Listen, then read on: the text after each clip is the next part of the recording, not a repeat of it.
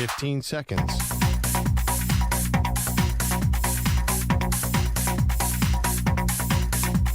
Break ends in 5 seconds.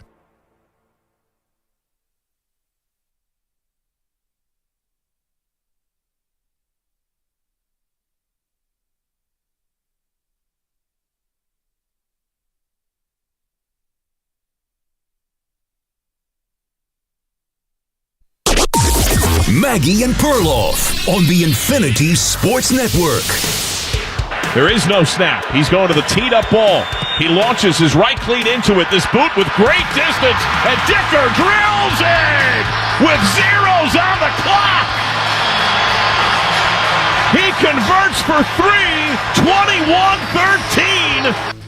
That was John Sadak on Westwood One. A free kick for the first time in 50 years. Everyone's fired up. The Chargers used it as a major momentum boost going into halftime. They were trailing by 11. That cut it down to 8, and then they just came alive in the second half. Good morning, Perloff. Okay, a free kick. I was bummed during the free kick because we were having a debate yesterday about who's the better coach, Sean Payton or Jim Harbaugh. And I know, to me, this is my general philosophy. To focus on one or two plays in a game is always a mistake. Because I think you overrate, like Sean, you're killing Sean McDermott because he made a huge mistake in the Rams game where the QB he sneak. screwed up. But to me, that is not like the story of Sean Payton and Jim Harbaugh last night. That Jim Harbaugh's staff outfoxed Sean Payton's staff last night. That's not actually what happened in the game. And I think people are looking at that free kick, which was genius, the fair catch free kick, and saying, oh my God, look at the Chargers. What a clever team. Well, I don't think it comes all down to that, but Sean Payton getting the ball back and having less than a minute to go and then deciding to pass on second down, stop the clock, and allowed Jim Harbaugh, once they got to stop on third down, to call a timeout. You had a few seconds left. You're like, all right, let's just see what happens. What happens was you had the gunner runs into the return man who had called for a fair catch. It triggered a 15-yard penalty and this free kick, which, again, I haven't seen since the 70s. And you know, it gave that little bit, just that little bit of spark. And to be honest, it usually happens the other way for the Chargers. Usually the Chargers will let somebody back in the door, and that will lead to some kind of epic backslide, downturn, unlucky, whatever. And now it's the Chargers are the ones who, at least in this instance, were able to, regroup.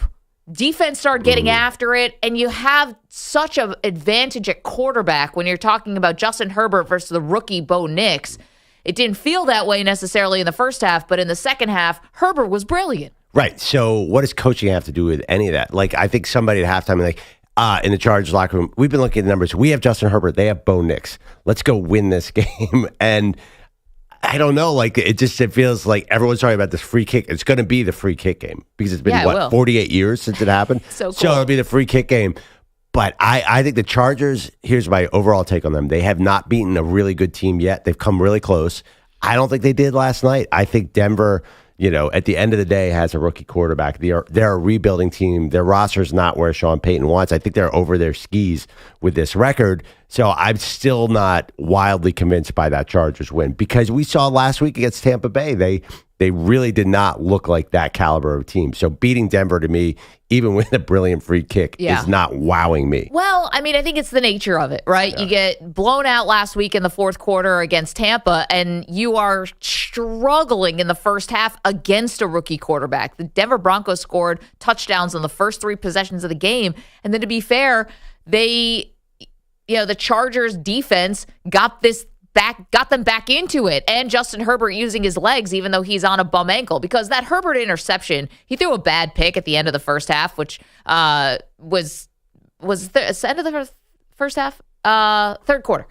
No, end of the first half. He threw the bad interception. It was terrible, right? It was bad, and the defense really picked it up because they had been struggling the second half against Tampa last week, the first half against Denver last night. And they let Bo Nix look like he was slicing and dicing them. And so the combination of the defense kind of stiffening up and then also Justin Herbert starting to use his legs and just sort of took over the game was the difference here. Right. But what does it mean moving forward. To me, that I think the Chargers are dangerous for that reason. Dangerous how? Dangerous like to they do could what? go on the road and win a playoff game. That's dangerous to me. Could they go to Buffalo and beat the Bills? It's possible. Could No. they go to Pittsburgh and beat the Steelers? Definitely possible. That one definitely, but I don't think it's going to be the Steelers. I think the Chargers are going to be the 6 or 7 seed, so it's going to be Buffalo is going to be the 2, or Kansas City possibly if Mahomes' ankle, but it's going to be one of those 2 elite teams. And then if Baltimore catches Pittsburgh, which is very realistic, then it could be Baltimore.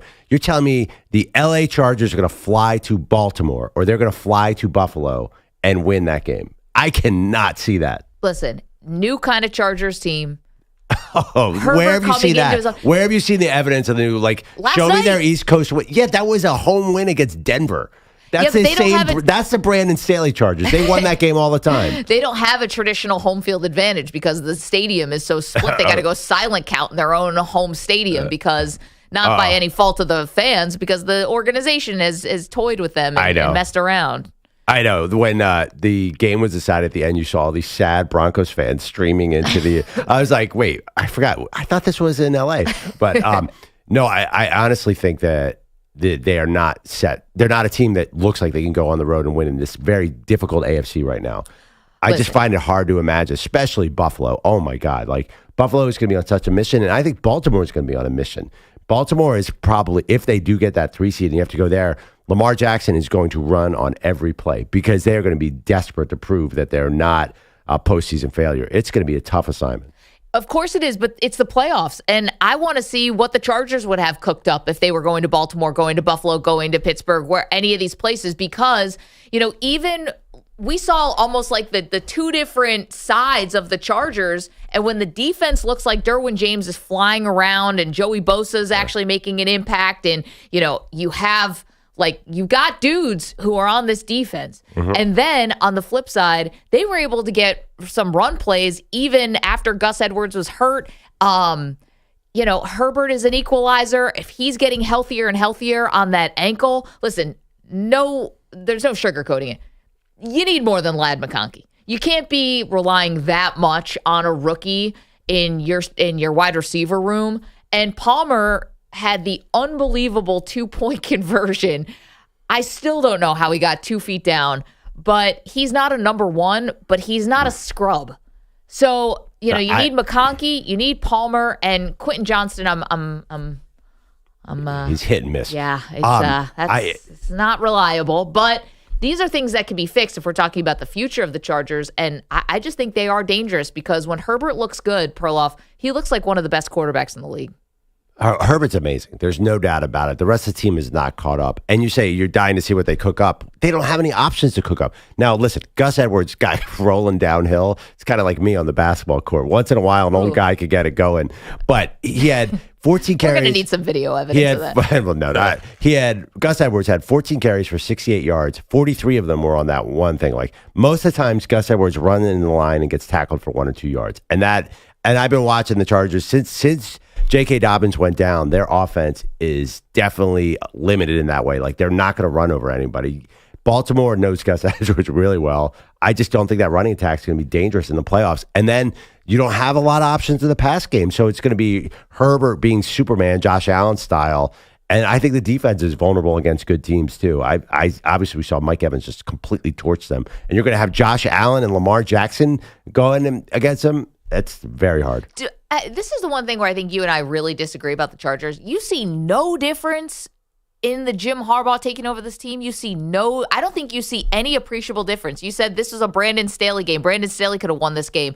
I don't think so. I mean, with 2 years, what's the difference, real big difference between, forget last year, 2 years ago when the year that they blew it to the Jags, what were they, 10-6 or something? They were kind of like a just barely above 500 team. No, I don't see a huge difference because I don't think Jim Harbaugh has his full team ready.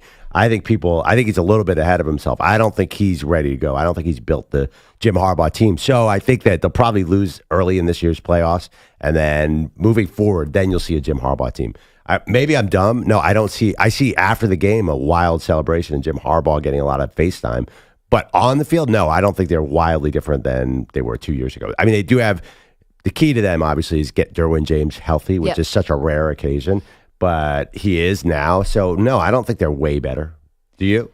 I think they're way more dangerous. I mean, this is why Jim Harbaugh, this is why I wanted him to come coach the Bills. This is why, I can't tell you're going to race whatever, decades of Charger football all in one season, but I like the way it's going. And to be fair, I actually like the way it's going for the Broncos too, but last night ended up being bad for them. You can't have two 11-point leads, even with a rookie quarterback. That's where Sean Payton has to really come in and help his QB, because they obviously started bringing pressure against Bo Nix, and he didn't know what to do, where to go, what was going on. Yeah, but I mean, what helped? He already helped him with all the short passing early. There was no, I don't know what Sean Payton can dial up there when you can't run and you can't throw the ball downfield. He did scheme some guys wide open, and Nix missed them.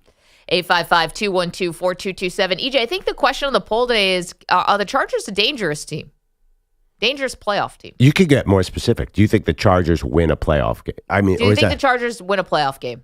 Great. Yeah. Because they're going to be on the road. It's going to be cold weather. It's going to be all those things. I mean, they definitely want Pittsburgh. There's no doubt about that. But I think Pittsburgh's in a tough spot. I mean, can Pittsburgh beat Baltimore again? Can Mike Tomlin pull this magic trick off again, Maggie? Well, they did play each other. Yeah. They did go to Pittsburgh earlier this season. They lost 20-10. And that was with Justin Fields, though. So it was a little bit different. Everything was a little bit different. Herbert also came out of that game with the ankle, so he didn't play the second half. Man, his ankle's been just messed up since September. He did say, August. he might have been lying. He said after the game, this is the best it felt. It's getting better and better. Yeah, that's a lie.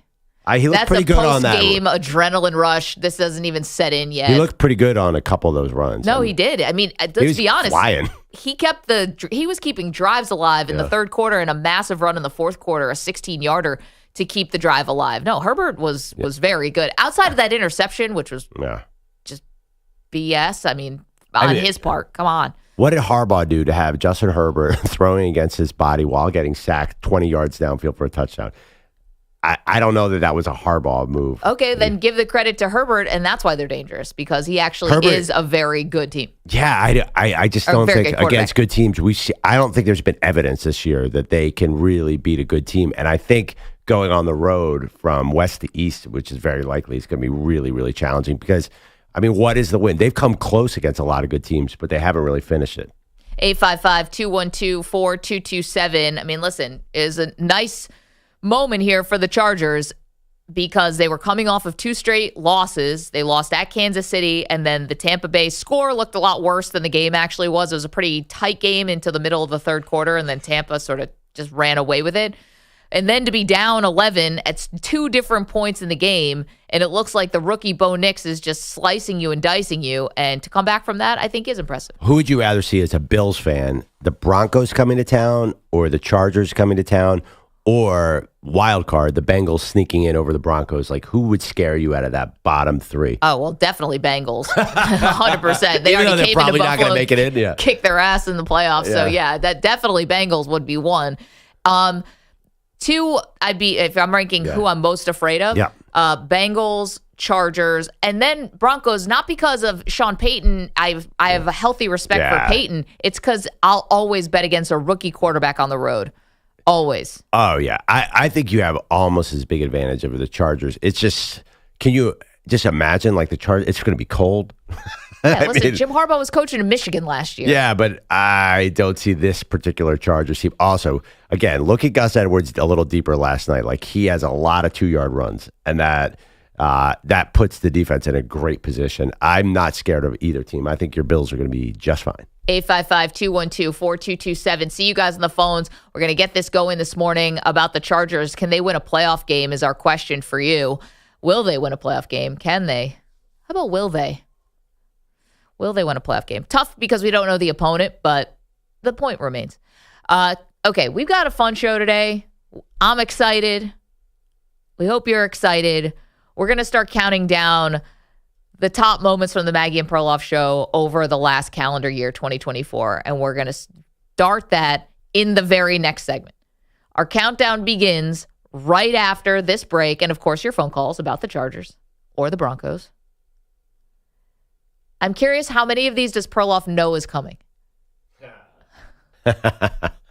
Well, I had trouble when we were thinking about this. What was this year and what was last year? And don't tell me I'm the only one here. Wait, was that 2024? There's one event that we went to. I'm like, that was this year? That can't possibly be true. There was a Perloff suggestion for this list that definitely happened in 2023. I started doing the research. I was like, yep, that's not going to work. Oh, okay. And you guys are like masters of the calendar here? No, I'm just saying. You said that you didn't know like which time. I was like, yeah, I learned that the hard way last night trying to make these cuts. Like, where is this? I can't find it. Oh, it's in the 2023 folder. Yep. Yeah, you start doing this wonky shift. Who knows about time? Who cares? All I know is that we're together here today, and we're going to start counting down some of the best moments from the Maggie and Perloff show. We also have our White Elephant gift exchange, which you can vicariously live through us, and a whole lot more fun. Yeah. Okay. Chargers. Will they win a playoff game? That's number one. And we start counting down our greatest moments of the year next. You're in a 5-minute break.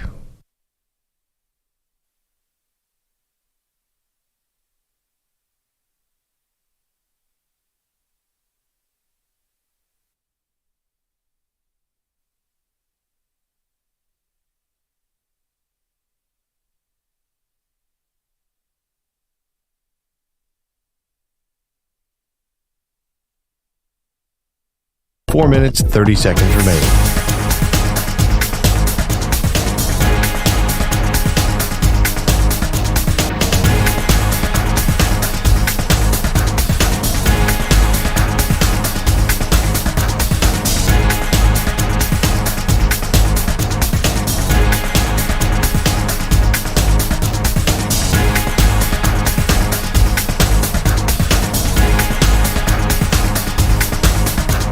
Four minutes remaining.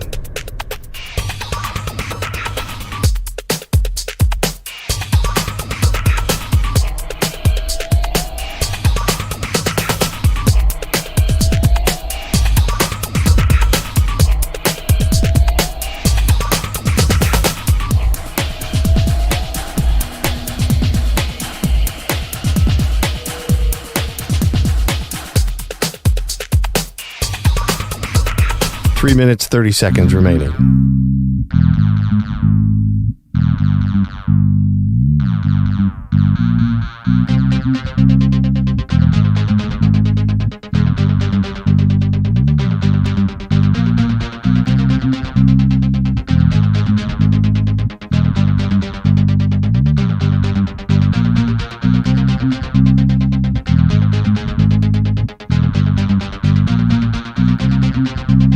Three minutes remaining.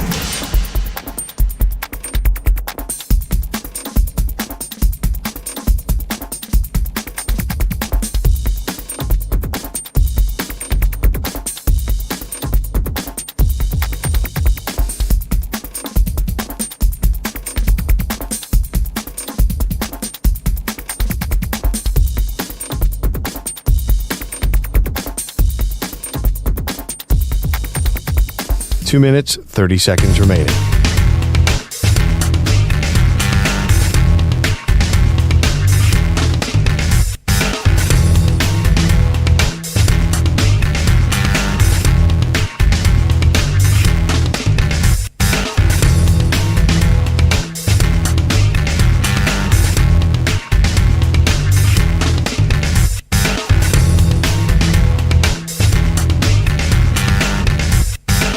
Two minutes remaining.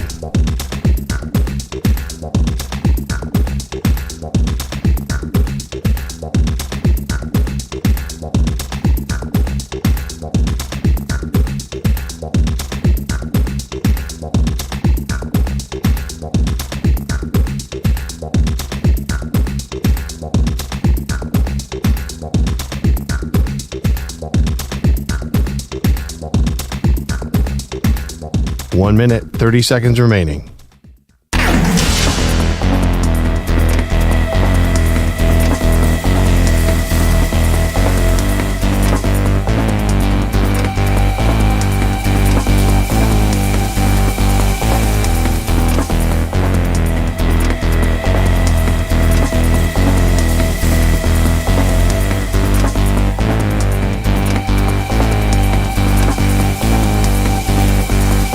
1 minute remaining.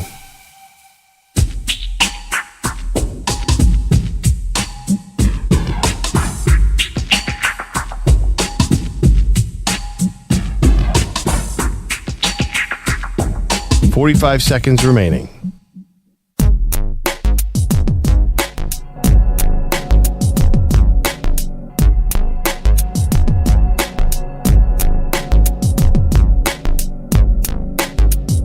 "30 seconds remaining.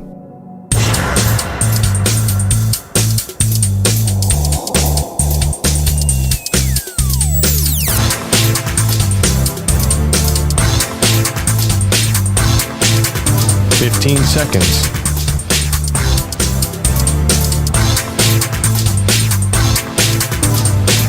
Break ends in 5 seconds.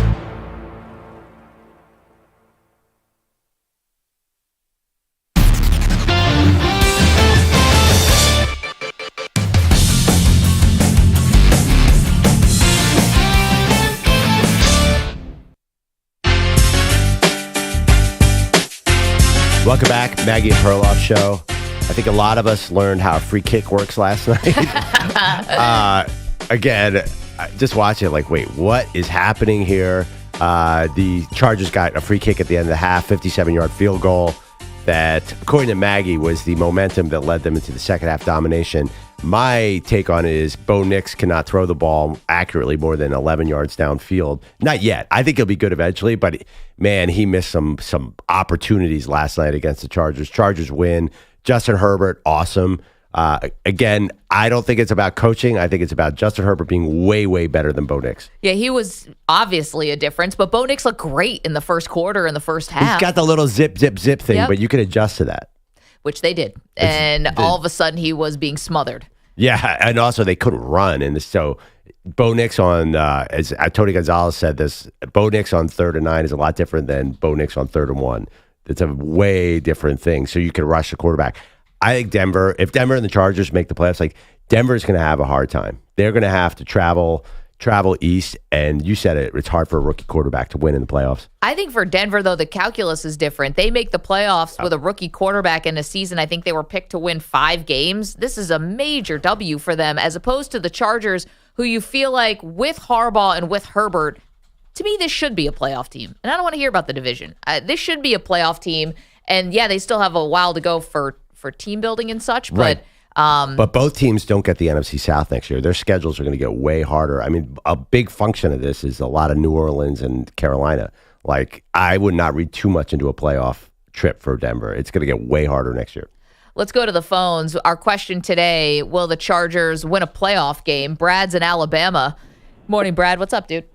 Good morning, guys. How y'all doing? We're great.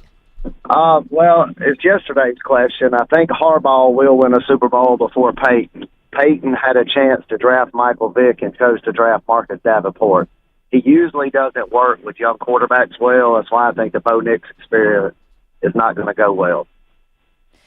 Harbaugh's got to be the tip of the spear for the Chargers because he can't go back to college like Belichick did and pick up a $30 million check. Wait, who? What did you say about Peyton? That he could have taken who and took who? They drafted Marcus Davenport instead of Michael Vick. I meant look at me. Yeah, I was like, Michael Vick. Lamar Jackson. Lamar Jackson. There we go. All right. We all wanted to see Lamar on the turf in the dome. My bad. No, that's okay. That makes a little more sense. Vick. But they drafted Marcus Davenport out of University of Texas San Antonio. I mean, he was a great player that year, but you could have got Lamar Jackson. Yeah, but Sean Payton, I don't think that's not a Sean Payton quarterback. You know, he had Drew Brees sitting in the pocket his entire life. He wanted Mahomes desperately, right? That's Sean Payton's claim. The Sean Payton thing is he wanted Mahomes, and somehow the Kansas City Chiefs found out about it. And jumped him. Yeah. And they jumped him in the draft. But Brad, no. Listen, you're right. And thank you for the call.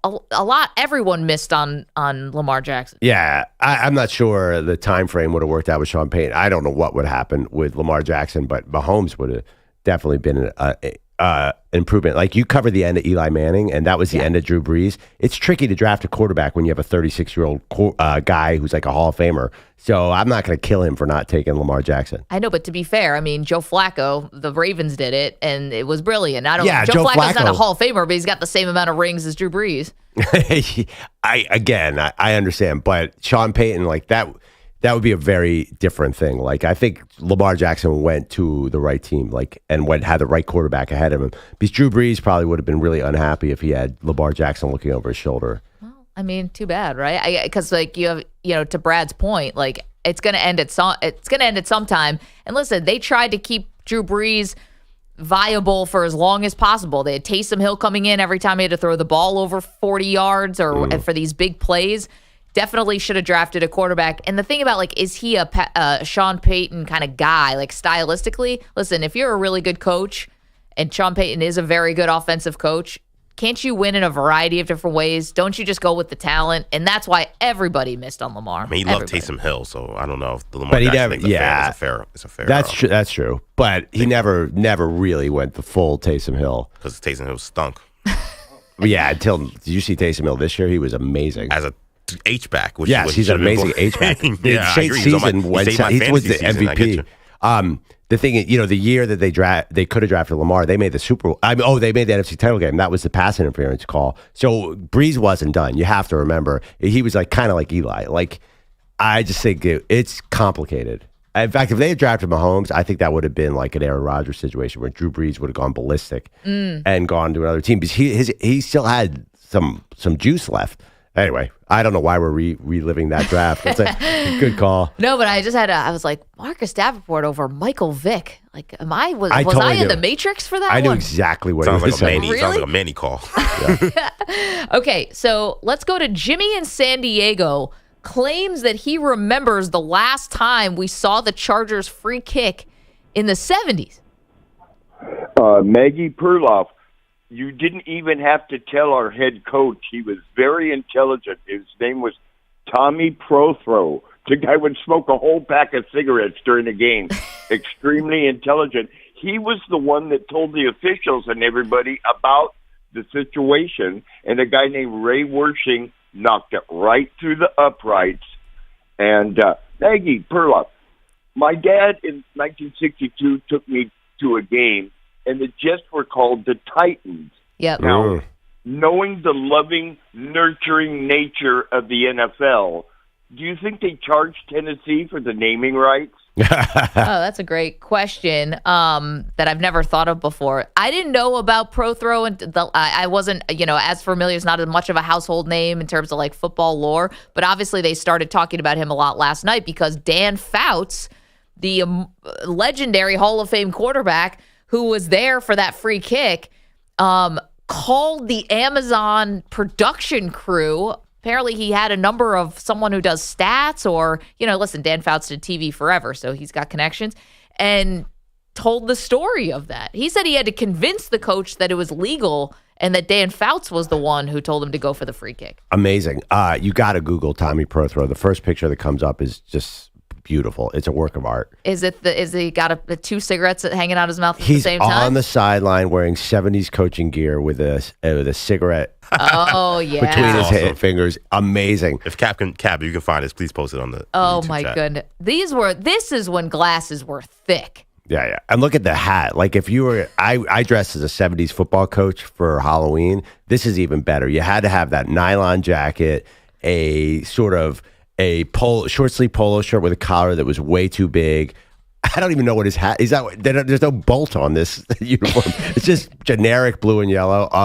The 70s NFL was glorious in every possible way.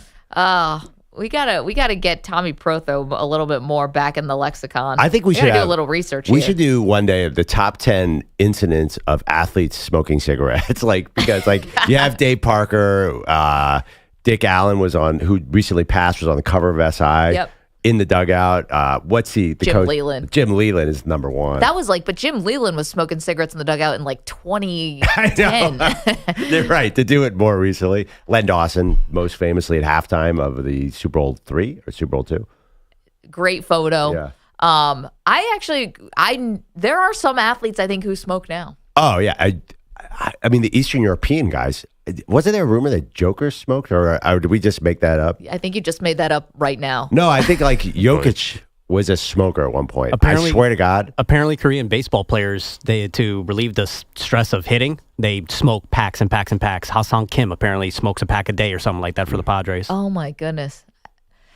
Yeah, I think. So you're saying I made that up, but that's not. I'm looking at I searched Nikola Jokic smoking, and there's that meme of him with a do-rag with a cigarette in his ear and a cigarette in his mouth. Maybe you've seen this meme, Perloff. Yeah, or he looks like I don't know, like he's on the corner. Yeah, exactly.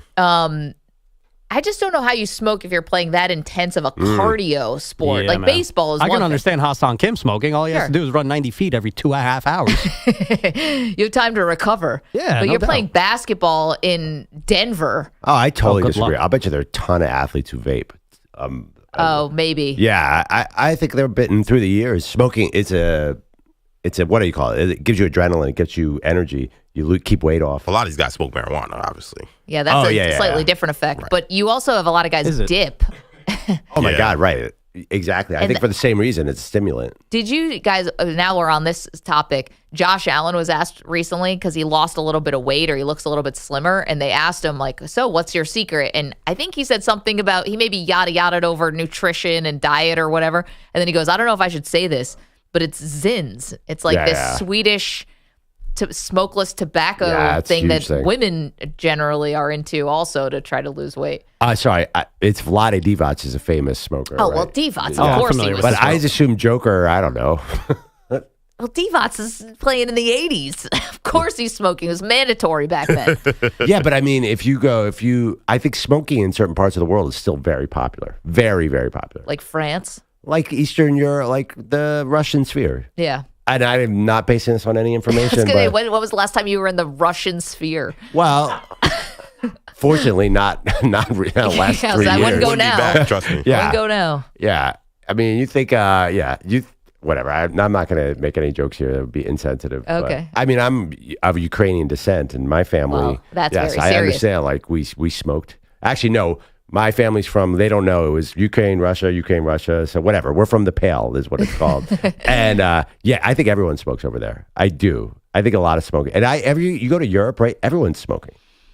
Yeah, it does seem a little old school. When I see people smoking on the street in New York, like the old school cigarettes, I'm like salute. Like, way to bring it back. Nostalgia's very in right now. 90s, stuff like that. Yeah. Anyway. In my neighborhood, you can't walk 3 blocks without having a bunch of 5-year-old kids and 4 people walking by smoking weed. Oh, the marijuana in New York City right now it's is out like- of control. It is like an open bar situation, right? Yeah, something happened where it's not exhaust that you smell anymore, just straight up pollution. Now it's just seems like you're at a rock concert 24/7. And no, it doesn't matter the time. Yeah. Like we work early hours and people are just lighting up at 10:30 in the morning. And people who are going to their job, by the way. Definitely. Not just like people hanging out. They're out from Thursday night to Friday morning. Like it's folks about to climb. I believe that's called a wake and bake. Yeah. Yeah. I've heard that. Like about to climb scaffolding and build things. And they're ripping weed on, Yep. on the street. The Go amount of get it. construction workers currently working who are also smoking weed is alarming. But visit New York. I never thought about it that way, and now I'm going to be looking up as I walk to my car after the show. I'm assuming those are just the manager people. Like, these aren't the ones who are actually measuring and cutting. I don't That's know what I'm hoping. If I'm about to be tethered to an open air 37th floor construction site in New York, I might want to take the edge off. That's why they're smoking. Maybe. Yeah.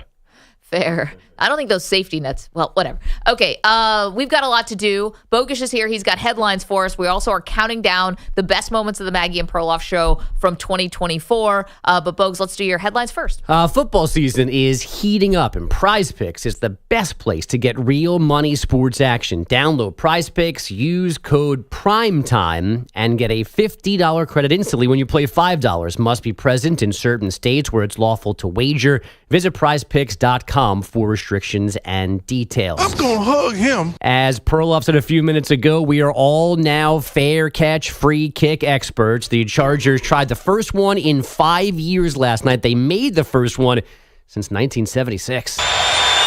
And this kick is up, and it is Good. How about that? A free kick field goal for Cam Dicker from 57 yards. Matt Money Smith and a laugh track on Chargers radio. Cameron Dicker, good as he said, from 57 on an untimed down to close the first half. If you don't know, you can try a field goal at any time from the spot of a fair catch. A penalty on the Broncos putting the Chargers in field goal range last night. There was no snap, just the holder and Dicker, but not Justin Herbert. I know it's a rule. I can't say that I was prepared for that. I was expecting to go out there and throw a Hail Mary, and that's why we have coaches and people up in the box, making that call. And for Cam to go out there and nail that kick like that, is a huge momentum boost for us. Oh, so Herbert agrees with Maggie. He threw 2 second-half touchdowns as LA outscored Denver 21-6.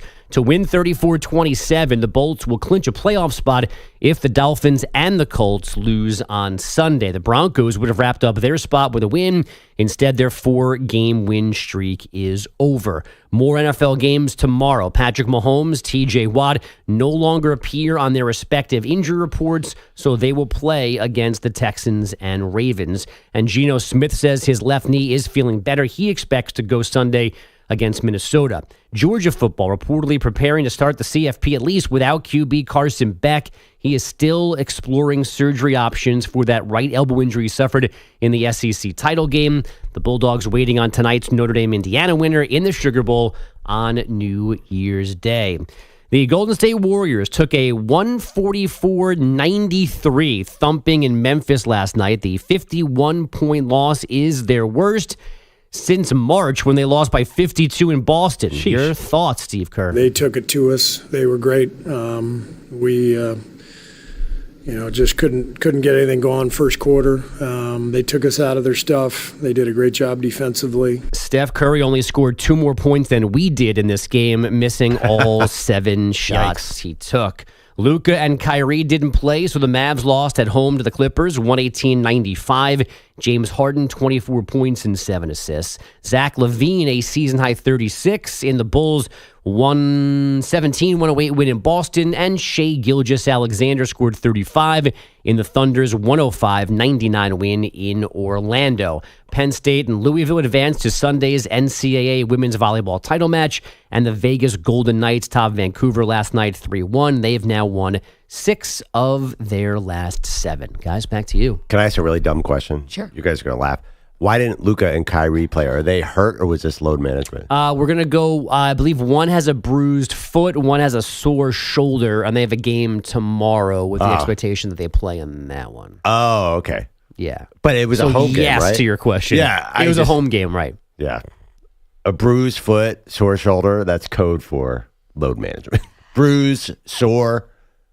I mean, are we surprised? Like, I know. Is this a conversation from 15 years ago? It's just like the NBA regular season is so gutted now. Just the fact that the Warriors are losing early and it's just like, we don't care. We're going to lose by 56. Like, that's why people are not watching the NBA regular season. There's no other reasons. Yeah, there's a major issue with the NBA right now. Okay, but we put that aside for a second because we are going to start counting down the most memorable moments from the Maggie and Perloff show over the last year. So I think, EJ, looking at the time, why don't we just do one in this segment? Why don't we do number 6? It's going to be the top 6 because we could not whittle it down to 5. I thought 10 was a little egregious. So we're going to go with the top 6 moments from the Maggie and Perloff show. So here is number 6 on the list. And WWE is all in. Oh, wow. Me and EJ wearing the singlets, going to WrestleMania. It's going to be cold. It's going to be sucky. But we have to do this at WrestleMania where we can do maximum embarrassment. We made it to WrestleMania 40. We are paying off our bet. All right, Perloff, you'll admit, we paid off the bet now. This is it. You're wearing singlets. We're even. Well, if there's only one way that we could repay you, EJ?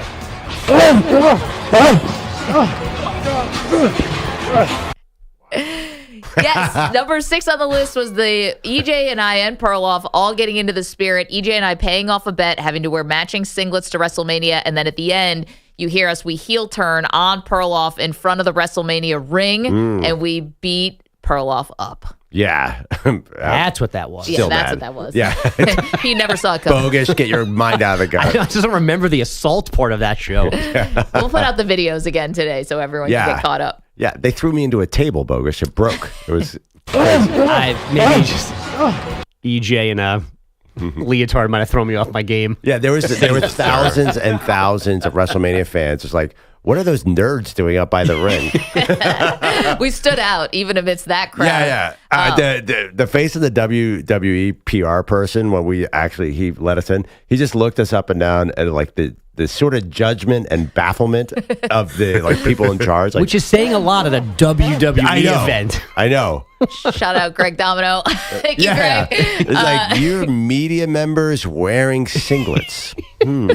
It was also too like a reveal because we went to WrestleMania. It was April. It was at the Link in Philadelphia, so it's open air. It was freezing that day, so we take off our coats, and it was like, oh no, what's underneath those coats? Like, not what you thought. That's kind of the equivalent. Imagine somebody covering an NFL game shows up in shoulder pads. Like Dianna Russini's got like eye black and a helmet on. That's kind of what we did. And it was kind of as stupid as that would have looked. Yeah. It was very, very fun, though. Being in that press box before we went downstairs was also a little weird. Oh, yeah. Humbling. I'm in the food line being like, hey, could you pass me the hot dog? He's like, sure. Nice knee pads. It was humbling. It was maximum embarrassment, and that was the point because EJ and I lost a bet about whether or not the Connor Stallion scandal was going to impact Michigan. We thought that this was going to be a cloud that hovers over the Michigan season, and they would not win a playoff game. Joke's on us. They won the national title. We had to dress up like idiots. It was super close. I mean, if Jalen Milroe didn't slip, you might have not had to wear the singlet. What was my bet? I had to wear the singlet? You would have had to. Instead, you were a trooper and got in the action with a Roddy Piper outfit. No trooper about that. I've been dying to wear another skirt outfit. Yeah. Are you kidding me? Oh, I lose again. Short things. Oh, barumph. I gotta win. I'm still going to wear a skirt anyway. I have to be honest. I am so glad I didn't have to wear that singlet. It was not fun. No, that wasn't is fun. Not flattering. It's not flattering. Actually, you guys look good in it. You carried yourselves well, but I was super psyched that Jalen Milroe slipped on that fourth down play. I was celebrating like, oh my God, especially on a cold day, if you know what I mean, Manny. You gotta have a coat like mine, man. Why is a shot at Manny? Gotta have a coat like mine. That's what he means. It was that was a day. That was a day. Not a lot left to the imagination in the old wrestling singlet. No, there was not. And it just so happened that at WrestleMania, we just happened to run into a lot more people that we knew than I expected. Let's put it that way. God, if I had a body part anyone wanted to see. It's like, oh, wow, I didn't realize my third grade teacher was going to be here. Hi. That was amazing. Wow. What if I had showed up like an 80s, like one of those like Bob Backlund or Jimmy Snuka, just sort of Speedo and boots up to my knees and knee pads? I mean, you would have fit right in with me and EJ. Can you just picture that? Oh, my God. I'm not doing thank it. you. I'm not doing it. Right. The singlet is not the worst thing that could happen, but I want you guys to wear the singlet that comes down to your belly button. Was that Bret Hart? That's Bret Hart, yeah. Yeah. Oh, that would have been amazing. Well, Mr. Chance. Because that's never happening Well, again. we can have another bet. It's another WrestleMania. It was very nice of the people at WWE. They let us come right down to the ring. They gave us amazing seats, and we got to pull off this really, really silly thing. So much fun. Yeah. All right. So that was number 6 on the list, the most memorable moments of Maggie and Perloff through 2024. We'll be bringing you more of those moments throughout the show. Okay. Lots to do today. We're asking you, do you think that the Chargers can win a playoff game after their big comeback from last night? We also have more embarrassing details about the most embarrassing franchise in the National Football League. Get to that next.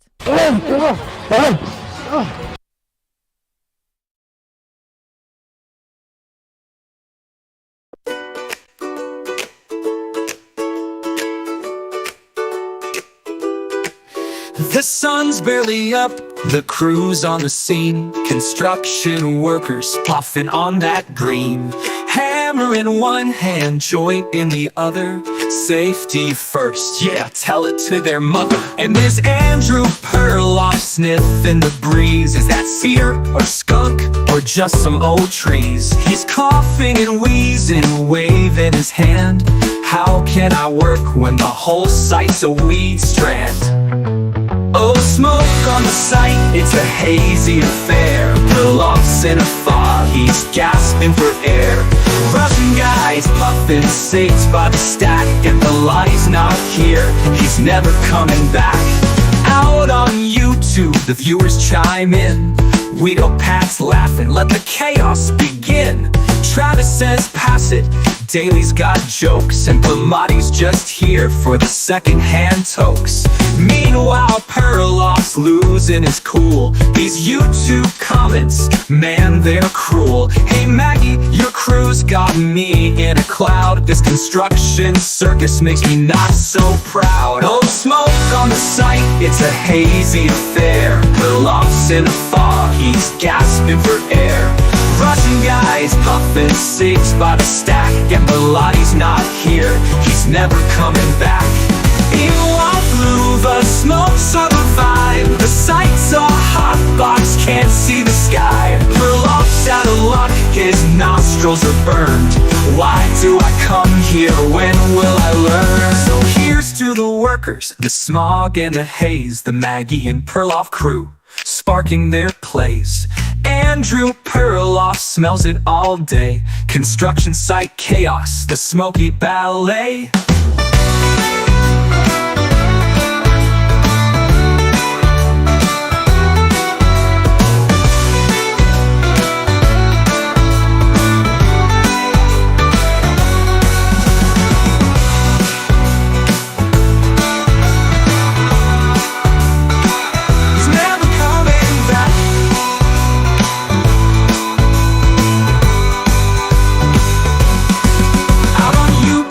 The viewers chime in. We don't pass laughing, let the chaos begin. Travis says pass it, Daly's got jokes, and Potty's just here for the second-hand tokes. Meanwhile, Perloff's losing his cool. These YouTube comments, man, they're cruel. Hey Maggie, your crew's got me in a cloud. This construction circus makes me not so proud.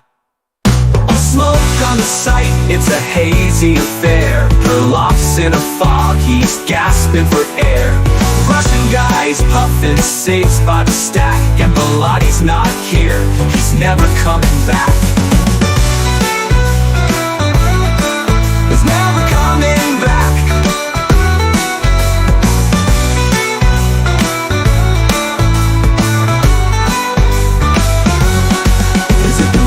For the smokes or the vibe, the site's a hot box, can't see the sky. Perloff's out of luck, his nostrils are burned. Why do I come here, when will I learn? So here's to the workers, the smog and the haze, the Maggie and Perloff crew, sparking their plays. Andrew Perloff smells it all day. Construction 1 minute site remaining. chaos, the smoky ballet.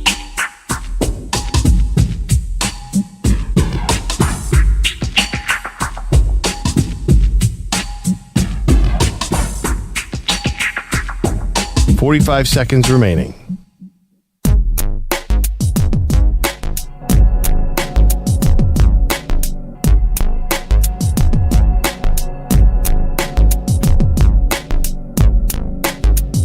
.30 seconds remaining.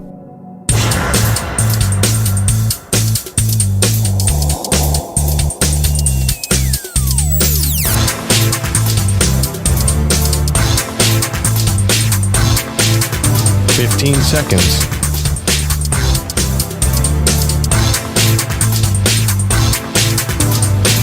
Break ends in 5 seconds.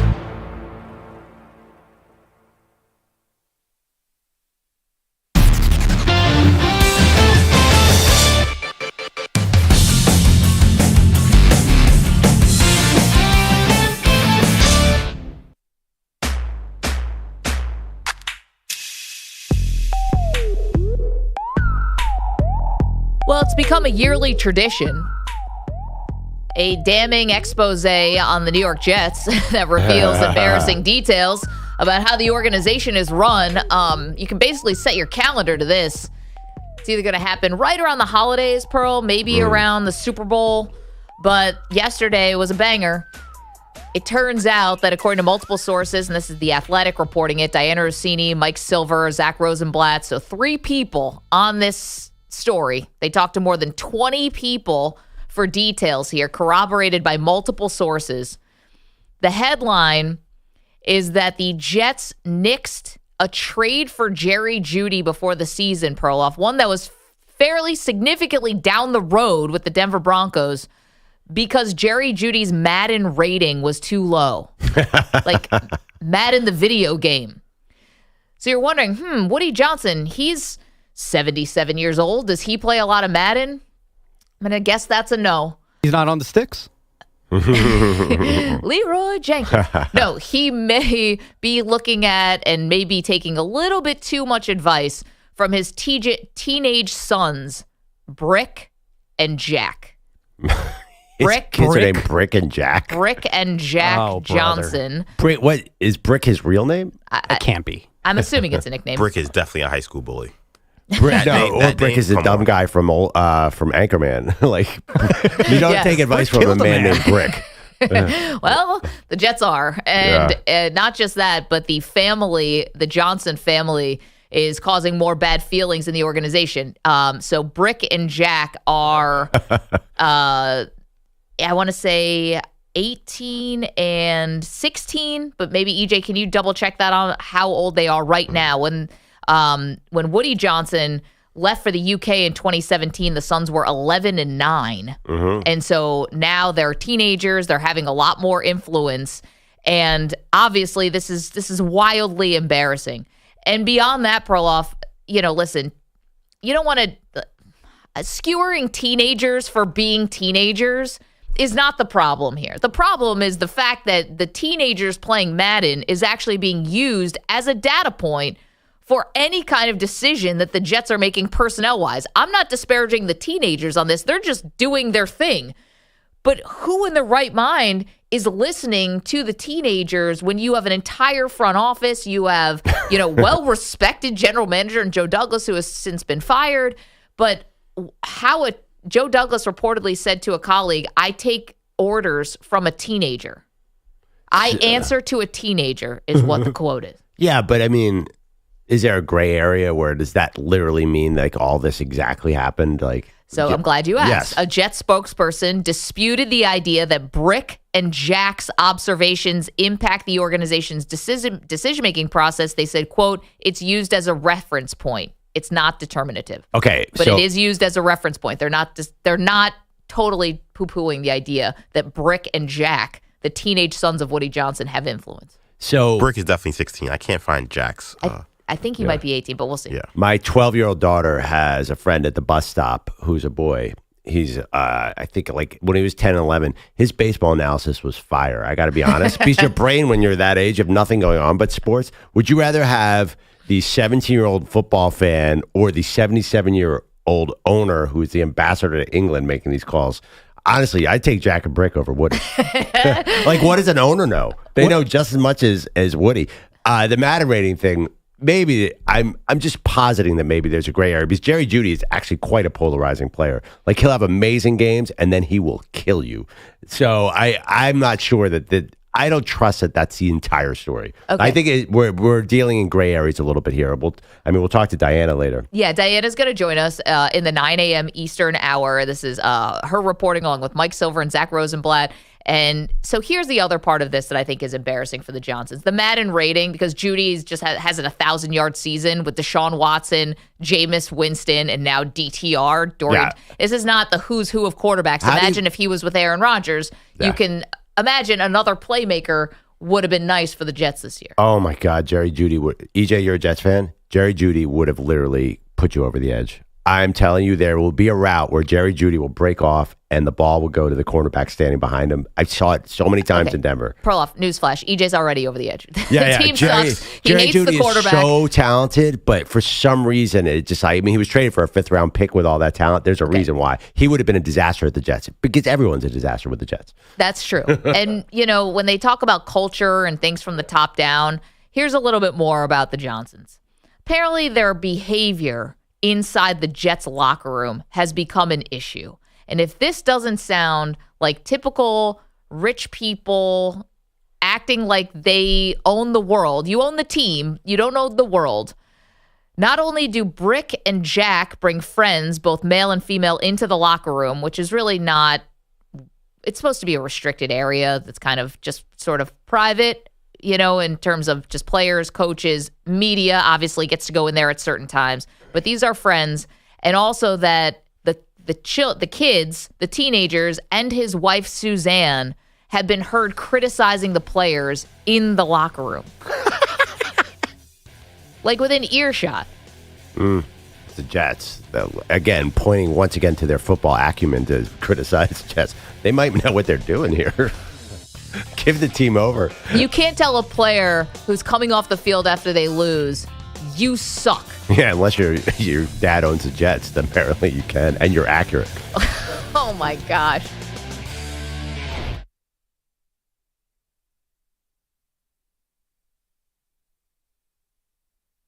You're in a 5-minute break.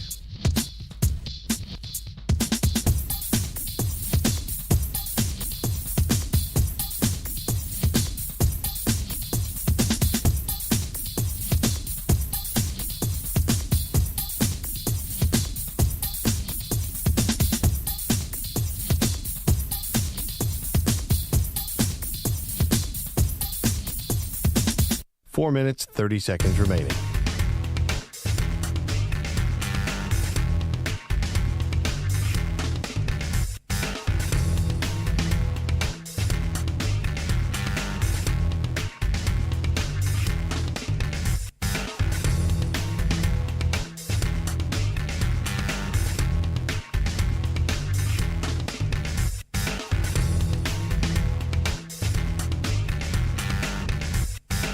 Four minutes remaining.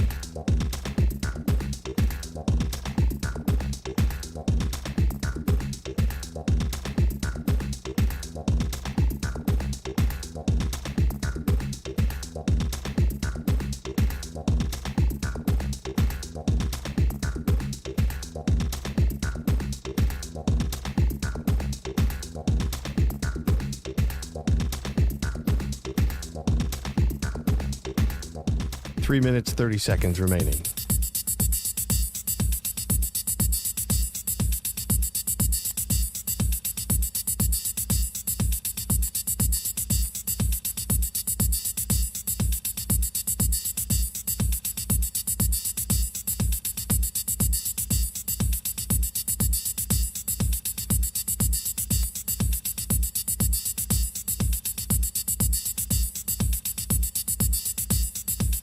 Three minutes remaining.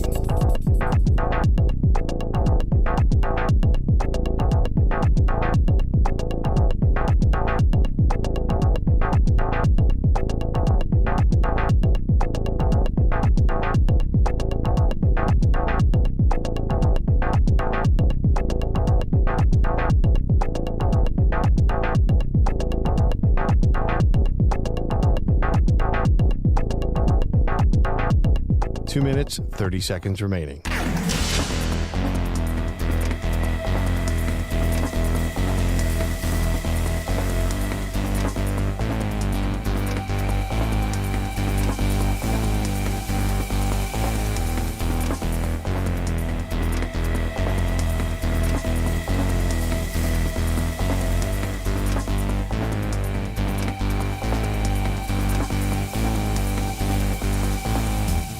Two minutes remaining.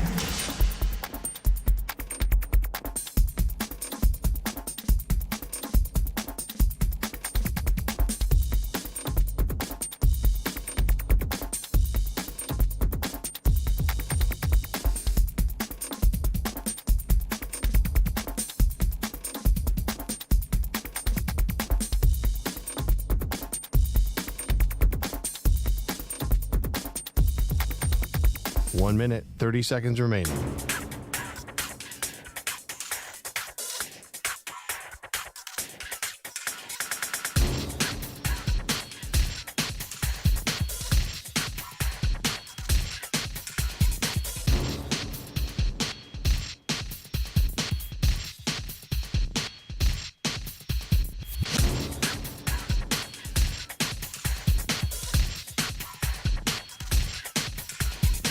1 minute remaining.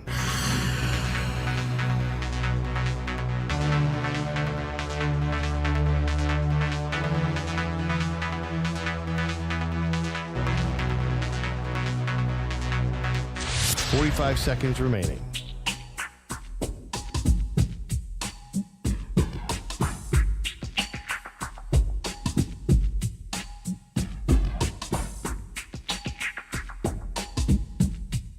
$30 seconds remaining.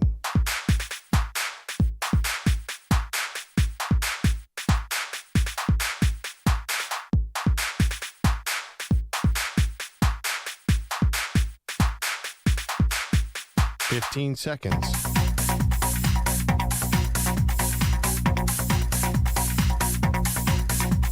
Break ends in 5 seconds.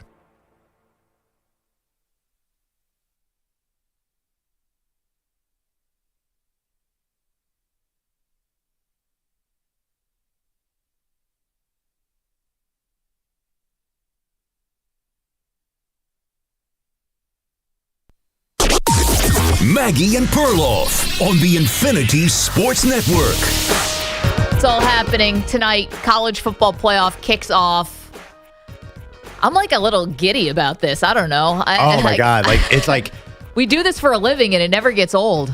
It's almost like a little adrenaline rush that you get to watch these games. I wish they spread it out a little more, because having the NFL and college tomorrow on Saturday is kind of like, oh man, how am I going to watch all this? We will manage, but boo-hoo. I know. We're going to have to find a way. We're going to have to muscle through, Perloff. This is our time. I'm pro as a fan to spread out the football schedule every night of the week almost. Yeah, but because Tuesday night, I'm always like, oh, this is so depressing during the fall. I know you fall into a little bit of a funk on like Tuesday and Wednesday. And there's nothing worse. February 14th or whatever, the day after the Super Bowl. That's Valentine's Day also? Yeah, or whatever. This year will be February 10th. It is the saddest day of all. Well, let's not talk about that when we have all this great football still in front of us. Let's not pre-mourn My here. point is spread it out. It is like a lot. There's a lot happening between today, Friday, and through Christmas, Wednesday. Patrick Mahomes is playing 3 games in the next 4 days or something.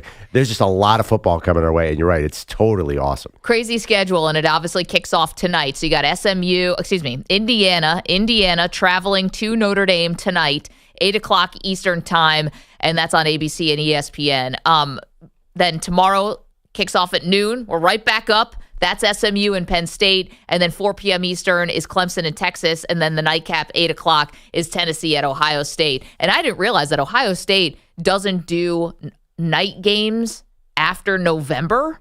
So it has been a long time since we've seen it 8 o'clock. That is going to be freezing. 8 o'clock Eastern for kickoff at the Shoe. Now, here's our question for you globally. So let's take the teams that got buys out of this. So let's take out Oregon. We're going to take out Georgia, take out Arizona State. We'll take out Boise State. Of these first playoff games, the ones that are going to start tonight and then go into tomorrow, if you could pick any coach to be coaching your team in these kickoff games, who is the coach that you want starting tonight? Wow. So you don't get the teams that get a bye. Nope. Those games we'll talk about when we get to those. Dillingham's out. Okay. You can't take Dan Lanning. You can't take Kirby Smart, which would be the obvious choice here. No. I don't think Kirby's not obvious. You think he is? I think Dan Lanning. He's only champion besides Dabo in the field. But I mean, I feel like Lanning's coming up fast. I'm not sure. Kirby also. Picture Kirby in the Texas game. Like, he's been a wild man this year with not having as good a team. Wow, this is hard.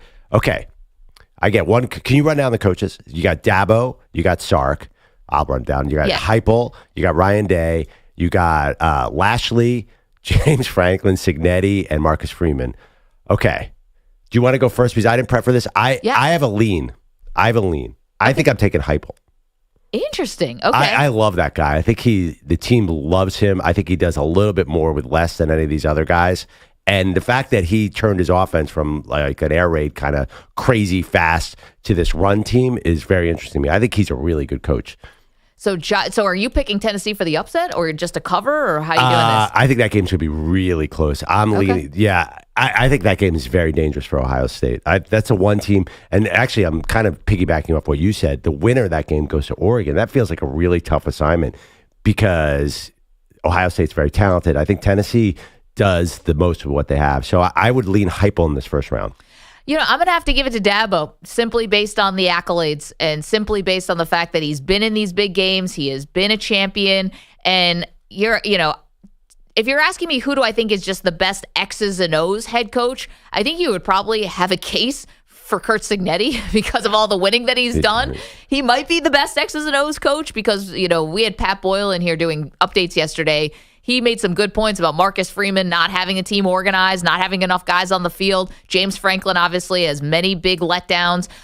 Rhett Lashley, we know enough about? He's a great X's and O's. By the way, he's a good X's and O coach. I think you could say the same thing about him. Sark, has not, again, greatest play caller in college football history, but yes. But big games, what have we seen? Ryan Day has had his issues, of course. So I think I'd have to go with Dabo in this one. Again, we're asking you of the first round games that are starting and kicking off tonight. Who's the one coach you would want? I'm sorry, I just don't get it. Why Dabo? And I feel like I'm speaking for America. Dabo's been so down. Like, obviously, Clemson had the worst year of any of these teams. Like if Dabo had the number one quarterback, like ever since Trevor Lawrence left, like he had all these big players in there, and they've just been disappointing. It feels like the modern game has passed them by. See, I would say the opposite. They probably had the worst season of all these teams, and look at where they are. Yeah, Final 12 because a fluke of the ACC scheduling, not because of any like awesome season they had. Okay, but I don't think people are saying that about Arizona State's got a bye. Arizona State is a house on fire right now. Okay. I mean, you're talking about flukes in the system. I think Arizona State was very good at the end of the year, but do you think they were one of the 4 best teams in college football? You thought Alabama should be in, so I know you don't think that this is all fair and square. Yeah, I think there are a lot of programs that would hire Dillingham today if they could and get rid of their coach. I think Arizona State's got some little special going on, and maybe it's momentum. And maybe it's because their competition is bad. But Clemson doesn't feel like, I watch Clemson and it just doesn't feel like they're like this consistently awesome team. Like you really don't know what you're going to get, right? Well, isn't that kind of everyone? Do you know what you're getting with Georgia? No. Do you know what you're getting with Ohio State? No, you're absolutely right. Yeah. But I don't think like Dabo is going to coach this team in a way where there's no consistency. And if the coach is so great, like Saban always had a level of consistency that I don't think Dabo can do with this roster because he's, as we know, it's a cliche, but he's refused to bring in receivers. He's refused to use the transfer portal. And they're still here. They're still here. But they're here kind of.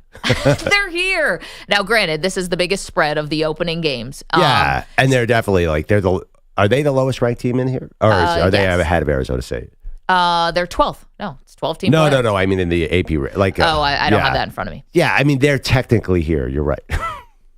855-212-4227. I mean, if Alabama Clemson played on neutral field, Alabama would be favored. If Miami played Clemson on neutral field, Miami would be favored. So they're there. They're 13th in the poll.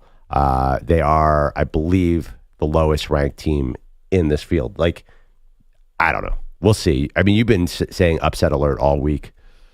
I know, and now I think there's too many people on the upset bandwagon with me that I need to. Do I need to fade my own bandwagon? This game is so hard. This is why betting is so challenging. This game doesn't feel very hard to predict this game as well because Texas is so up and down, so much talent, but you really don't know like who is Quinn Ewers. And how hurt is he? Yeah. Is the other part too. He's definitely got the oblique, but with Arch Manning behind him, this is interesting. EJ, I'm reminded of something that you said a couple weeks ago, and it was about Arch Manning and how they were using Arch at the goal line and he was taking a lot of punishment. And your observation was, if I'm the Mannings, and I'm the all-powerful first family of football Mannings, I call Sark and say, cut it out. We're putting him in harm's way. Stop using him like a battering ram and start using him. If you're going to use him like a quarterback, use him like a quarterback, but don't use him as a de facto running back, basically, or H-back. I wonder if any conversation like that happened over the last couple weeks because we did not see a lot of Arch Manning at all in the SEC championship game. Yeah, that's really interesting. See, I would picture the Mannings are so competitive, they'd be like, do whatever you can to win, and they want a title out of this. The other question too is what But happens. Arch is going to play all next year. Probably. I mean, where? What's happening? Like, I assume Texas. And is this title going to mean as much if he's not the starter? Like, I think they want the next year title where he's the starter, he's the guy, because Peyton couldn't get that championship, and Eli couldn't get that championship, and Archie couldn't get that championship. I don't know if him being the backup, freshman Tim Tebow type player, Wildcat, that's not the national championship they want.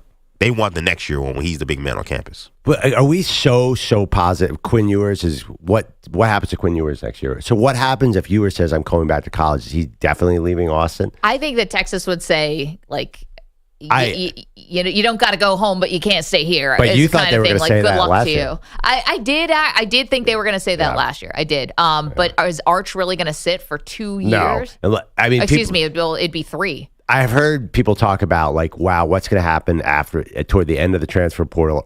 Is there going to be a Texas quarterback in there? Is there going to be an Alabama quarterback in there? Is there going to be a very interesting time towards the end? Is Ewers draftable right now? I guess it all depends on how he plays. Like, he does not look like he wants to go in the NFL draft right now. Well, if we had, like, another question here, which is who's got the most to gain in this playoff, Quinn Ewers would be very, very high on the list if we're talking about players. Okay. Yeah. Coaches, obviously, we know. Signetti, man, he has a lot to do. Signetti, but I mean, this would be huge for Marcus Freeman. This would be huge for Ryan Day, who, if he loses, may actually that's so funny. show him the door. Yeah. It'd be huge for Ryan Day, but it feels more like survival for Ryan Day. That's fair. Feels like bordering on superstardom for Kurt Signetti. Yeah, that's interesting. So you're saying, I'm very curious about Drew Aller already saying he's coming back to Penn State. Like, what if he just dominates this field? If they go to the title game, say they win it, he would probably be silly not to go pro at that point. Right, because it's a weak quarterback draft. I mean, who knows? Next year might be too. And then all of a sudden you had your backup, Bo Prabula, transferred away because he saw that Aller was coming back. How about Gunnar Stockton in Georgia too, assuming that Carson Beck doesn't come back? He could become, like, I feel like that's a college football legend. A lot of hype around Notre Dame right now. I don't know if you guys are picking up on this. I have. Yeah, a lot of hype around Notre Dame. And listen, I've been a little bit, I don't want to say hater. I haven't been a hater on Indiana. I've been a little slow to the bandwagon, guys. Just been a little cautious to the bandwagon.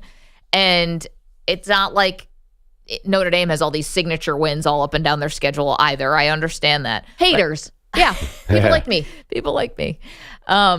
I'm seeing this Notre Dame sort of groundswell, and I can't tell if this is just because Notre Dame fans are all over the country and they're one of those teams that you love or love to hate, or if this is actually looking at Notre Dame, how the bracket lines out for them, and saying this is a favorable matchup. Yeah, I think it's the way, such a thing. I think it's the way the bracket lays out is why Notre Dame's so attractive to people. Indiana being an easy option, and then Georgia being beat up in the next round. And then the top of the seed, you have Penn State. So everyone thinks Penn State can't beat a top 10 team. So it does lay out really well for Notre Dame. The harder one seems the Ohio State, Oregon, Tennessee mess.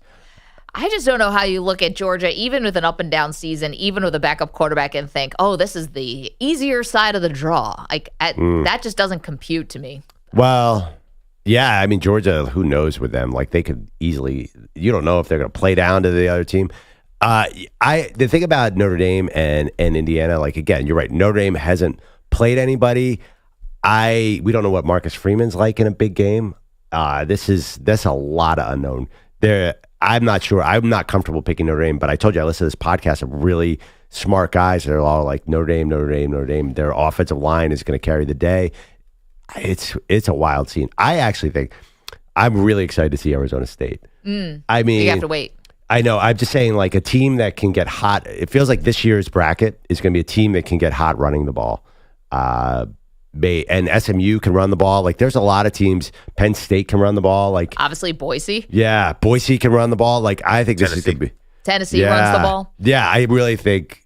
Your breakout player was Sampson. I think this is going to be a really interesting thing. Like, I don't think we're going to see the last 10 years. It feels like it's been passing. Now it's a revenge, and you got cold weather games for the first time in this. These are going to be run games, aren't they? Can we get an update on the forecast in both South Bend and Harrisburg? The only thing about South Bend is Indiana plays in cold weather, so they both play in cold weather. That to me is not as big of a deal. The Ohio State Tennessee, I think the high, I can't imagine the high at 8 o'clock at night is going to be more than 38, 35.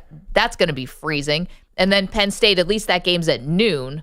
So it's not a night game, but it's going to be, I don't want to stand out there. I actually had a thought. I think I like this. I was slow to adapt to it, but I like this home field thing. Why not expand it throughout most of the playoffs? Why not? Imagine if it went to Boise in the second round. How fun would that be? I think the people of the bowls can't do that, but I think this home field thing is really cool. I would like to see them expand it for the higher seeds to get the home field. And that would be awesome. I mean, that would really be leaning into like what college football is all about. Yes. But the college football is also all about money. So the money's going to win out. South Bend's had some snow this morning, but it should be cleared up later. But you're talking about a high of 29 degrees at kickoff. At nighttime in Columbus, Ohio on Saturday, it will be a low of 22 degrees. And at State College, a high of 25 on Saturday at State College. Oh.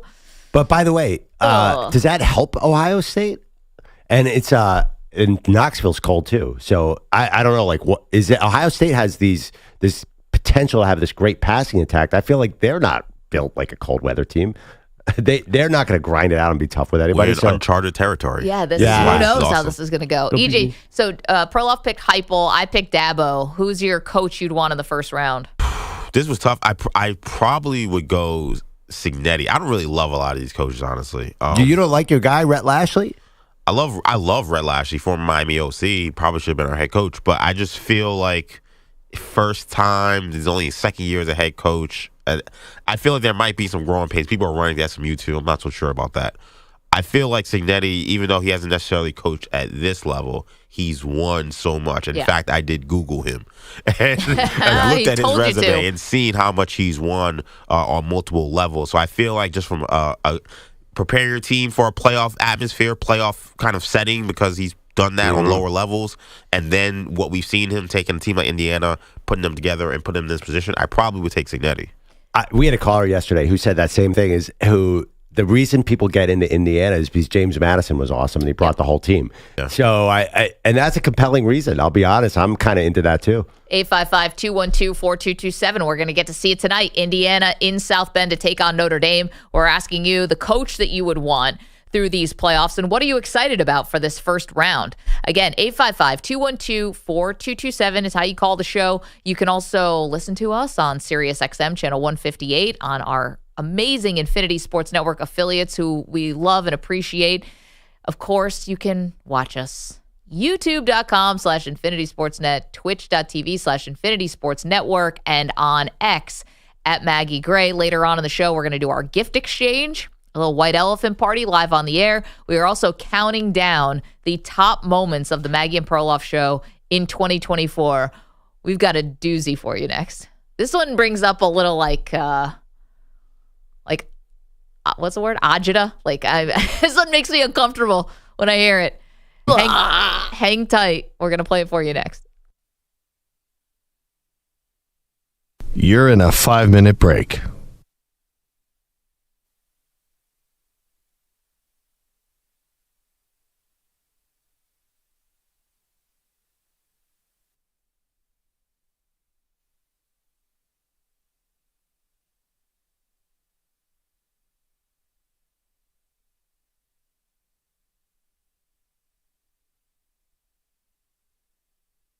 Four minutes, 30 seconds remaining.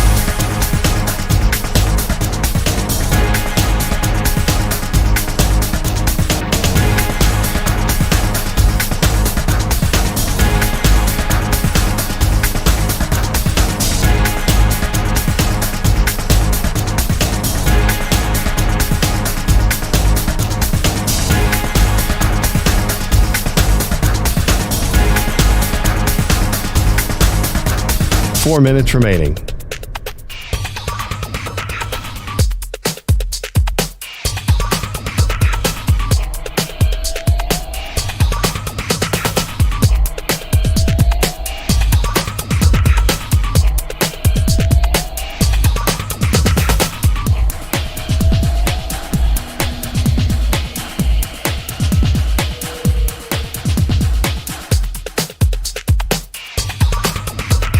3 minutes, 30 seconds remaining.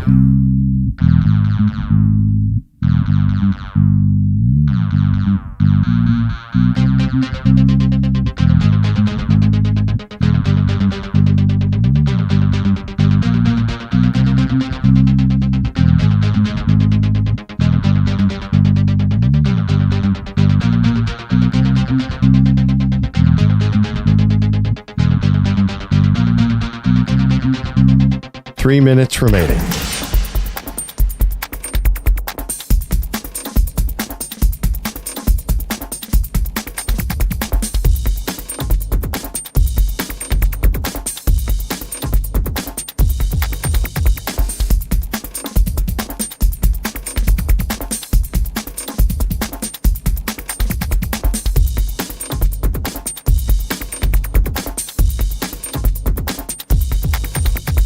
Two minutes, 30 seconds remaining.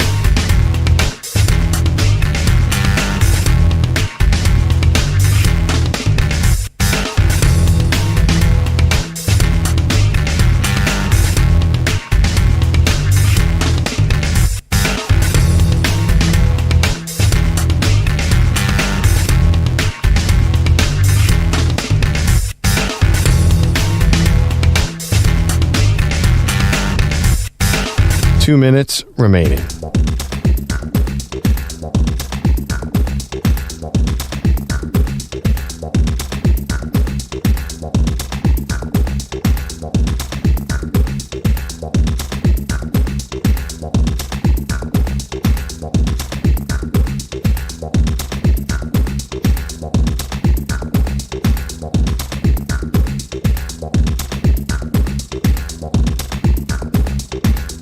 1 minute, 30 seconds remaining.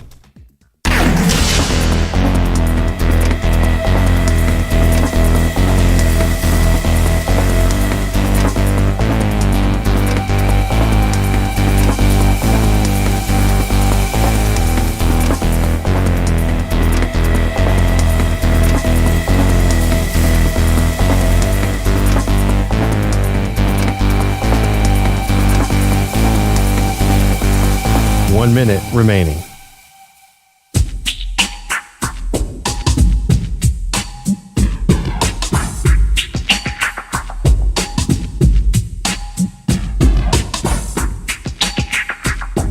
.45 seconds remaining.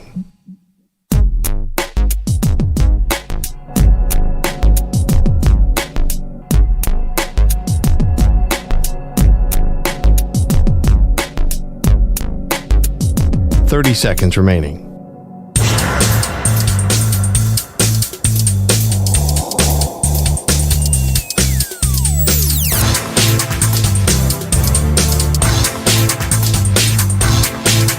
.15 seconds.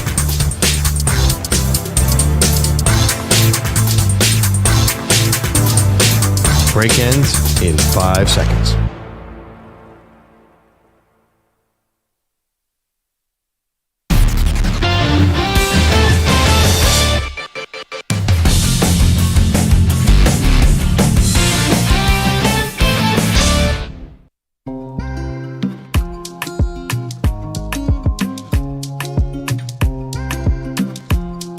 Welcome back, Maggie and Perloff Show. We're counting down the best of 2024 on the show.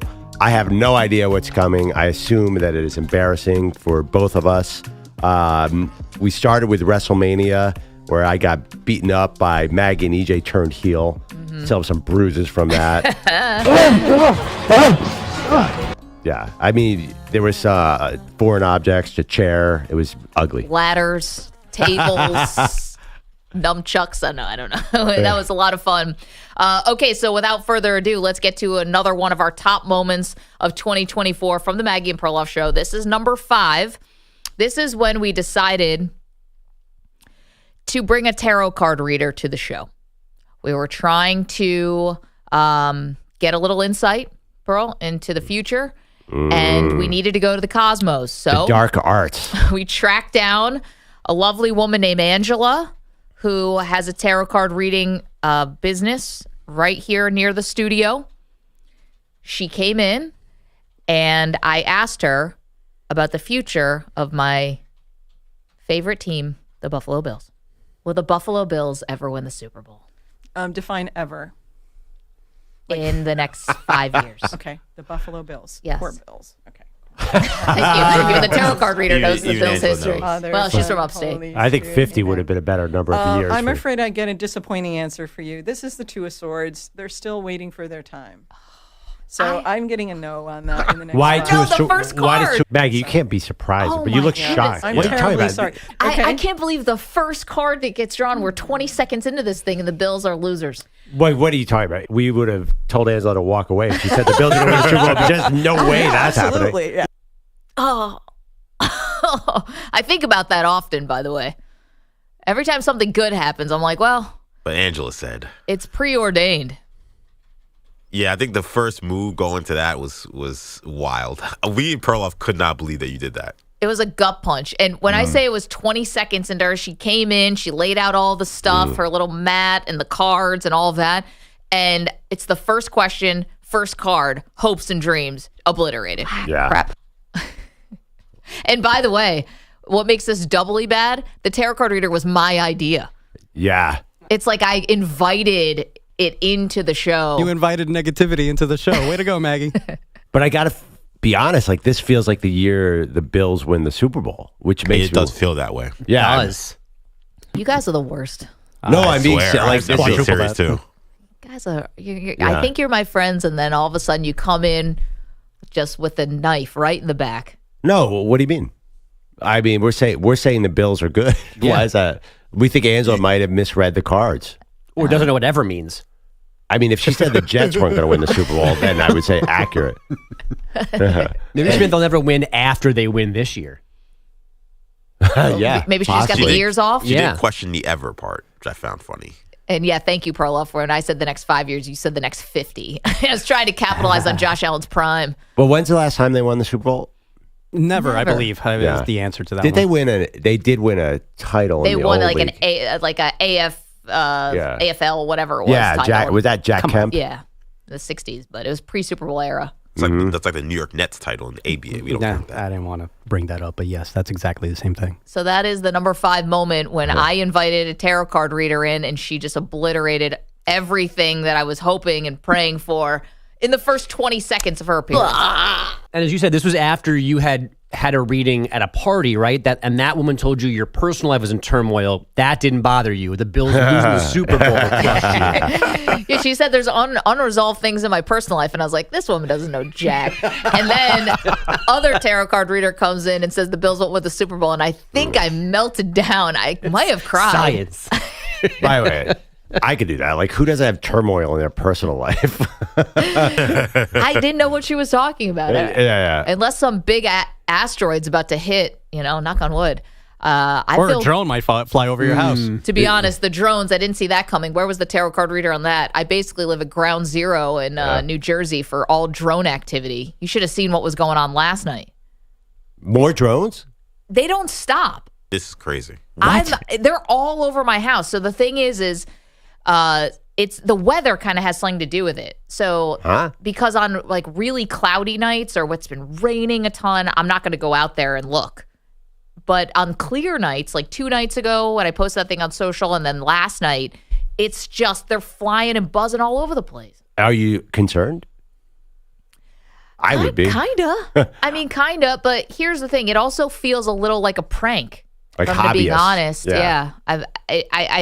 I don't want to go dark on this and into a bad spot, but it just kind of feels like one person started doing it, and then the next person, and now it's a thing, and maybe they're just people, hobbyists and stuff, are just sort of taking advantage of our curiosity and. But how do we not? It's like a prank. I'm sorry, I'm going to be obvious here, but how do we not know? Like, is there a chat room around where everyone's like, let's bring our drones out? Like, why is everyone so confounded by this?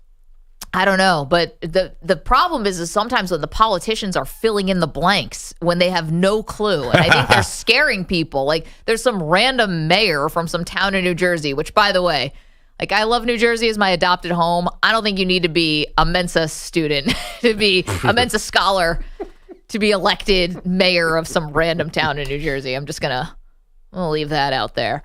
He's like, it's about nuclear radiation. Yeah, it's there like was you don't know that. Oh, how about You're scaring everybody. The Iranian mothership that is off the Atlantic coast? Yeah. Firing these into the air. That's a good one, too. Let's stop New Jersey politicians from blindly guessing about what's going on, because you're freaking us out and you have no factual backup for any of this. It's why they're not in the loop. They're not. They can't be trusted with the real reason. That's why they're not told what's going on. Their clearance does not go up to drone status. Yeah. I mean, the president-elect does not know. He's openly said, I don't know what these drones are. Why aren't they telling us? And the current president said everything's legal. Like, we don't see any illegal activity. We have no reason to think it's nefarious. And so either they're trying not to scare us, or it's just some random people. But you live out in the middle of nowhere. If it's on your house, then in the more dense suburbs, there must be thousands of drones, or I have no idea. I don't know, but I do live kind of not close, but there is like a military base that's, I guess, not that far from my house. I think it's like 60 miles or something. So I live in New York City. Why aren't there drones here? Or are there? I think they're a lot more... We're less bored. People actually have things to do. Yeah. There's bars and restaurants. I live in cow country. Apparently, there was some over Staten Island. There ain't much to do in Staten Island. Yep. Well, maybe you're not looking in the right places. Staten Island. He said New York, Maggie. Yeah, Manny. Newsflash, Staten Island is New Jersey for all intents and purposes. You're right. But here's the thing. I think they monitor the airspace a little bit more closely in Manhattan, considering the history. And they should, quite And there's frankly. like helicopters that fly here, too. Like, there's probably a lot more aviation air traffic stuff. Yeah. A lot of times I live, not to give too much information away, near the Brooklyn Bridge, and there's choppers that will just park and stay an hour, like 100 yards above my... Just hovering. Hovering, because they're watching. There's most often a jumper on the bridge, not to be too graphic. Oh, that's a shame. But a lot of the jumpers don't jump. It's just, and I'm sorry, it's... Yeah, cry for help. It's it's a huge problem. Like, it's a massive undertaking for...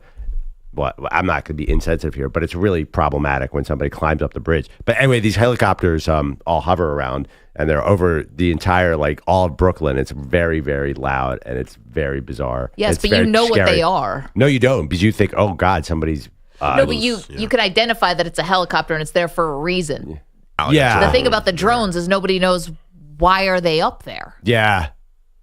No, you're right. There's less mystery. Exactly. Yeah. I think this is an extension of Spygate for the Patriots. I think the Patriots are behind this. Why are they spying on the Jets and the Giants? Who knows? But I think the Patriots are behind this. Well, to be fair, I mean, with the latest expose from the Jets, I think that the call's coming from inside the house, if you understand what I'm saying. How many the dysfunction is happening from inside the building. You don't need outside forces. Does everybody have a drone now? That's the other thing. Is like every kid getting a drone at Christmas? We teach them we teach how to do drones at the school I teach. Yeah, with cameras. Yeah. Well, that's for journalistic purposes. Yes. These guys are just doing it for, giggles. Journalistic purposes, and also what 90% of people who go into this business will end up doing, which is wedding photography.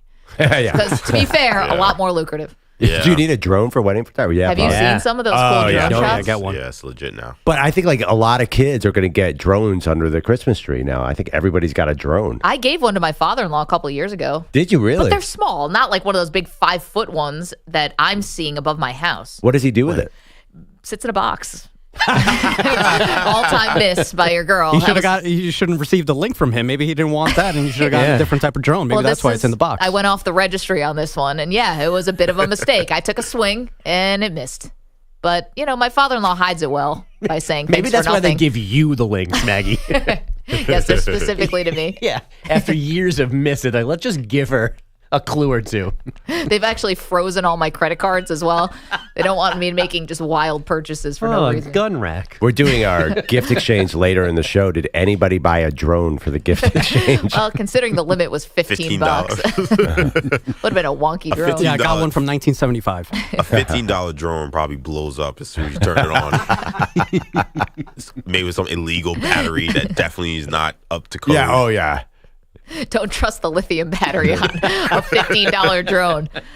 Word to the wise. Okay, we'll continue counting down the best moments of the Maggie and Perloff show from 2024, but Bogusch has an update. And these headlines are sponsored by Progressive Insurance. Protect your family, your phone, your furry friends with life, electronic device, and pet health insurance. I hate Manny. A win, and they would have been in. The Broncos seemed well on their way to clinching a playoff spot on Thursday Night Football. Second and goal from the 6, 14-10 Denver. Delayed handoff goes to Estime. No play fake and a fire left corner end zone touchdown.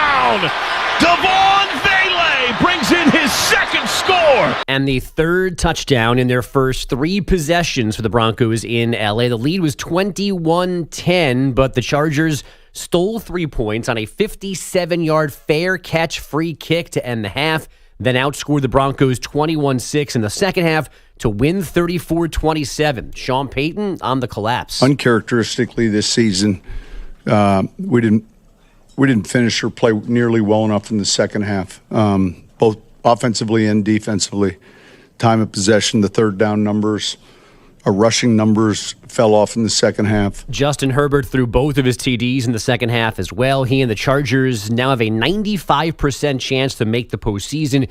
They can clinch a spot as soon as Sunday if the Dolphins and the Colts lose. I'm sorry. Sean Payton just outlined all the things that went wrong in the second half. So is the loss on him?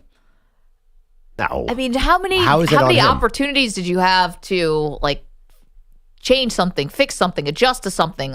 Is the talent disparity obviously at quarterback? Yes. I get it. Justin Herbert has a lot more experience, is a lot further along than Bo Nix, but for the rest of the team, is the talent disparity that much greater? I think so. I don't think so. I mean, Nick's missed open guys at the end. I mean, is there a quarterback? But I don't think the rest of the team. That's what I'm saying. Quarterback definitely, and maybe that's just the answer. But right? of course, Herbert was very good in the second half. He was running the ball. Well, when your quarterback can't throw accurately downfield, the defense gets to adjust. If everything's underneath, then eventually you just move up. I know, but the Broncos have had statistically one of the best defenses in the league coming into this game. And Nick says he felt like there weren't really any adjustments. They just didn't play well. Now, he could just be saying that just to whatever, but he just said we didn't execute. They didn't change anything at halftime. Okay, Bogusch, sorry, back to you. Is this loss on Sean Payton, yes or no? Remember Marvin Mims killed that guy on the double move and Nick's missed him? That would have tied the game, and he just missed him. It's hard. If you don't have a great quarterback, I don't care how good a coach you are. That's why Harbaugh went to the Chargers, right? Isn't that the sole reason? So he could have have Justin Herbert? Yeah, but we're talking about the Broncos as a playoff team, even with a rookie QB. Pure schedule. Everyone knows it. Apparently, Lions running back David Montgomery does not need season-ending surgery for last weekend's knee injury, so there's a chance he returns at some point in the postseason. And Micah Parsons said yesterday he'd prefer to get an extension done with the Cowboys before free agency begins in March.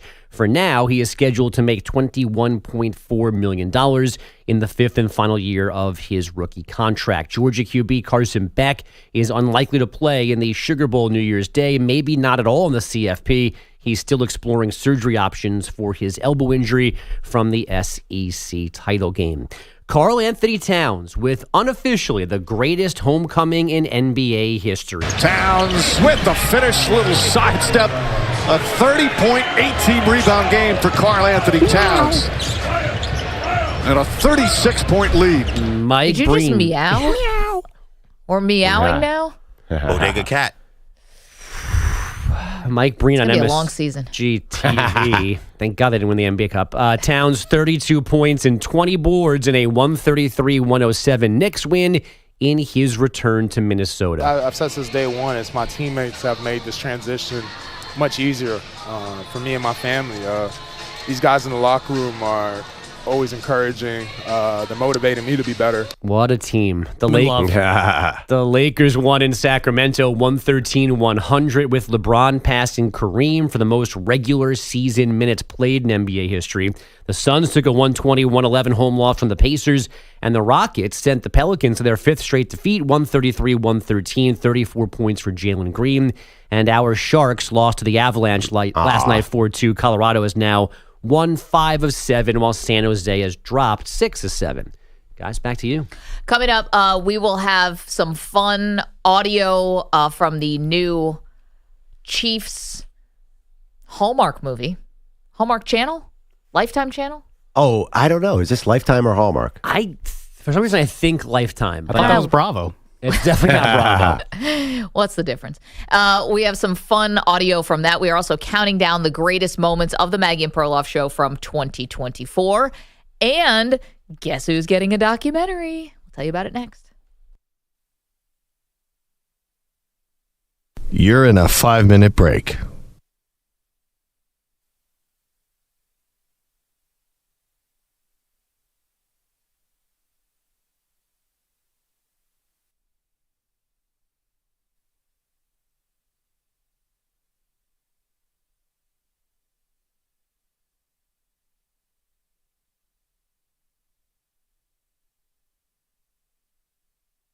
4 minutes, 30 seconds remaining.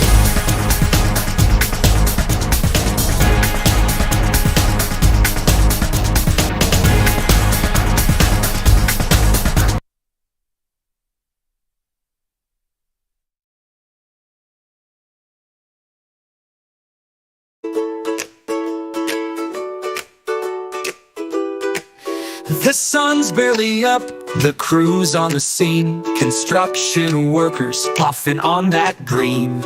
Hammer in one hand, joint in the other. Safety first, yeah, tell it to their mother. And there's Andrew Perloff sniffing the breeze. Is that cedar or skunk or just some old trees? He's coughing and wheezing, waving his hand. How can I work when the whole site's a weed strand? Oh, smoke on the site, it's a hazy affair. Perloff's in a fog, he's gasping for air. Russian guys puffing cigs by the stack, and the lie's not here, he's never coming back. Out on YouTube, the viewers chime in.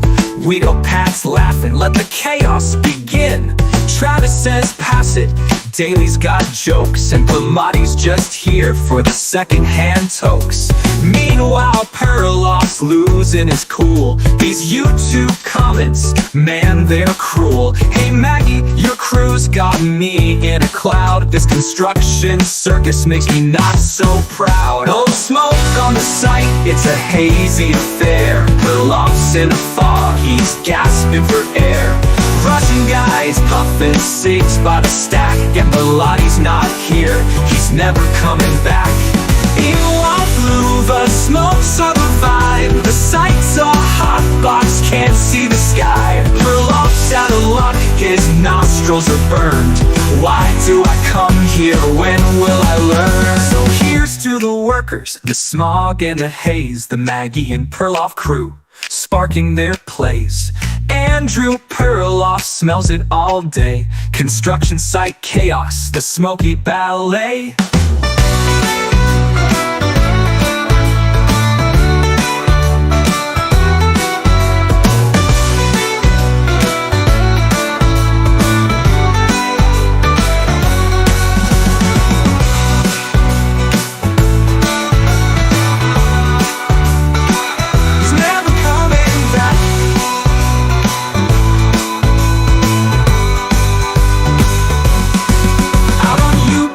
The viewers chime in.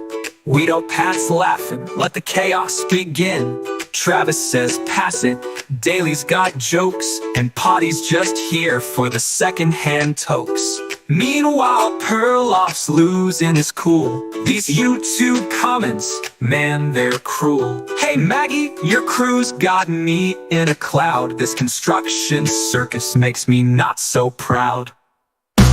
Smoke on the site, it's a hazy affair. Perloff's in a fog, he's gasping for air. Russian guys puffing cigs by the stack, and Belotti's not here, he's never come 1 back. minute remaining.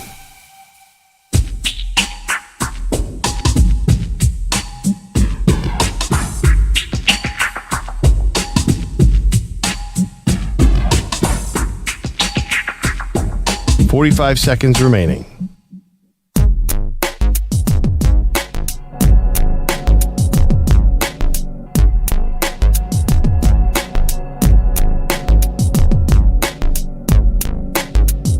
"30 seconds remaining.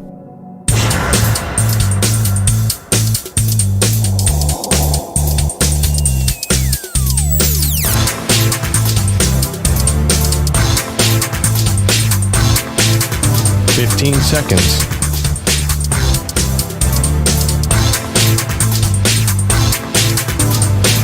Break ends in 5 seconds.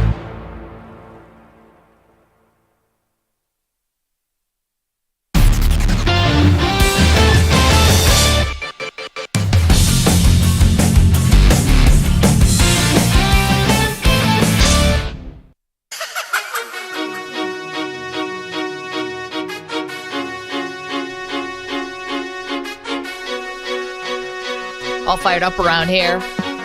Not just because we're counting down the greatest moments of the Maggie and Perloff show in 2024, which has been very fun, and we got another one for you, but also Some new holiday viewing. Perloff, getting ready. Holiday season, it's here. Yeah. You know, the whole thing. Decorations, hot cocoa, whatever's in your bag. And how about this? A new movie on the Hallmark Channel called Holiday Touchdown, A Chief's Love Story. Sounds familiar. Out now.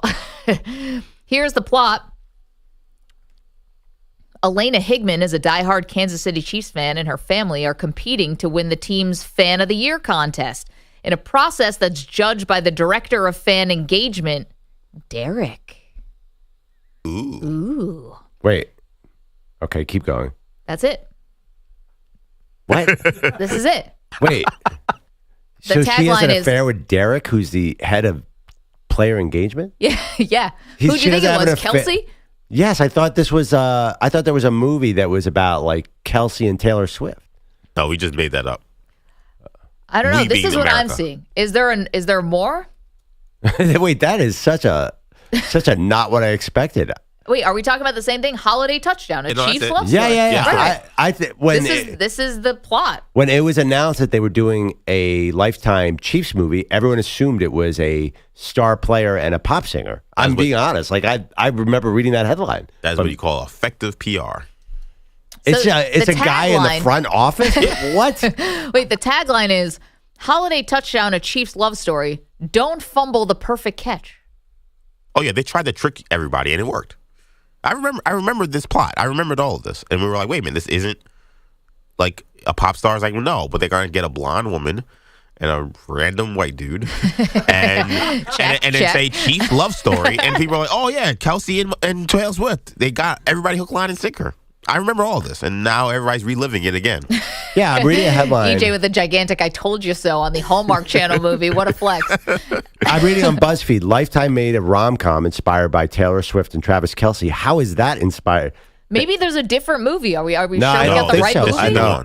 So they pulled Okay, the I rope. got more for you. Yeah. Elena Higman is sure her family's lifelong history as Kansas City Chiefs superfans makes them a frontrunner to win the team's Fan of the Year contest. Derek, director of fan engagement, is tasked with evaluating how Elena and her family stack up against the other two finalists. As the pair spends time together, it's clear there's a spark between them, but when her grandfather's vintage Chiefs Good Luck Winter hat goes missing, Elena begins to doubt everything she believed about fate, destiny, and even questions her future with Derek. Unless, that is, a little Christmas magic can throw a Hail Mary. Yeah, there's no Taylor Swift or Travis Kelce anywhere near here. Bogusch just burst in like the Kool-Aid man. What's Yes. going on? I'm here to defend my friend Andrew Perloff. There are two movies. There are two movies. Christmas in the Spotlight is the one that Perloff is thinking about. That is based on these two. It's a pop singer and a wide receiver. Christmas in the Spotlight. All right, Yes. stand by. That was on Lifetime. Christmas Gosh. in the Spotlight. Okay, so we're about to play you a clip from actually Christmas in the Spotlight.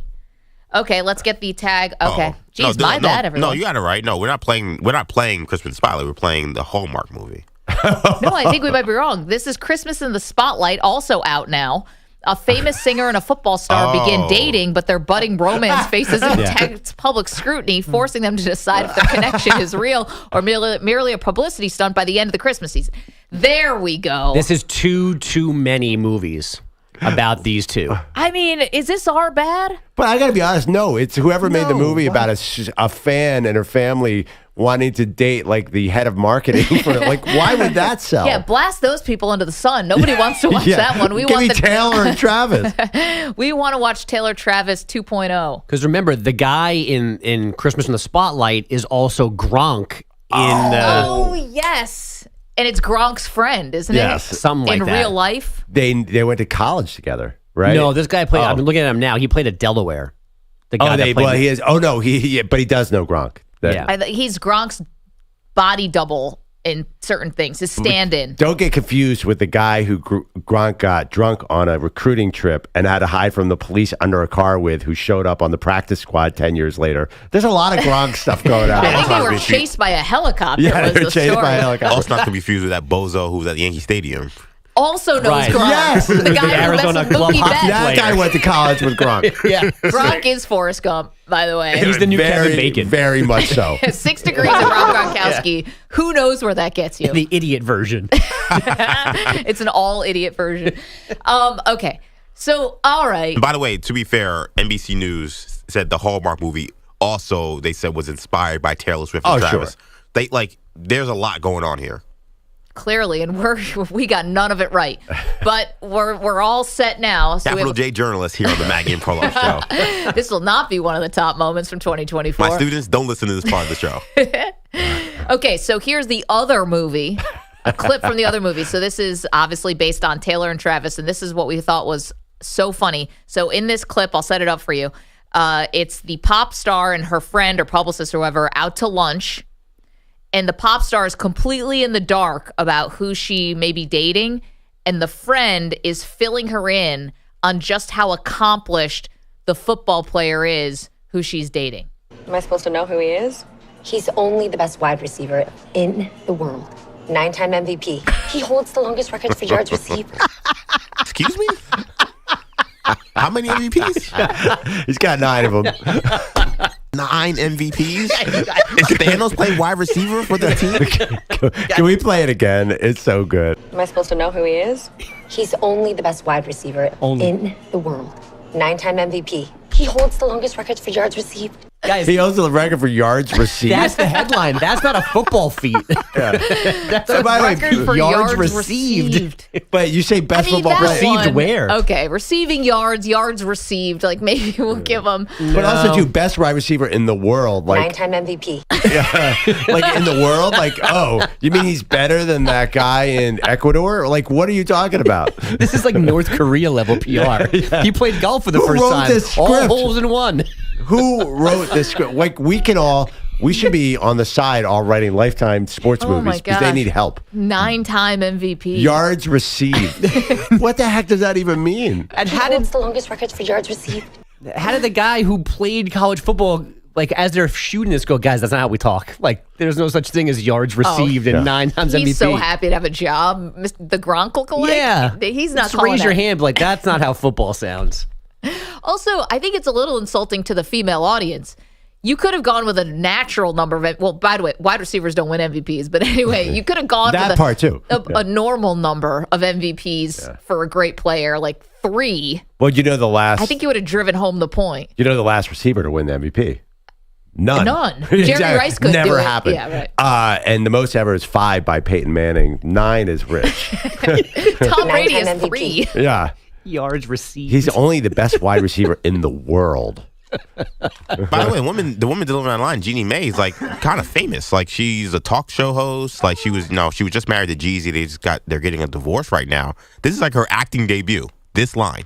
9-time MVP. I mean, she delivers it with confidence. She does. It's the writing. It's you not don't know who the- he is? You really don't know who he is? He won 9 MVPs. What do you have, an IQ of 7? He has 9 MVPs. Yeah. Also, you're a pop star. Yeah. Like, you know more about other being famous. Imagine like a real conversation. Yeah, I want to set you up with Tom Brady. He's only the best wide receiver in the world. Am I supposed to know who that is? Like Taylor Swift. Taylor Swift is like, yeah, I want to set you up with Travis Kelce. Who? Am I supposed to know who he is? Yeah. Am I supposed to know? I mean, maybe we get a little tunnel vision sometimes. We think sports is everything. Yeah. But I think most people know who Tom Brady is. Tom Brady would know. Kelce is forgivable. Like my kids, until now, the only one they know is Travis Kelce. Honestly, Travis Kelce's way bigger star for my teenage daughters. I'm wondering if he had just started dating Taylor a little earlier, could he have gotten 9 MVPs? But honestly, Jeannie Mae's right. She should have known who this person was if they won 9 MVPs. She's totally right. I'm totally on her side. How do you not know the wide receiver who won 9 MVPs? That guy is probably the most famous person in the world in this alternate universe. You know what? I actually had this. I mean, Michael Jordan times 10. No, it's football. I was thinking about it too. If I think like there's so many elite receivers coming out of the draft in recent years, like. Who is the number 1 receiver? Like it could be Chase, it could be Jefferson, it could be Tyreek Hill. Like I even think like you don't have a best receiver in the world. And that's how you go from a Hallmark movie to football nerd. To yeah, football because the nerd development in of 20 7-on-7, there's so many guys with good hands coming in the league right now. I don't see it possible for a receiver to capture 9 MVPs. 9 MVPs. A 9 MVP wide receiver probably averages about 3,000 yards a year? 3,500 yards a 3,000 yards year, received? about 200 touchdowns. It would have to be playing with the equivalent of Zach Wilson to not get overshadowed by the quarterback. The quarterback's so terrible. In fact, he's throwing his own passes to himself. He's actually the quarterback also. So he's getting passing touchdowns and receiving touchdowns. He drops back to pass. He throws the ball in the air and then runs a post route. Yeah, he's Mr. Perfect in 1993 doing the WWE vignettes. Well, this is not as stupid as the movie Draft Day with Kevin Costner, where they take an off-ball linebacker with the number 1 overall pick. Somehow that's even less likely, or more likely rather, than what we have here, a 9-time MVP wide receiver. He's the all-time leader in yards received.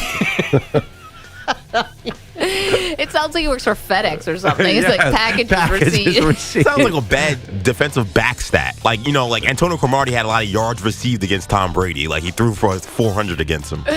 Oh my gosh. 9-time MVP, guys. Get on board. Coming up, college football playoff. We got picks for you.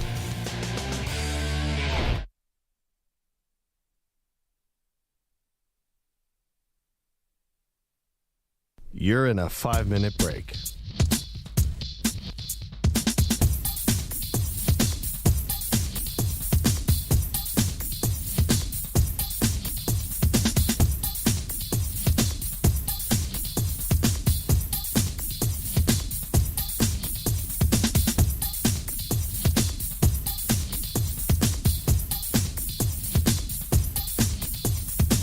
Four minutes, 30 seconds remaining.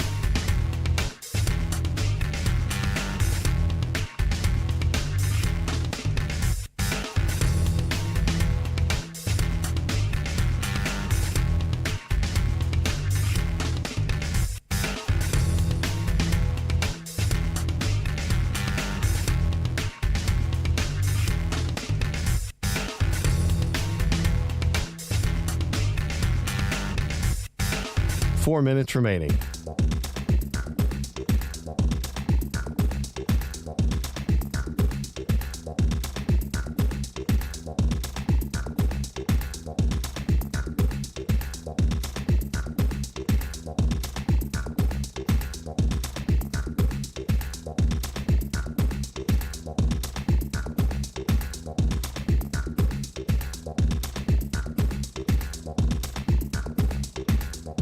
Three minutes, 30 seconds remaining.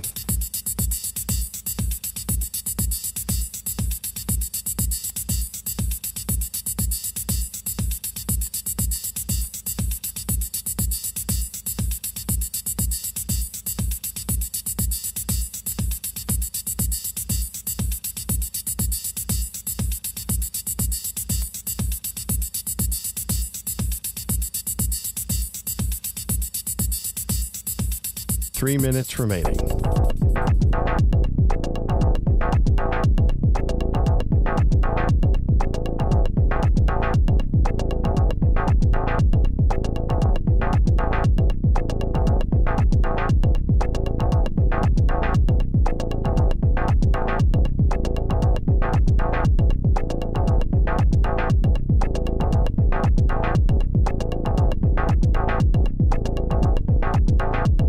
Two minutes, 30 seconds remaining.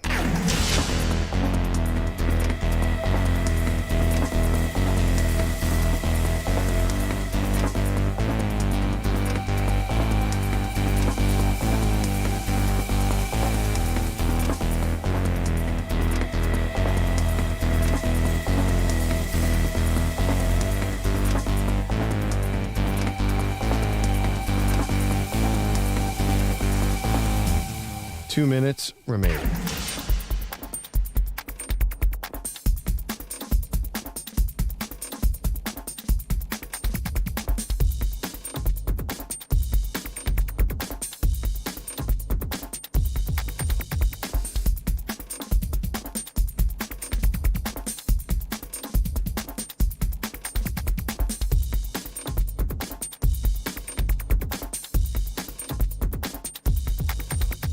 One minute, 30 seconds remaining.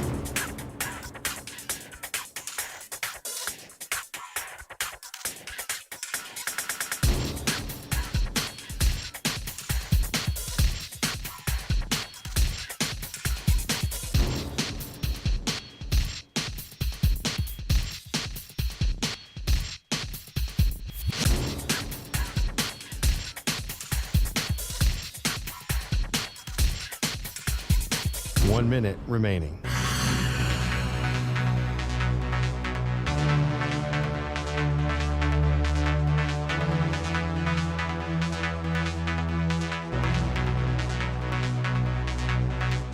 $45 seconds remaining.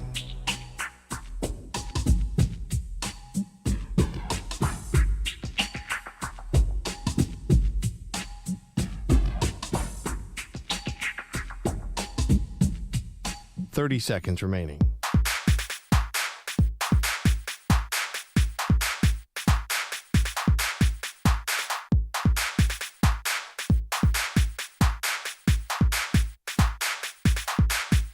$15 seconds.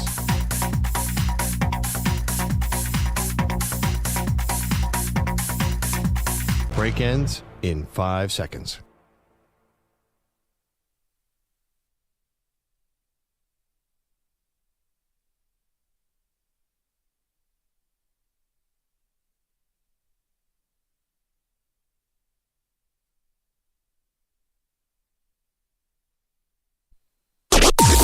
Maggie and Perloff on the Infinity Sports Network.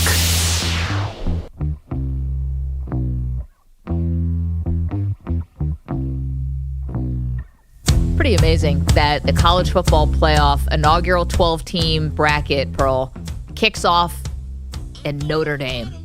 And I'm not like a big Notre Dame lover or hater for that matter, but an iconic stadium with a legendary football program, the ultimate blue blood of blue blood programs, and this is what we get to start this whole thing off in this new era. Is so cool. And even if you're a Notre Dame hater, to have Indiana come into Notre Dame and play in that stadium, and this is our first, like, getting the boat in the water on the playoffs, is beyond special. I'm really looking forward to it. Yeah, very cool. You know what's funny that strikes me about, like, the 12-team playoff, there's the most crazy, unlikely playoff teams. Like, no, Indiana, SMU, and Arizona State. Boise State? Boise State, we both predicted to be there. That's not as shocking. Like, hey, show me a prediction that had Arizona State, SMU, or Indiana, and I would be beyond shocked. Well, literally, Arizona State was picked last. They were picked to finish last in the Big 12, excuse me. SMU had to beg their way into the ACC, where they're not even getting paid out through the TV rights, I think, for the first couple of years. They had to make this concession. They were, a drive away from winning the whole conference, and they get into this bracket. And it's just been awesome. And amazing. Indiana has been one of the great stories of the season with Kurt Signetti coming over from James Madison. Yeah, and I like what you said about the history of Notre Dame and the newness of the Indiana is a great clash. But it's going to be a lot of work for us, Meg, because we have to avoid family and watch football for the better part of the next 10 days. Oh, wait, did you ever get out of that party on Saturday? Yes, I did get out of the party on Saturday. I did get out of it. Party at the Grays. Well, I actually got out of it because of a real issue that came up. So I didn't have to do any kind of karmic anything. It was a real issue that happened. And so. But you're watching football on Saturday. I'm going to be on my fat behind is going to be on that couch, Manny. Oh, it's going to be glorious. I'm not going to move. And I don't know about you guys. We'll make our picks in a second. The way that our couch is set up, it's an L shape. So you got two options. Either you take the corner and then you put your feet up on the ottoman, or you could just take the other part of the L and just lay down, just full, like your head's kind of in the corner, and then your feet are down the side of the couch. Both are great options. I might kind of toggle in between the two. Sounding comfortable in that palatial estate. I didn't say it was palatial, but our couch is cool. Drones fly over 24/7, but you got a great couch. Yeah, be careful. We're not sure what's going on with the drones in suburban New Jersey. But if you want to come out and sit on the couch, we'll give you whatever you want. You want the arm? You want to lay out fully? Dealer's choice. Anyway, we got to make a pick here. Yeah. Our national champion pick. We're going to do some betting picks a little bit later on in the show. But before this thing kicks off tonight in South Bend, Indiana coming to Notre Dame as the first game. Let's pick a national champion, Pearl.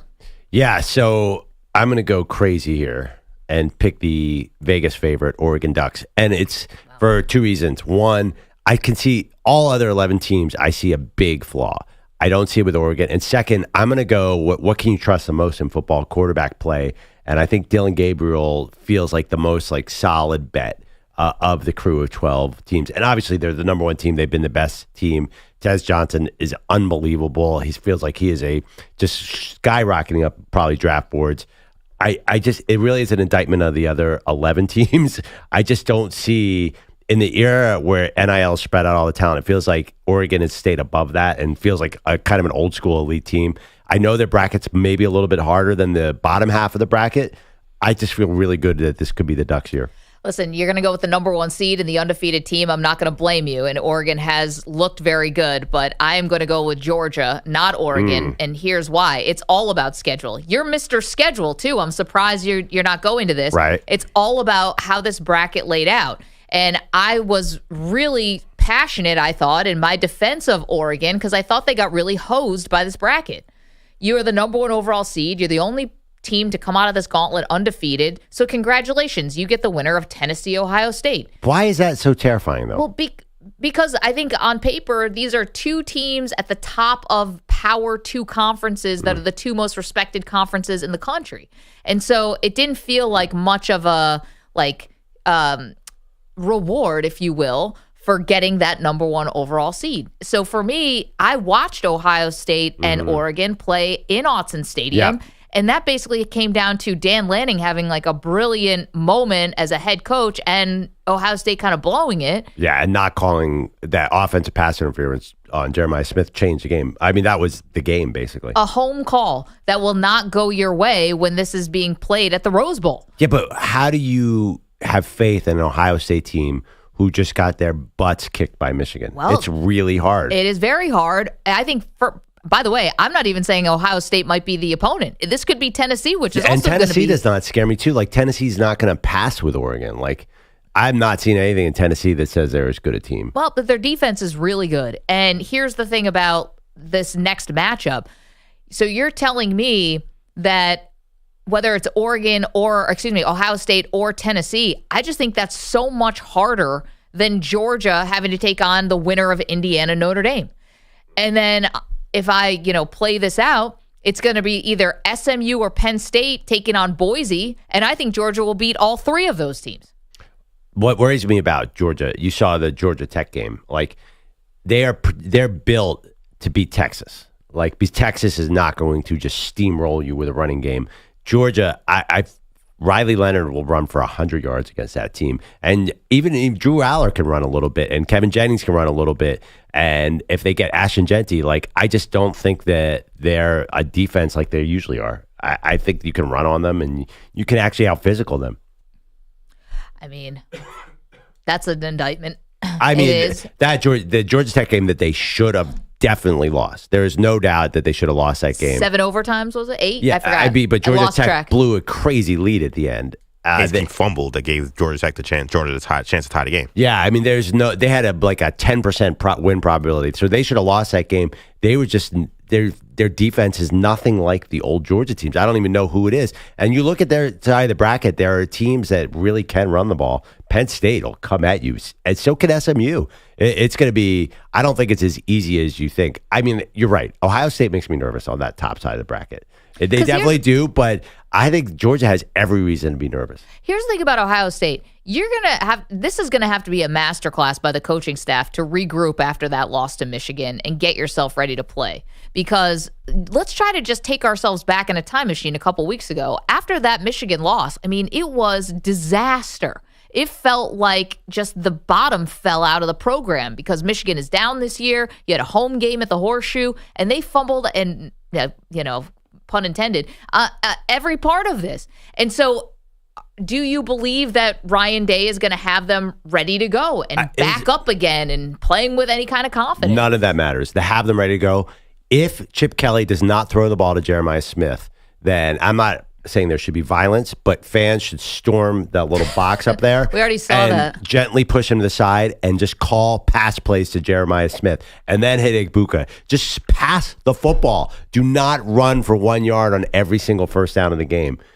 This is going to kill you. Like, they are so talented. Jeremiah Smith, and Ryan Williams is great too, but I've never seen a freshman receiver like this in my whole life. Why he's not getting the ball on every play it's unbelievable. 855-212-4227, your national championship picks. We're picking the champion right now.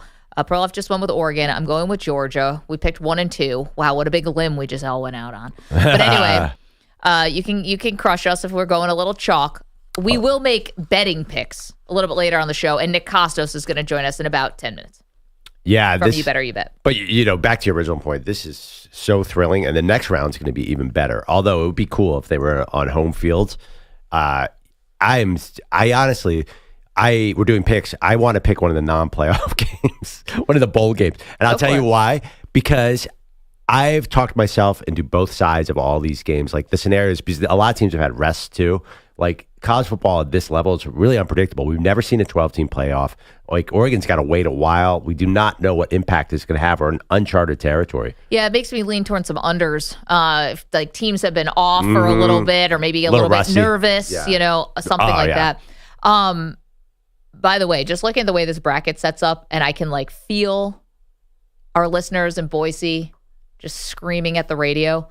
If Boise State makes it to the national title game, you guys know I love Travis Hunter, and I thought that was the right choice for the Heisman, but is it going to look even worse? Is it going to look bad, rather? Oh, I don't think so. If Boise makes it to the title game, when it's obvious who the star is, and it's going to be like, wait a minute, he didn't win the Heisman? Yeah, or what if Dylan Gabriel just goes to town in these coming games? And but I don't think so. I know exactly what you're saying, but Travis Hunter, as you pointed out, is just unique. 855-212-4227. And by the way, Boise fans would definitely take that as a consolation prize. No doubt. Yeah, get to the title game. Oof, Boise's already on the map, but that just defines your program in a whole new way. Whatever team is about to take Ashton Genty at the 11th pick wants him to go out early in this playoff so he doesn't have wear and tear, because that guy's going to be a pro for sure. Most definitely. Okay, we've been counting down the top moments of the Maggie and Perloff show throughout 2024. We're up to number 4 on the list. Set it up for you. It's become a bit of a tradition around here. Perloff's Halloween costumes. You are a 1980s or 90s or really 70s. I am a football coach. I wear the classic bike short football coach shorts, which are always a little undersized. A little. And congratulations again on second year in a row, your costume being a clear HR violation. See, that's what's wrong with the society today. In 1983, the offensive line coach of the Cardinals could wear whatever he wanted, but now I can't wear football shorts. I just feel bad for Bogusch because I know he's getting it somehow today. Those shorts are, I've seen bathing suits bigger than that. Yeah, that was very wise of me. It is totally a double standard now. Back when I was a kid, people could look like the skipper from Gilligan's Island and wear short shorts. And now everybody judges you just because you can sort of see the outline of your private parts curved to the left. We had to pixelate our photo. Third year in a row. The third year in a row. We have to blur out. A big, long one. Thank you, Eddie. Yes, our Halloween photo, just, us in costume, has to come with a not safe for work warning on it. All because of you. Hide it from the bosses. Yes. We have to hide Perloff from the bosses for an entire day. Yeah, we had to put him in a trench coat just before he got to the studio.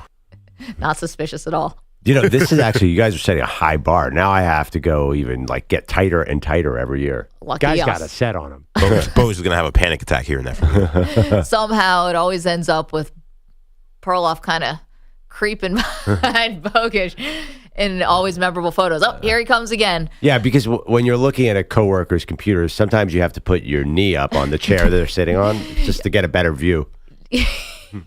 You always do that. I'm going to try to do theater of the mind here. This is what it reminds me of. You are wearing the football coach outfit. Gym teachers, to me, always do this. They're always putting their leg up on the when they're explaining the rules of handball or whatever you're about to play. That's what Perloff does to Bogusch no matter what the costume is. Yeah, super thankful that you guys brought this back up. I've been working really hard to get past not one, but 2 Halloween attacks. So I'm really happy to hear it again this morning and have all that angst come flooding back in. I thought you said you were working hard towards getting something reprimanded.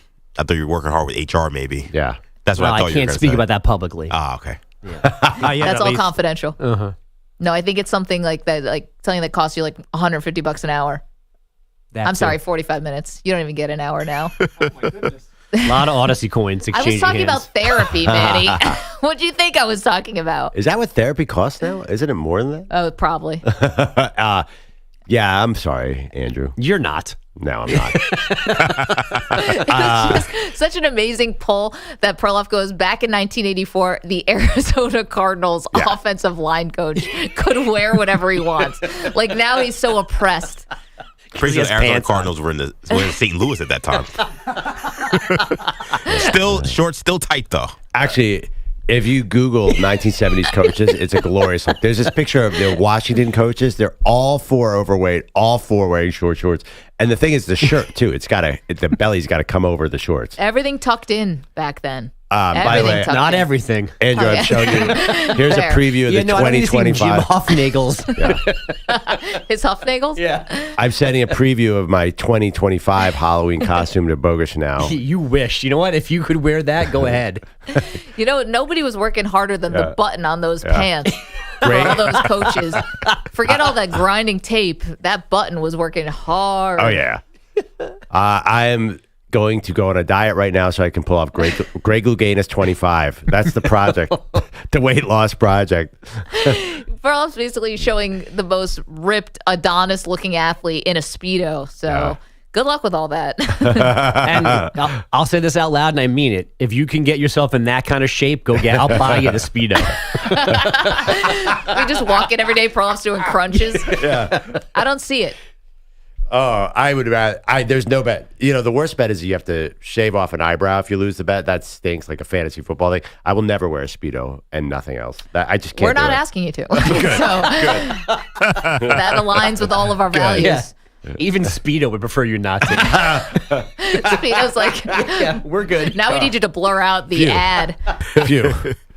It's like the opposite of when Michael Jordan covered up the Adidas sign when he won the gold medal. Speedo's like, actually, you know what? It's all right. I did do a Speedo picture at Dan Patrick's show. I was at our calendar. Do you guys remember this? No. Give us ideas now. Oh, wait, now I do. It's coming back. No, I can't do it. This took me a lot of work and didn't look great. Very few carbs. Well, that's it. That was number 4 on the list. Perloff's not safe for work Halloween costumes as we're counting down the top moments of the Maggie and Perloff show in 2024. Coming up next, let's win some money. Nick Kostos of You Better You Bet will join us. You're in a 5-minute break.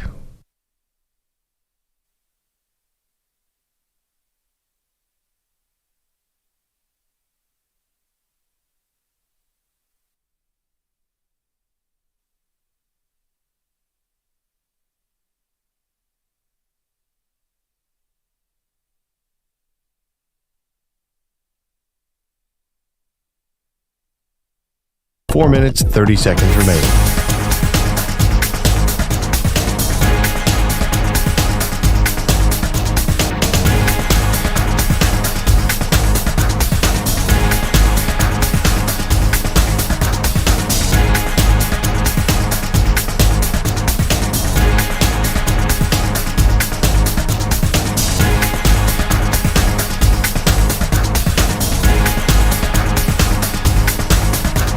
Four minutes remaining.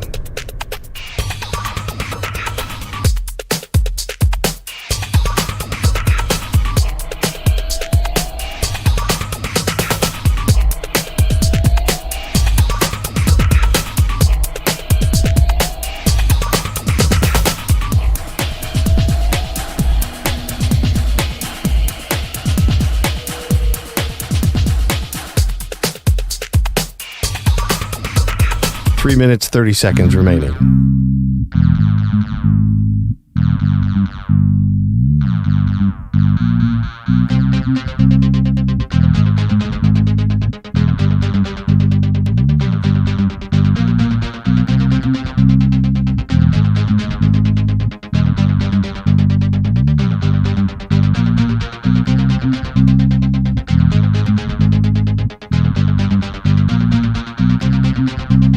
Three minutes remaining.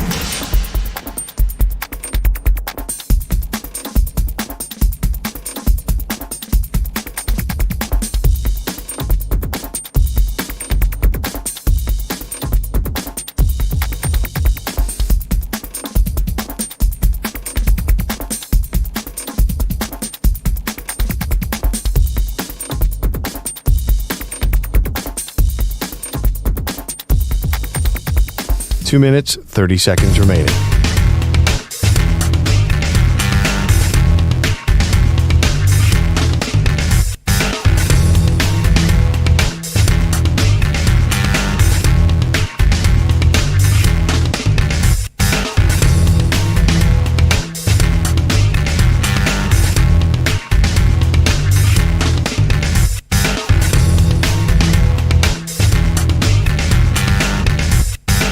Two minutes remaining.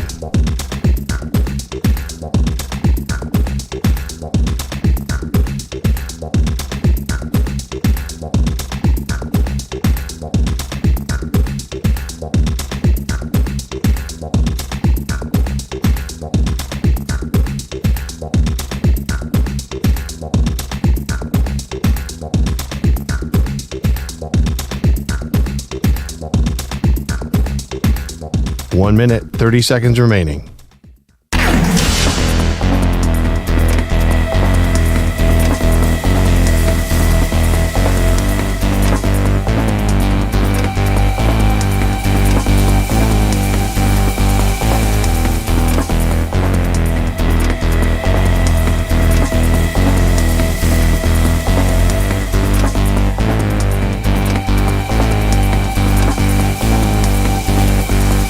One minute remaining.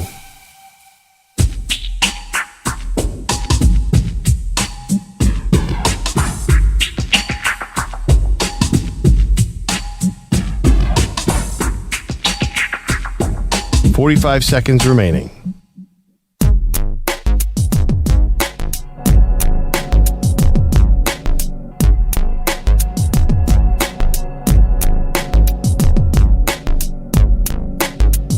$30 seconds remaining.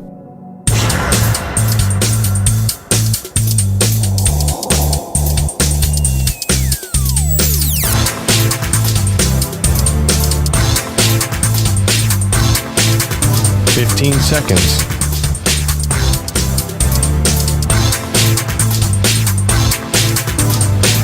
Break ends in 5 seconds.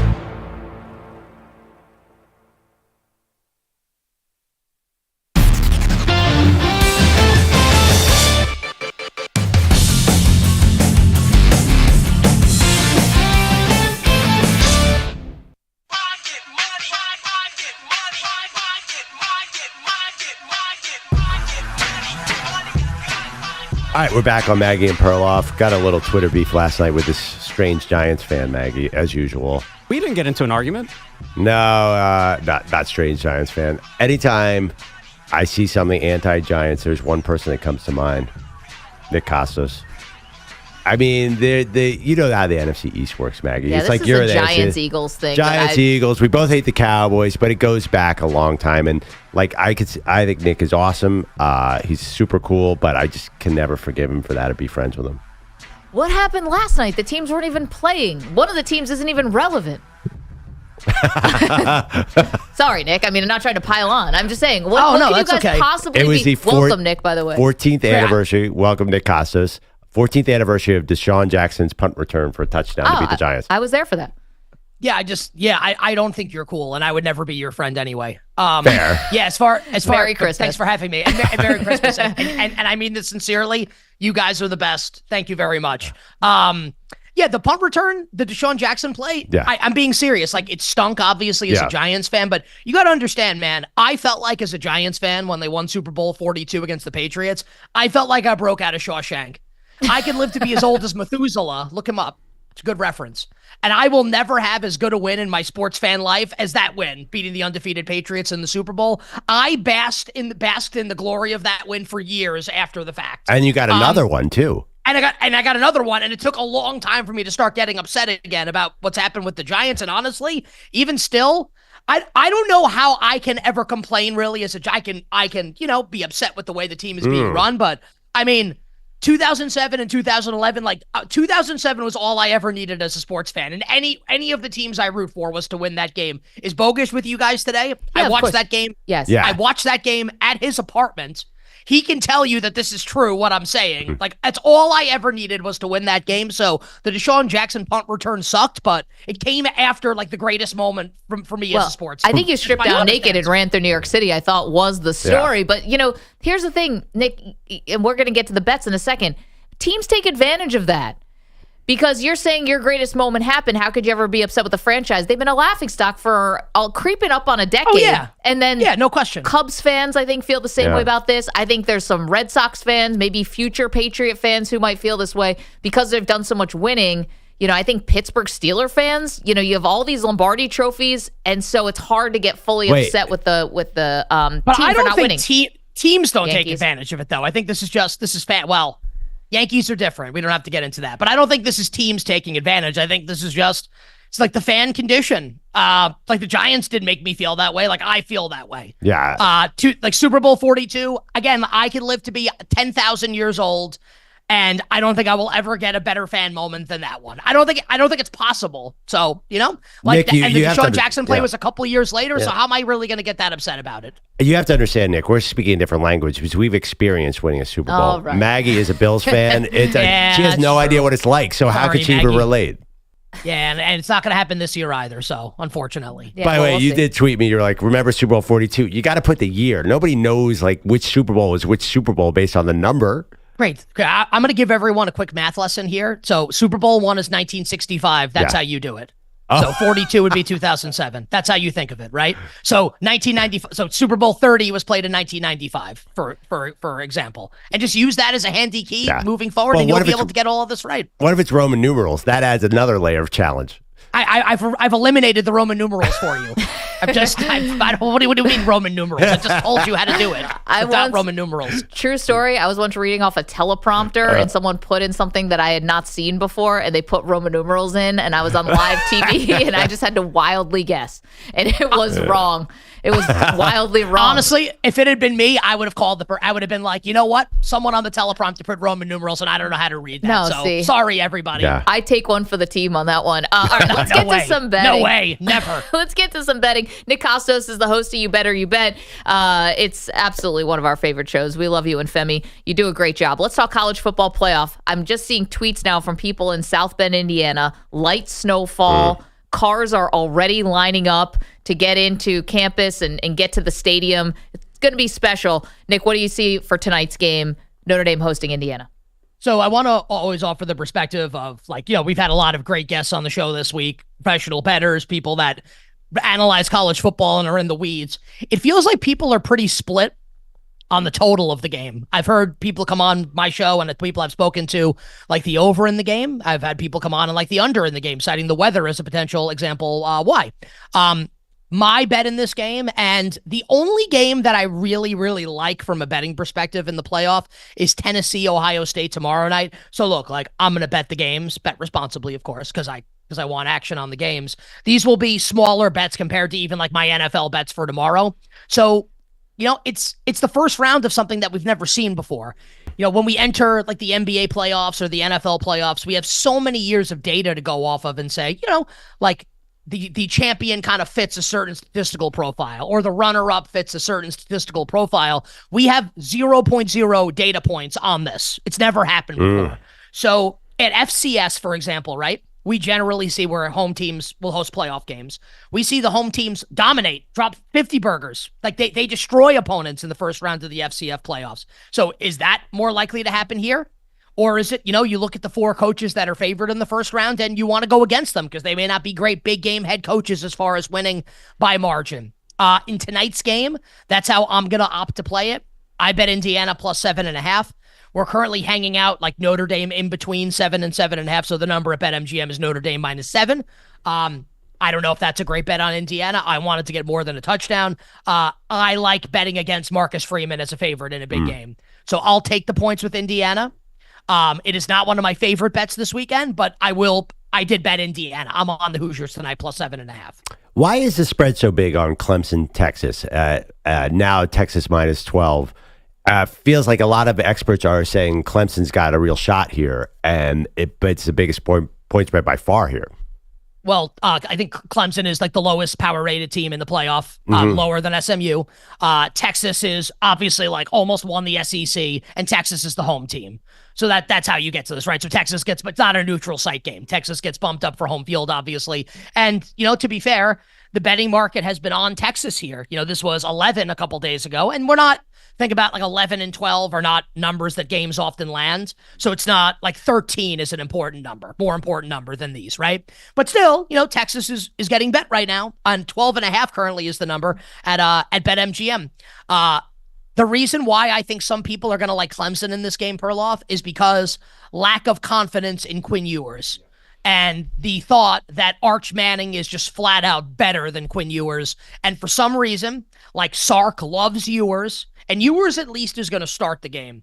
My thought is if Ewers struggles early, I think Arch Manning's going to come in. I don't think Sark can mess around here and afford to get bounced in the first rounds of the playoff. I do like Clemson plus the points, Clemson to keep the game close. Not one of my favorite bets of the weekend again, but I will have a ticket on Clemson. Betting against Sark as a big favorite, I think, is something I would like to do, especially with Dabo. Nick Kostos is here, the host of You Better You Bet. All right, so it seems like what you like for the weekend is more around the Tennessee-Ohio State game. Am I reading that right? Okay, so tell us what you love about that game. Yeah, I love Tennessee, plus 7.5. We experience this phenomenon in sports a lot. We rarely see it in college football or ever because there's no home playoff games, right, until this year. But y'all just create a scenario for people. It doesn't have to go like this, but what if it does? Tomorrow night, Ohio State goes 3 and out on the opening possession. Let's say Tennessee kicks a field goal, scores a touchdown. Or just things early are a little nervy. The last time Ohio State played a home game, they lost to Michigan. Everyone's ready to bury and fire the head coach, Ryan Day. Like, what do people think that crowd's going to be like? This is like a Yankee World Series game where, the side gets struck out in the first inning and the crowd starts booing or is sitting on its hands early. I don't know if the crowd's going to turn on Ohio State. Like, that's not what I'm saying, but I think it could become an uncomfortable atmosphere. Now, Tennessee's defense, the defensive front, is like, it's not NFL quality, that they're not all going to play in the NFL, but it's really, really, really good. And the Josh Heupel offense is unlike anything Ohio State has seen this year.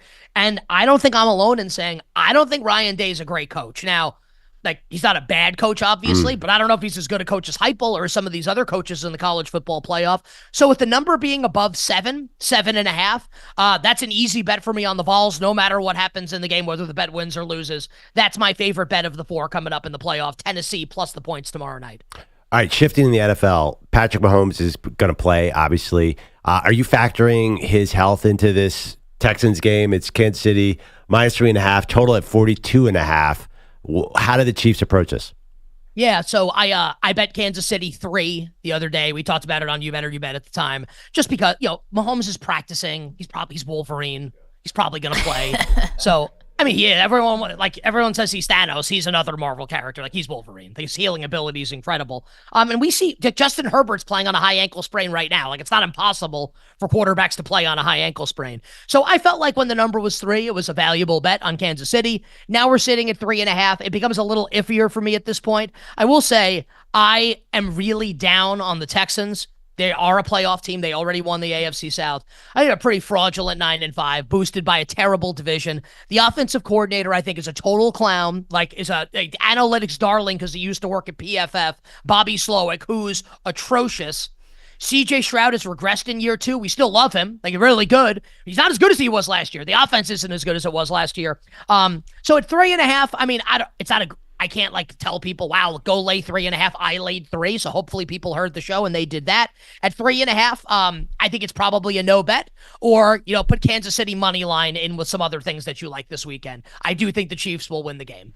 Nick Kostos joining us from You Better You Bet, going through some of the games this weekend from the betting perspective. I got burned so hard last week against the Steelers, Nick, and you called it. I said, man, 5.5 against Philly. They're just begging you to take the points. And you go, well, then you should fade it.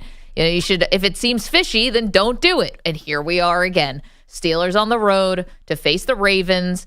Steelers getting 6.5.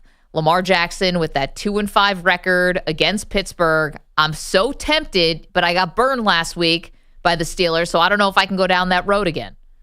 So let me ask you guys, do you think, just like anecdotally, do you think people are out on the Steelers now after what happened last week and George Pickens isn't playing? So do you feel like people would be more apt to like bet Baltimore in this game than Pittsburgh? Yes. Definitely. Even though TJ Watt's playing, but yes. Yeah, I like the Steelers at this number, plus 6.5. I think I said with you guys last week, George Pickens being out is a huge deal. And they got away with it a couple weeks ago against the Browns. And they probably shouldn't have, but they got away with it. And then they were exposed last week as not having like a real downfield passing game without Pickens. I felt like the Pickens thing was not factored in enough or talked about enough last week. And then the game happens and everyone's like, whoa, like this offense passing game can't function without him. Now I actually think it's gone a little too far here. We are dealing with really fine margins here. So I can give like a point spread analysis and then like a game analysis. My point spread analysis is that the spread's a little too high right now. I think there's value betting the Steelers plus 6.5. At 6, I don't even know if I like that as far as best math bets. I'm saying Pittsburgh plus 6.5 is a bet for me. Now we talk about the game, right? Whether you're a Steelers fan, Ravens fan, whatever, the Steelers have the mental edge over Lamar Jackson. Lamar comes up small in these spots. Don't believe me? Ask him. He will tell anyone with a microphone and a camera. He loves to talk about it. It's one of the reasons why we love him. Seriously. He's so honest all the time. He knows that he plays poorly in these spots. He knows that he plays poorly against the Steelers. And I'll take this a step further. And I'm somebody. I laid Ravens -3 when these two teams played, like 5-6 weeks ago. Terrible, terrible loss for the Ravens, and worse, screw them, worse for me. Can I ask a real question here? And it's a Steelers-Ravens game in December. It's almost Christmas. Special teams may come into play. Which kicker do you trust more in the game? Chris Boswell or Justin Tucker? Boswell. You never thought even, when would you ever answer anyone other than Justin Tucker is the answer to that question. So again, if we're dealing with fine margins with the point spread, division rivals, one team has had the edge over the other quarterback, I think things like this matter. So I'm presenting a really strong case here for Pittsburgh. The Ravens can blow them out. Like Baltimore's better than Pittsburgh. So I'm not trying to make this as bet the farm on the Steelers. That's not what I'm saying. But I do think there is value on the Steelers. I have made that bet plus 6.5. All right. This isn't even a question. I think the Jets are going to beat the Rams. Am I crazy? I just remember that last year when the Rams came east at the end of the year and the Rams have all this momentum coming in. I think, and I like the Rams. I'm going to be honest, like they're one of my favorite teams. I want to see them get to the playoffs and be dangerous. This feels like a terrible, terrible spot. Do you remember what happened the last time the Rams played the Jets, by the way? So you guys like stuff like this. This was the Jets dogs by like 17.5 with Adam Gase at the end of his Jets career and won outright to cost themselves the #1 overall pick. Oh, that was that game? Oh, my God. I was doing New York radio at the time. I came on and said it's the worst win in the history of the Jets organization. and you know what? You're probably right about it because here's Zach Wilson. It said, not that Trevor Lawrence has lit the world on fire, but I mean, he's definitely better than Zach Wilson. So I'm pretty fascinated by the line movement into this game. So line opens last Sunday. I bet the Rams. I laid 3. Point spread immediately goes up to 3.5 on Tuesday, I think, or maybe even Monday night. And I'm thinking, whoa, like I'm peacocking a little bit, like my show is right now. I'm peacocking a little bit, right? I'm like, oh yeah, I'm gonna beat the market here. Rams up to 3.5. And as the week has gone on, the Jets have started to get bet. And I actually think, and I'm gonna look right now, because I was on the college football tab. So let's see. I think we are down at BetMGM. We are at 3. So we're back down to where we originally started, which makes me a little nervous. I like when the betting market agrees with me. Now we're just, this is the bet that I placed. I do like the Rams in the game. Jets played well last week. They beat the Jaguars. Great. Jacksonville's terrible. I think I think the Rams are going to the playoffs. I think the Rams are going to win the NFC West. I think the Rams are dangerous. I like the Rams coming up on Sunday, laying the 3. So on Sunday at MetLife Stadium, I'll bet the team that's got everybody saying L.A. Rams. Yeah, give me the Rams. All right, Nick, every week, and by the way, we should mention, congratulations to you and Femi on the new Peacock deal. Awesome, We're so excited that there's another place to watch you guys. It's fantastic. We're going to say it at the end of the segment anyway, but you mentioned it, and we're just thrilled for you. Like, honestly, this is awesome, and it's good. You guys are going to crush. Thank you. We ask you every week for an upset pick. It won last week, by the way. You've been on a heater with this one. It's been good. Yeah, it's been good. We cue the Who Wants to Be a Millionaire music. Yeah, let's get it up. Just to put the pressure on. Nick Kostos, upset pick of the week. It could be college or pro, by the way. Yeah, I'll do it. I'll stick in the NFL. Okay. I don't really love any. So the Saints are not beating the Packers. Like the Bucks are going to kill the Cowboys. Jaguars, Raiders, whatever. The Patriots are not going to beat the Bills. I don't like the Seahawks to beat the Vikings. I like the Cardinals. I like the Eagles. All right, I'll give you one. I don't love this one, but I'll give an upset pick. I bet Titans plus 4.5 on Monday, with the thought being that Will Levis was going to get benched. He was, of course, because you can't watch that game on Sunday and think Levis is playing again. So I guess it's not that Mason Rudolph's awesome, but he's not Will Levis. He's not going to give the game away. So Tennessee's plus 3.5 right now at Indianapolis. I like the Titans plus the points, which means I have to think the Titans have a chance to win the game. So let's go for the upset special this week. Titans to win outright on the road at Anthony Richardson and the Indianapolis Colts. There you go. Can I ask Nick Kostos a non-betting question from earlier this week? Always. Because I want to know where Nick falls on this.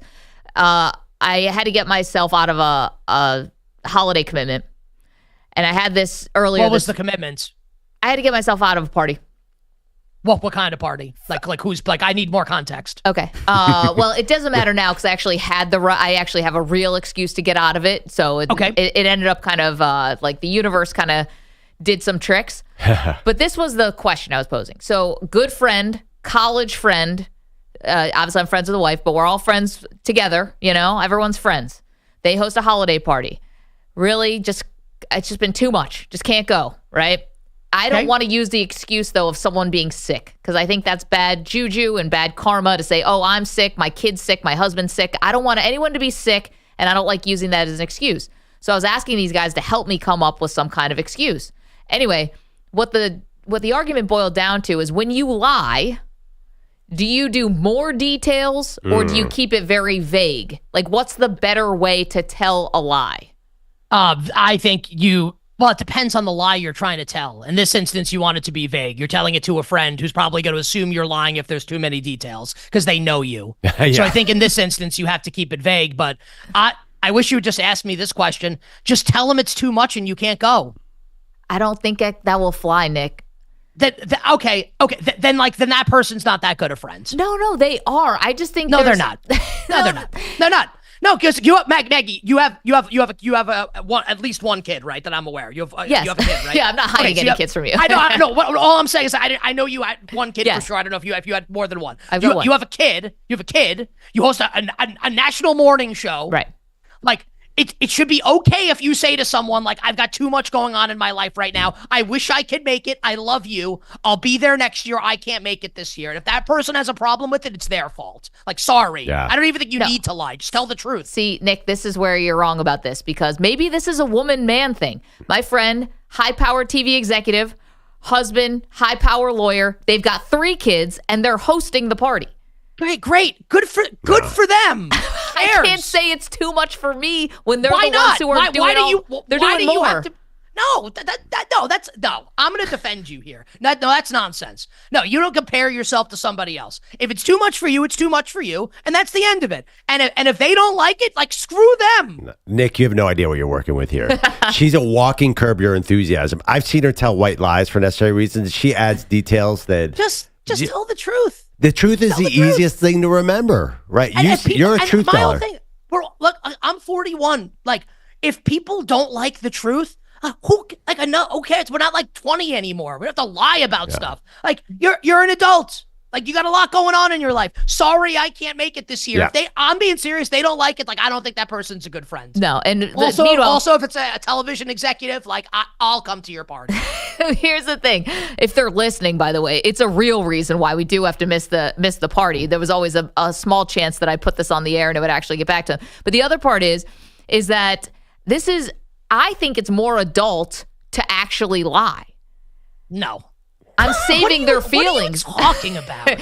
I'm maneuvering my way out of this to try to. You're living and you're in the high school cafeteria, right? What are you talking about? You know what? I need Nick to This be. isn't like a sports argument. This is an open and shut case. Perloff's just sitting there with like Atlas with his hand on his chin. You agree with me, buddy, or no? 100%. But you were lying when you said I wasn't cool earlier in the segment, right? That was like a fib.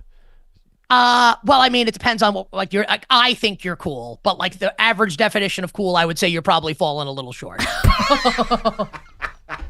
Fair. Wow, Nick. Well, Merry Christmas. I need Nick to be... look at me. I got all these tattoos and I'm still not cool. So, I mean, I'm in the same boat. So there you go. We're not those cool tattoos are working hard. Yeah. We're not cool in the best possible way. You know what? That's right. I need Nick to look be at my background. I got all these video game things. You think I'm good? Ultimate Warrior action figure. You think I'm cool? I need Nick to be my translator. You know, if I could have Nick around, it's like, this is my... Just tell the truth. This is my... Wait, Nick, you live in Staten Island. Are you from Staten Island? No. Okay. But Nick is my New York, bully who can just tell people the truth on my behalf. No, she doesn't want to go. But the thing is, Maggie, like, it's nothing, seriously, it has nothing to do with like bullying someone or being a jerk about it. I think you're being kind by telling the person the truth. And that person who is your friend should in turn be kind to you and say, no problem, I understand. Man, you guys don't know women at all. Nick, thank you. We're out of time. Merry Christmas and congrats again to you and Femi on the new show on Peacock. We're so excited for you guys. I was going to say that I'm married. I do understand women, but that would be a total lie. Yeah, you don't. You do not. Merry Christmas. Minimal Sweats, winning bets, the absolute very best of luck. Perloff, I love you. Love you, dude. Now that's a lie. All right, M&P, we're counting down our best moments from 2024. Number 3 comes your way next. That was awesome. You're in a 5-minute break.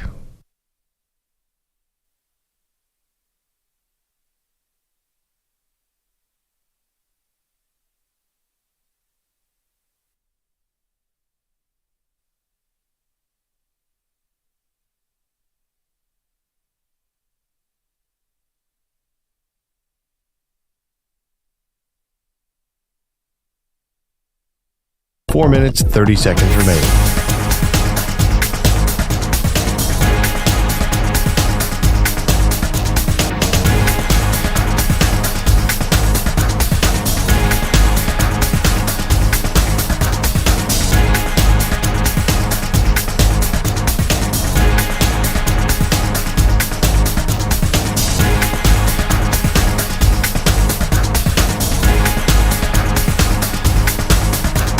Four minutes remaining.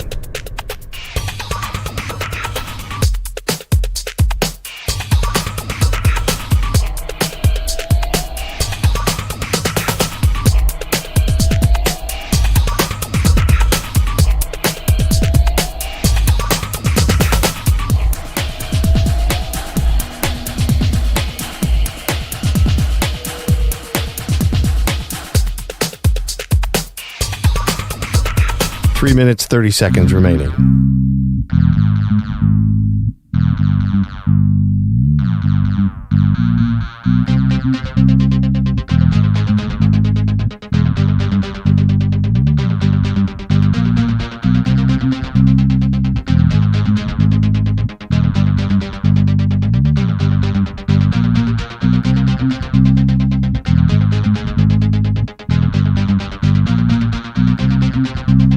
Three minutes remaining.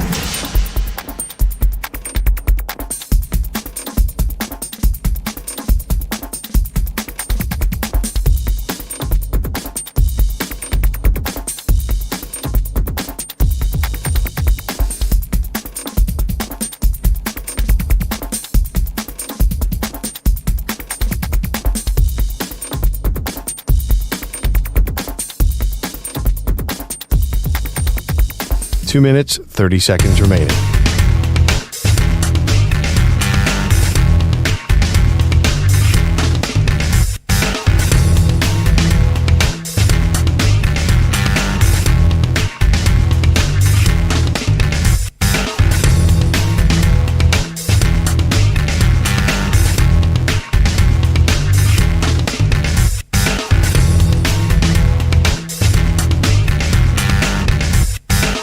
2 minutes remaining.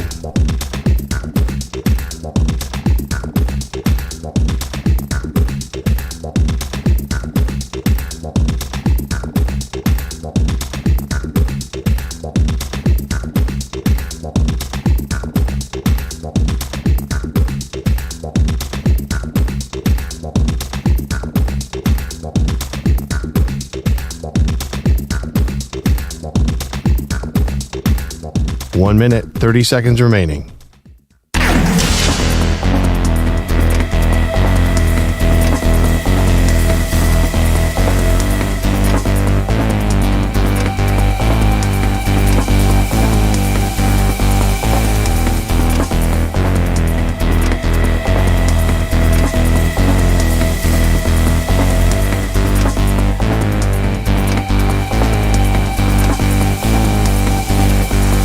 One minute remaining.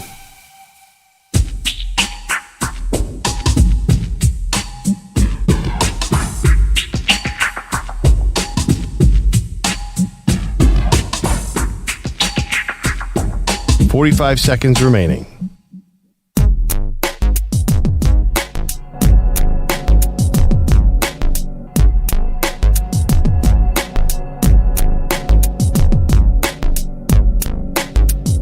"30 seconds remaining.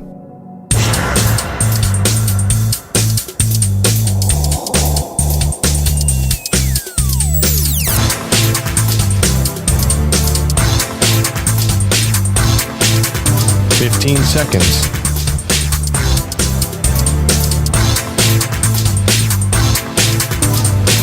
Break ends in 5 seconds.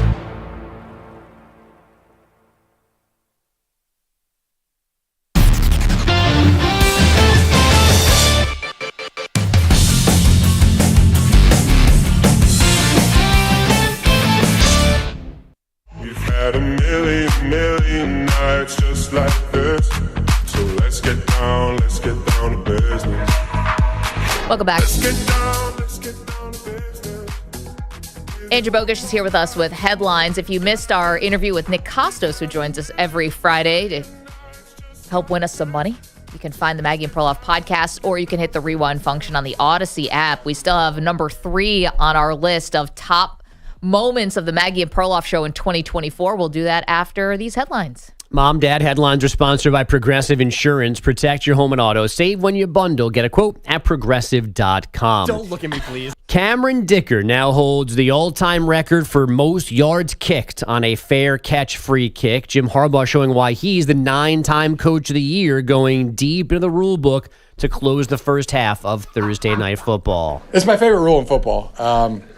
And just been trying to get one of those like every game, you know. In case you didn't know, you are allowed to try a field goal after any fair catch, but it almost never makes sense to do so, but it did last night when the Broncos were called for fair catch interference on a last-second punt, giving the Chargers an untimed down from the Denver 47. Dicker made the kick. Then the Chargers scored 3 second-half touchdowns to steal a 34-27 victory from the Broncos. Harbaugh tried one of these kicks apparently when he was the Niners head coach. The last one any team tried was in 2019. The last made one in 1976 by the Chargers as well. Now, the loss keeps the Broncos from clinching a playoff spot. Bo Nix's offense found the end zone on its first 3 possessions last night, then managed just 2 second-half field goals. No excuse. We got to move the ball better, and we had opportunities. Our defense got us the ball back several times, and just a few short drives. The Broncos punting on 5 of 6 possessions at one point. That included 3 and-outs. Victor Wembanyama being a bust again last night. In over the line with Draisaitl. 126, 125 Atlanta. CP3 back. Wemby a deep 3. That's good. Oh my goodness.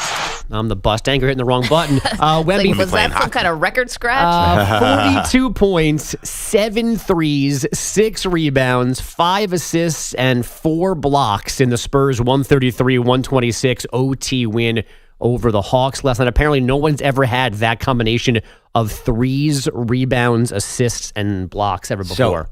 He really does want to be Kevin Durant, doesn't he? It's unbelievable. Ooh. Like that dude, he's like me. He won't go anywhere near the rim, which is weird at 7'5". I mean, he does, but like he wants to be outside. I mean, he dunked on 2 different people last night. One time throwing it off the backboard to himself. But he's catching in rhythm, shooting like 30-foot threes at 7'5". What is his percentage though from 3? Oh, he's still doing this? He can't shoot? Come on, bro. Get that. What up is in his the air. percent? Well, no, seriously. What is his percentage? Okay, while you find that, I'm going to also tell everybody, including our audience, that refuses to believe that Perloff is ever going to actually drive to San Antonio to pay off this bet of apologizing to Victor Wembanyama. Now that we have the all clear on Greg Popovich, we will resume planning for the road trip. We thought it was be in poor taste to ask the Spurs for what is going to be some not insignificant access to do something really silly while their head coach was dealing with a serious health issue. So we put that on the back burner. Now it's full steam ahead. You're still not going. I don't trust you. Man. Does that mean you don't want to go with me anymore? I haven't wanted to go with you for months at this point. By the way, the Spurs are 14-13, so I can't even say they're not winning with this Wemby outside shooting. Wembanyama is shooting 34% from outside this season. Do you really want your 7'5" guy outside, Maggie? Listen, it's not a problem most of us have ever had. If one more person asked me that today, I don't have an answer. Your 9-time MVP. You didn't know he's the 9-time MVP? This is the Hallmark movie. No, should I? Based on Taylor Swift and Travis Kelce. 9-time MVP. Dianna Russini joins us next. 9-time MVP.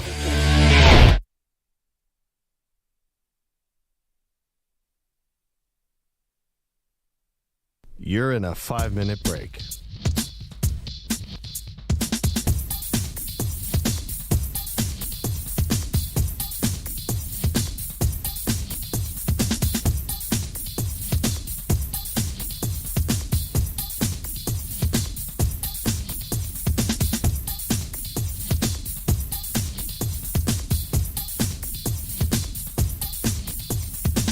Four minutes, 30 seconds remaining. He's got the road. Lost in the waves. Lost in the waves on a treacherous sea. Andrew Perloff trying to find his way back home. San Antonio nights, but the stars don't guide. A bet gone wrong, predicting when by. Lost in the waves on a treacherous sea. Andrew Perloff trying to find his way back home. San Antonio nights, but the stars don't guide. A bet gone wrong, predicting Wembaya's demise.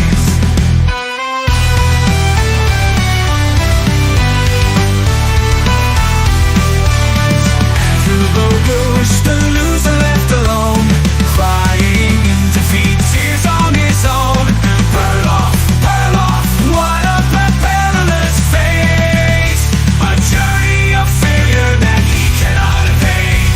Perilous journey, lost in the sea. Andrew Perloff, drowning in his disbelief. A bet gone wrong, tears streaming down and down. Andrew Bogusch left to cry on his own.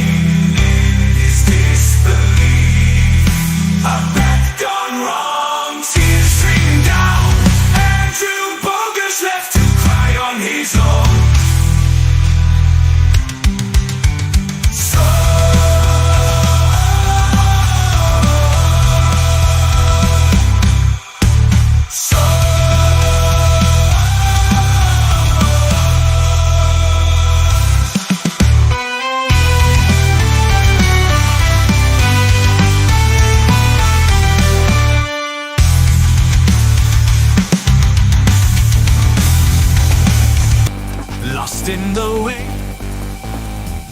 2 minutes remaining.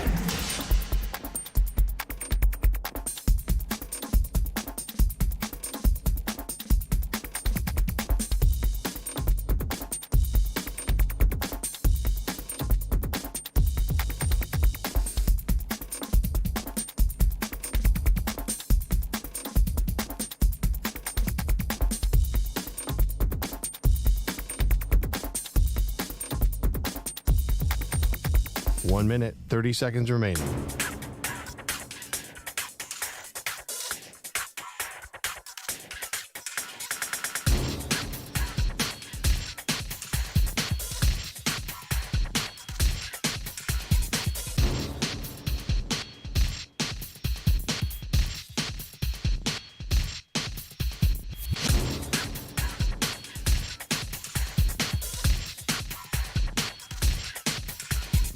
One minute remaining.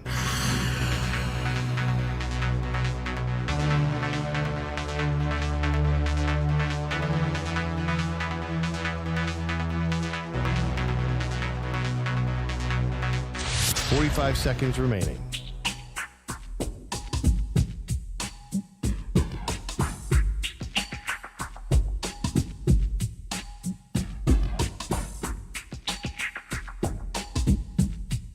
Thirty seconds remaining.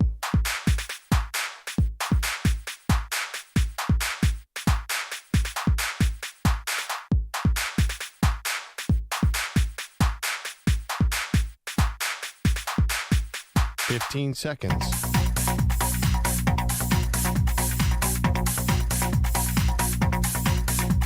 Break ends in 5 seconds.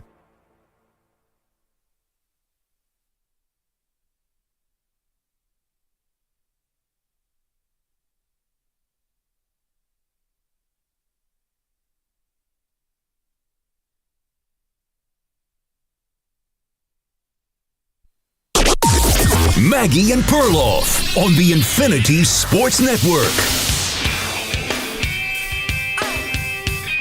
Feels like a yearly tradition now. Scathing report about the New York Jets detailing just how embarrassing parts of this franchise are. Welcome to the show, Maggie Gray, Andrew Perloff. We get back to college football in just a moment, but Perloff, this was another amazing piece by our friend Dianna Russini, Mike Silver, Zach Rosenblatt of The Athletic, all combining to just illustrate and illuminate even more how dysfunctional the Jets are. Yeah, I mean, you're right. There have been other scathing pieces, but the details, like, you couldn't invent some of these. You can. So let's get straight to one of the reporters who is doing great work on this story, and that's our pal Dianna Russini from The Athletic. Dianna, Merry Christmas, Happy New Year. Thank you so much for joining us. How are you? Good morning. I know this certainly feels like an annual thing that we're doing here, and not intentional, by the way. I actually had somebody in the league text me yesterday. It was like, a lot of Jets stuff. I said, yeah, that's what happens, unfortunately, when teams are losing, because you guys know when teams win, this stuff doesn't usually get out. And I'd say about 6 months ago, Zach Rosenblatt, the Athletics Jets beat reporter who's on the ground all the time and around everyone, he and I just started to share some notes about things that we had heard. We obviously had no idea what was about to happen this season. And as the season went, we just kept collecting notes. And most of the stuff that we were collecting had to do with Woody. And you guys know, and I think a lot of fans know, that there's always been rumors about him, and there's been gossip and chatter. So we thought, why don't we team up with Mike Silver, who's new to The Athletic. He's a senior writer with 3 decades of experience. He's worked for Sports Illustrated. He's done 70 cover stories. Why don't the 3 of us lock in here and nail this thing down and get as much information as we can, and also give the Jets an opportunity to negate any of this that we're hearing, any of this that we can report. And we were able to get this all together, and we published this yesterday, and you guys saw some of the things that we uncovered. And let's start with the one that's grabbing the most attention, although there's plenty more in here than just this detail, which is that Woody Johnson, according to your reporting, nixed a trade that the Jets were down the road, potentially with the Denver Broncos, on trading for wide receiver Jerry Jeudy. But Woody Johnson felt that his Madden NFL video game rating was not high enough, and therefore he kiboshed the deal. I mean, Dianna, this obviously screams towards Woody Johnson's teenage sons maybe having a hand in personnel decisions. I mean, how involved are Brick and Jack Johnson in what happens with Jets personnel? Yeah, they were negotiating with the Denver Broncos, and both sides felt that the deal was close. In fact, Jerry Jeudy's side thought that the deal was pretty much close, and Jerry Jeudy was getting ready to be a New York Jet, and this thing abruptly ended. And at the time, nobody knew why. And we were able to find out that the reason was because while Woody had done some of his research with Joe Douglas at the time on the player, he didn't know that much about him. He didn't. He said, he looks good on film, but who is he? What is he? And he did his own research, and some of that research was finding out his Madden rating. And so when this negotiation sort of fell apart, it then came out that it was Woody that nixed it and told Joe Douglas that no, I don't want this player. And yes, the Madden rating was the reason why. And he did get that from his teenage sons, because I don't think a 78-year-old man is playing Madden. And look, maybe he is. I don't believe so. That was like the one thing I never asked. I probably should have gone back to the Jets and said, okay, one more question for you guys. Does Woody play Madden? But look, I think there's a lot of confusion about, well, owners all have their kids around. They all have their family around, and they do. I cover every team in this league. I've seen it. I've seen them in their suites. I've seen them on the field. I think the problem with the influence of these teenage boys, it's fine that he's with his dad. They're both with their dad. It's fine that they're in meetings. It's fine that they're in the draft room. If that's what Woody wants to do and have his son be part of it, because at one point these boys are going to be the owners, that's his right. But I think the part of this that goes off the rails is when the people in charge of the football decisions are feeling and believing that the teenage son's thoughts and opinions are influencing Woody's decision making. So I'm sure you guys saw that quote where Joe Douglas told someone, I answer to teenagers. Because in his mind, while he was trying to run this organization, Joe Douglas, along with, I can tell you, many people in that building, not only just this season, but in seasons past, have always felt that Woody Johnson's sons had more power in the building than a teenage son with no football experience should have. Wow. It's really interesting to me, some of the reporting on how Johnson is interventionist in ways that are hurting the team. You've covered bad owners. You've covered controversial owners before. I remember you did a lot of reporting on Dan Snyder in Washington. Is there a pattern you notice when all the times you've covered teams? Like, it seems like when an owner intervenes, it usually goes bad. Is that like the most common owner mistake you see out there? Yeah, usually it's owners getting too involved in football, thinking that they know how to do it. Most people that own teams are outrageously successful business people. Most owners that I've met are also really good people. Just because you're a good person, because you're successful in a different area, doesn't mean that makes you a fantastic football owner. And I think that's where there's a rub. And the best owners that I cover and been around and have had conversations over the years have empowered those people who they believe know what they're doing and delegate and have trust.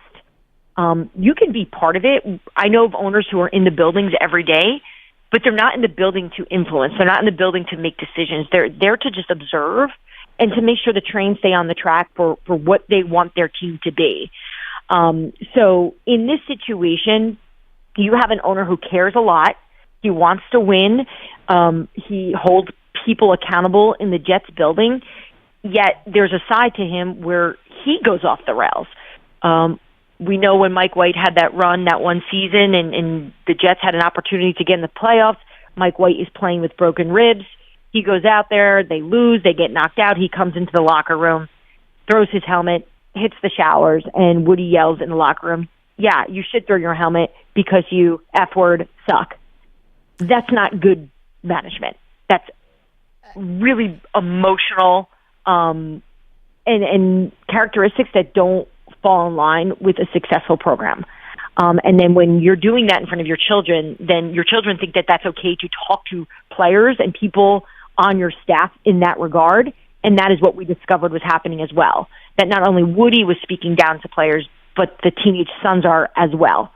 And so this is stuff that we uncovered through talking to players, through agents, people that have worked there, and current Jets employees. I think that's another snag in this, that I think a lot of Jets fans are frustrated because the Jets are letting other reporters put out that, well, this is disgruntled employees. Joe Douglas and Robert Saleh refuse to talk to us. They absolutely have no comment on any of this. So I'm not really sure where they're coming up with this disgruntled thing. The people that we're talking to have just had this experience with the Jets. One person sharing with us, you never work for the New York Jets and leave and go, I was proud to be a New York Jet. Wow. I mean, the details, again, not just, nixing a trade because of a Madden rating, because teenage sons have an outside influence, but, disparaging the players in the locker room and then your kids doing it, your wife doing it. I mean, this is not how classy people would act, let alone, the owners of the team are trying to set a culture.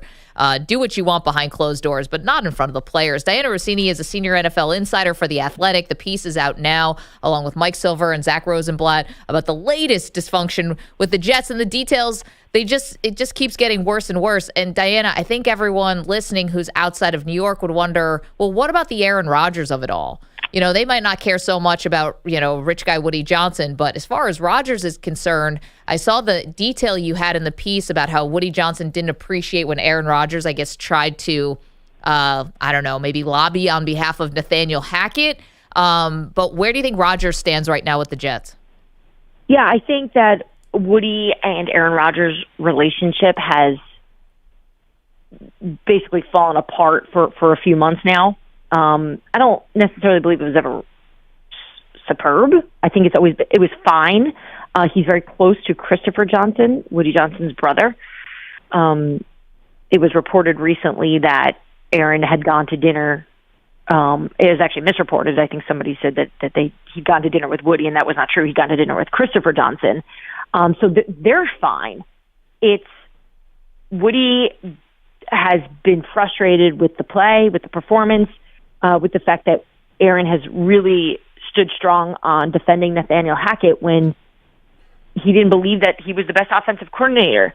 And Maggie, that's the thing about some of this, and I've had people in this building say to me, you have to understand, Woody's been right on a lot of this stuff, and that's what makes this difficult, because he wants to allow things to happen, but he doesn't trust that these people are making the best decisions either. And I'm not defending Woody here. I'm not saying that this is okay, but I think the part that makes this difficult to really come down hard is he owns the team. He's got the right to make any decision he wants to make, and in some cases, he's been right, and he's proven it. So people close to him will defend him because of that reason. But in terms of Aaron Rodgers moving forward, look, to be fully transparent, I hear something different every day. And he does it too, right? Every day is a different door. One day he's retiring, one day I want to be a Jet, the next day I don't know, and that he's all over the place. So in terms of the Jets, I do think that they are going to probably want a fresh slate here. But for them, just from my conversations over the last few days, obviously I've had to talk to them a lot. I think that's also important to mention here is, when you do a story like this, you don't just report it. Like, you have to have the team part of this. You have to let them know. You have to go through every single thing you uncover, because it's not sound to do it any other way. On top of the fact that it's the respectful thing to do journalistically for the team that you're covering. So the Jets right now know, and they knew everything that was coming out and had every opportunity to correct what many think are inaccurate, or perhaps that they're leaking out through sources, yet they never wanted to go on the record. They had every chance to go on the record and say the Madden rating is not true, right? Because they don't want people to believe that. Of course not. It makes the organization look bad. And they did not take that opportunity. We also asked for Woody Johnson on the record. He declined our interview. Wow. So they obviously have things to hide. They don't want this stuff out. And I do believe that this is just a piece of it. I think there's a lot more. But in terms of them trying to get this right, I can tell you they are trying to nail this GM head coaching search. And obviously you've seen through the news that the search has begun. But now it's going to be about whether or not who wants to be part of this. Do you think, why not Bill Belichick? Is Woody Johnson just have an issue with him? Because there was a report that Bill Belichick's people reached out to the Jets. That was Diana's report. Oh, sorry. That was there was some random report. No. Why? Do you think that's a mistake? Maggie, credit to you, because that was a circus of stories, and you were probably the only person who picked up on that. Yeah, it Even was my you, own Dianna. parents didn't say that. They're like, Belichick wants to go to the Jets. I go, yeah, I know. I wrote that. This was all Dianna, you. I'm sorry. Dianna, I read everything you write. I listen to the pod with you and Chase. I'm your biggest fan, and it was We've that been the doing fact this too long to be like, give me the credit, right? We're all so past that. 10 years ago, I'd be like, Maggie, that was me. Emphasize that. At this point, it's just like everything gets mixed up so quickly too, right? With the aggregation and, but I will say that story. So I publish my weekly column on Saturday mornings, and I found that out probably around 11 p.m. Around 11 p.m. on Friday night. It was late when I nailed that down. And I typed it. I'm like, this just feels crazy. But I had so many great people on it. I'm like, well, this is true. And I thought what was so interesting about it was I didn't think it would have the blowback it did in terms of the Jets side to it. I thought people would give Belichick a hard time of, look, here he is crushing this organization for years, doing everything he could to embarrass them, yet he's the one calling them for the job. A lot of people took it on the other side of, like you guys just said, like, well, why wouldn't the Jets consider Bill? So the way it was explained to me, Belichick reached out to Mike Tannenbaum, who's running the search for the head coaching GM positions, and Tannenbaum has a great relationship with Belichick, and which is also very funny, right? With 5'8", like really, like it just goes to show you, time heals. So they discussed it, and the Jets and Belichick were trying to, through Tannenbaum, find maybe an opportunity to just have a conversation. It was discussed internally with the Jets, but I know that there was some hesitancy of like, you were really disrespectful to us. You've crushed our owner. You're going to have to probably explain a lot of this if this were to move to anything on a serious level. And then UNC came rolling through, and then we saw that. So it was a brief moment, and maybe perhaps what could have been. Dianna, thank you for the time this morning. We're flat out of time. The reporting's phenomenal on the Jets. I mean, to uncover these details, I mean, a trade getting put kibosh because of a Madden rating, and now we get two new characters in New York sports, Brick and Jack Johnson, who may be shadow running the team to some extent. But again, happy holidays to you and your family, Dianna. We'll check in again soon. Thank you. Guys, love being on, and I appreciate you guys having me on. So thank you so much, and I will talk to you soon. Happy holidays. Thank you. You too. So you can read Dianna in The Athletic. You can listen to her podcast with Chase Daniel. They're great together, and it's a lot of info all around the league, not just Jet stuff. This is salacious, and obviously we got to give EJ a little bit of crap as our Jets fan here of all the funny details. Well, she's got everything. There's actually it's a very comprehensive piece. Like, she's right. Woody Johnson was like, apparently he killed the Hackenberg pick. So Woody's not a football idiot, too. That's one thing that came through in the story.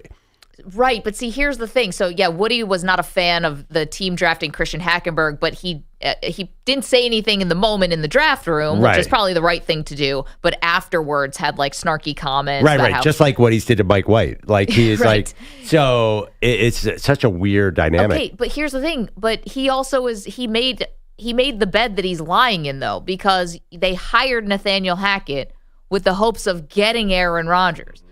So you got Aaron Rodgers, and now you're like shocked that Rodgers would be going to bat for his guy? Yeah, that's a great point. It's like, come on, dude. Like, I know you didn't build Johnson & Johnson, but you got to be smarter than that. So that's the other thing, too, about some of these owners, and not to paint with too broad of a brush, but Diana's talking about, they're so wildly successful in business, they think they're successful doing anything, right? Woody Johnson, though, what'd you build? That's just my question. Okay, 855-212-4227. It's like great-grandfather Bill Johnson. Anyway, okay, we are counting down the greatest moments of the Maggie and Perloff show of 2024. Now, all of these to this point have been the silly stuff we do, and there's more silly stuff to come. But we did want to include a very poignant moment that happened on the show, and this is from early in 2024, Pearl. We're on Radio Row at the Super Bowl, and the Hall of Famer Emmitt Smith stopped by. Now, I'm going to put you back in the context of what had just happened. The Cowboys had just gotten shockingly demolished in the playoffs by the Green Bay Packers. Let's put ourselves all back in that era. They were a 7.5-point favorite. They had won 12 games last year, and the Packers came in and ate their lunch. We asked Emmitt Smith about it, and he did not hold back. Our team just seems to be lost. I mean, I cannot put my finger on why it looks so bad. So if that's the case, why is Dallas bringing back Mike McCarthy next year? Because I'm not a GM. And to be honest with you, I thought that move would have been made because of how bad it looked. Yeah, that went viral. And by the way, he was dead on. He was dead on. It's been kind of a bad season. Yeah, I mean, lost season. I don't blame all Mike McCarthy, but it's funny. I was thinking about Emmett's face. Like he was looking towards the future. He didn't see a way out of this hole for the Cowboys, and it turns out that was probably accurate. Yeah, I mean, and he was just, you could tell he was also just devastated. I mean, there was a real thought that the Cowboys had a shot last year, at least to get a rematch with San Francisco, at least to try to make this thing, get another bite. And they were just went away with a whimper. And it was such a shocking loss. So that was moment number 3 in the most memorable moments of the Maggie and Perloff show. As a side note, it is hard to make news on Radio Row in New Orleans. It's a challenge, and the fact that cut through and became one of the moments of the week was something that we're proud of. And Emmett overlooked the fact that I told him I hated him as a player because I'm an Eagles fan. He actually respected that. Yeah. We tackled all that after, thankfully. Okay, we're going to count down more. We've got 2 more for you. Numbers 2 and 1 on the most memorable moments of Maggie and Perloff in 2024. And the next 2 are way stupider and way sillier than all the smart things that Emmitt Smith had to say. So we'll get to those next. All right, Maggie, we have a lot of sports ahead of us. And what is the best way to enjoy it? Prize Picks. You get real money action while watching your favorite sports. It could be college football, could be NFL, could be NBA. Over 10 million members and billions of dollars in awarded winnings. Prize Picks makes daily fantasy sports accessible to all. The app is really simple to use. Pick 2 or more players across any sport. Pick more or less on their projection. And it's just a holiday feast this year with the different sports. You can win up to 1,000 times your money. Well, I mean, a Merry Pixmas to all. And to all a good night. Right now, Prize Picks, which is available in California and Texas, by the way, not to mention more than 40 states in our great nation, giving away 2 free picks in December. So there's still time to capitalize on this, guys and gals. Did you know, and in what world, can you be putting together Jeremiah Love's rushing totals with Jarrett Allen assists? I mean, it is a good time to be alive when you can go Notre Dame with a Cleveland Cavaliers, just a little bonanza. Does Jarrett Allen get assists? Well, the number's set at 1.5. I love bets like that. Awesome. More than, baby. More than. And a happy Pixmas to all of you. So download the Prize Picks app today. Use the code M&P. Get a $50 credit instantly when you play $5. That's code M&P on Prize Picks to get a $50 credit instantly when you play $5. You don't even need to win to receive the $50 bonus. It's guaranteed. Prize Picks, run your game. Must be present in certain states. Visit prizepicks.com for restrictions and details. Mand P.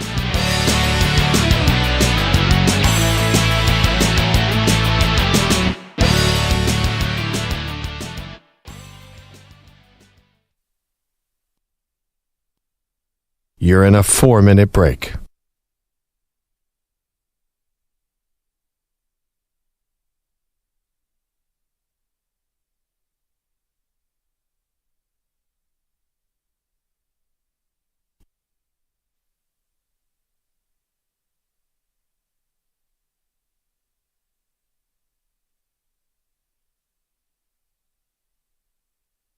Three minutes, 30 seconds remaining.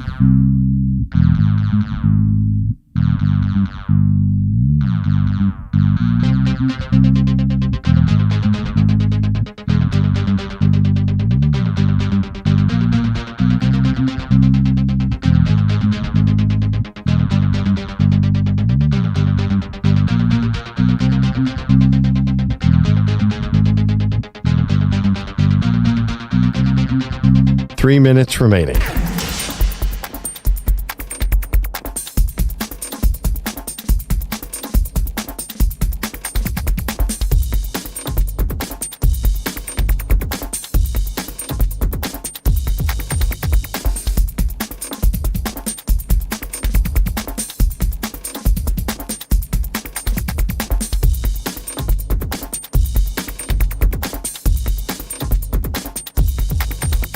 2 minutes, 30 seconds remaining.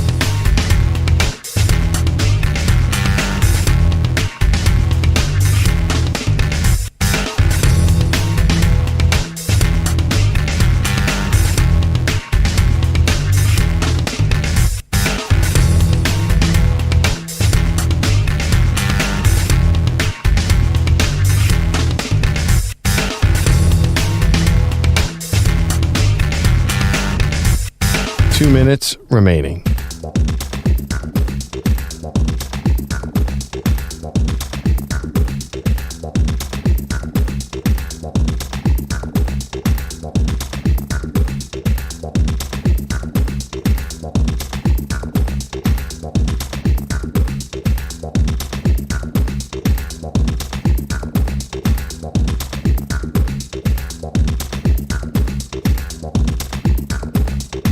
One minute, 30 seconds remaining.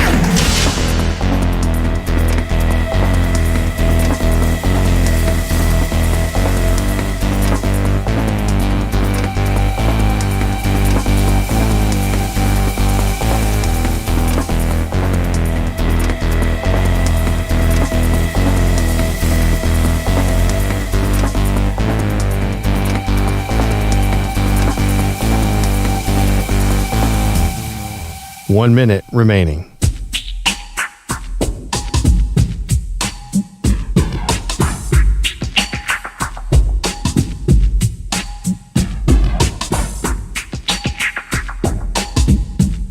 $45 seconds remaining.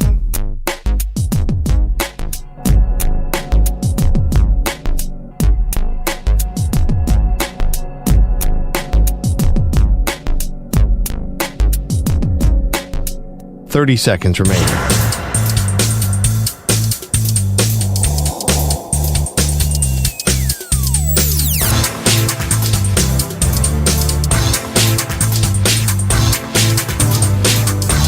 $15 seconds.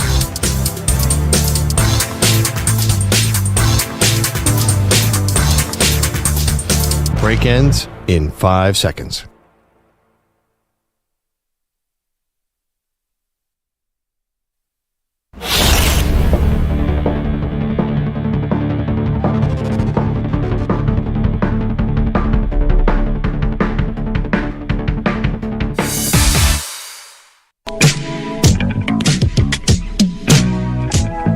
On Maggie and Perloff, we got a lot to do, a lot going on around here. It is Christmas season, our annual tradition of unpopular white elephant gifts. I'm dying to know what's happening next. But first, I believe we got to do some headlines, Andrew Bogusch. Oh, hey, how are you guys? These headlines There's are... presents flying all over the place. This is crazy. Headlines are sponsored by GoodRx. For simple, smart savings on your prescriptions, go to goodrx.com or download the free GoodRx app. Just for the record, Notre Dame football has already posted a picture this morning of a snow-covered field for tonight's CFP opener against Indiana. Pro football last night, a second-half rally for the Chargers, and now they're almost in the playoffs. Davis in motion, Herbert to throw. Pump fakes, and now to the end zone. Caught, touchdown, Chargers! Darius Davis, a hole shot from Justin Herbert, left sideline to the end zone. That's Matt Money Smith on Chargers Radio. Justin Herbert with 2 touchdown passes as LA outscored Denver 21-6 after halftime to win 34-27. The Bolts now have a 95% chance to make the playoffs at 9-6. The loss snaps the Broncos' 4-game win streak and keeps them from clinching their spot for now. Georgia QB Carson Beck is still evaluating surgery options for his right elbow injury from the SEC title game. The Bulldogs reportedly planning to play without him in the CFP. They get Notre Dame or Indiana in the Sugar Bowl on New Year's Day. LeBron is now the all-time leader in regular season minutes played, passing Kareem in the Lakers' 113-100 win in Sacramento. LeBron now on 57,471 minutes. And a quick gift from me to Pearl. Overtime hockey at Edmonton. In over the line with Draisaitl to Draisaitl. The shot save. Rebound. Here's Ekholm. Scores! Matthias Ekholm! And the Oilers win it. 3-2 in overtime. The great Jack Michaels on Oilers Radio. Edmonton a 3-2 win over Boston thanks to that goal from Matthias Ekholm. Guys, back to you. All right, that was a quick update. Thank you, because we have so much to do before we get out of here. Now, we're going to be in next week, so this is just more for, we know the world's kind of about to wrap up the year, but we'll be in next week. So that's just a little programming note. We are, though, counting down the greatest moments in the history of the Maggie and Perloff show of 2024. The history of this last year. Save that one. You can clip that. We are up to number 2 on the list, the most memorable moments of Maggie and Perloff in this calendar year. Number 2 on the list, I'll set it up for you. Again, we go back to Las Vegas. Mm-hmm. The show on the road for the Super Bowl. And when in Vegas, well, you got to crash an Elvis-themed wedding. We're in Vegas, Maggie, and that means one thing we have to do. We got to go to an Elvis wedding. Let's go.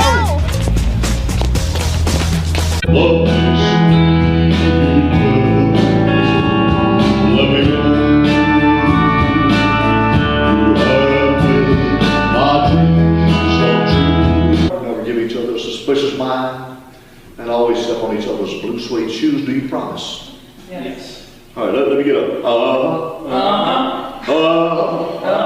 Whoa, yeah. Oh, yeah. It was awesome. Just to be clear, that was not Maggie and I doing the vows.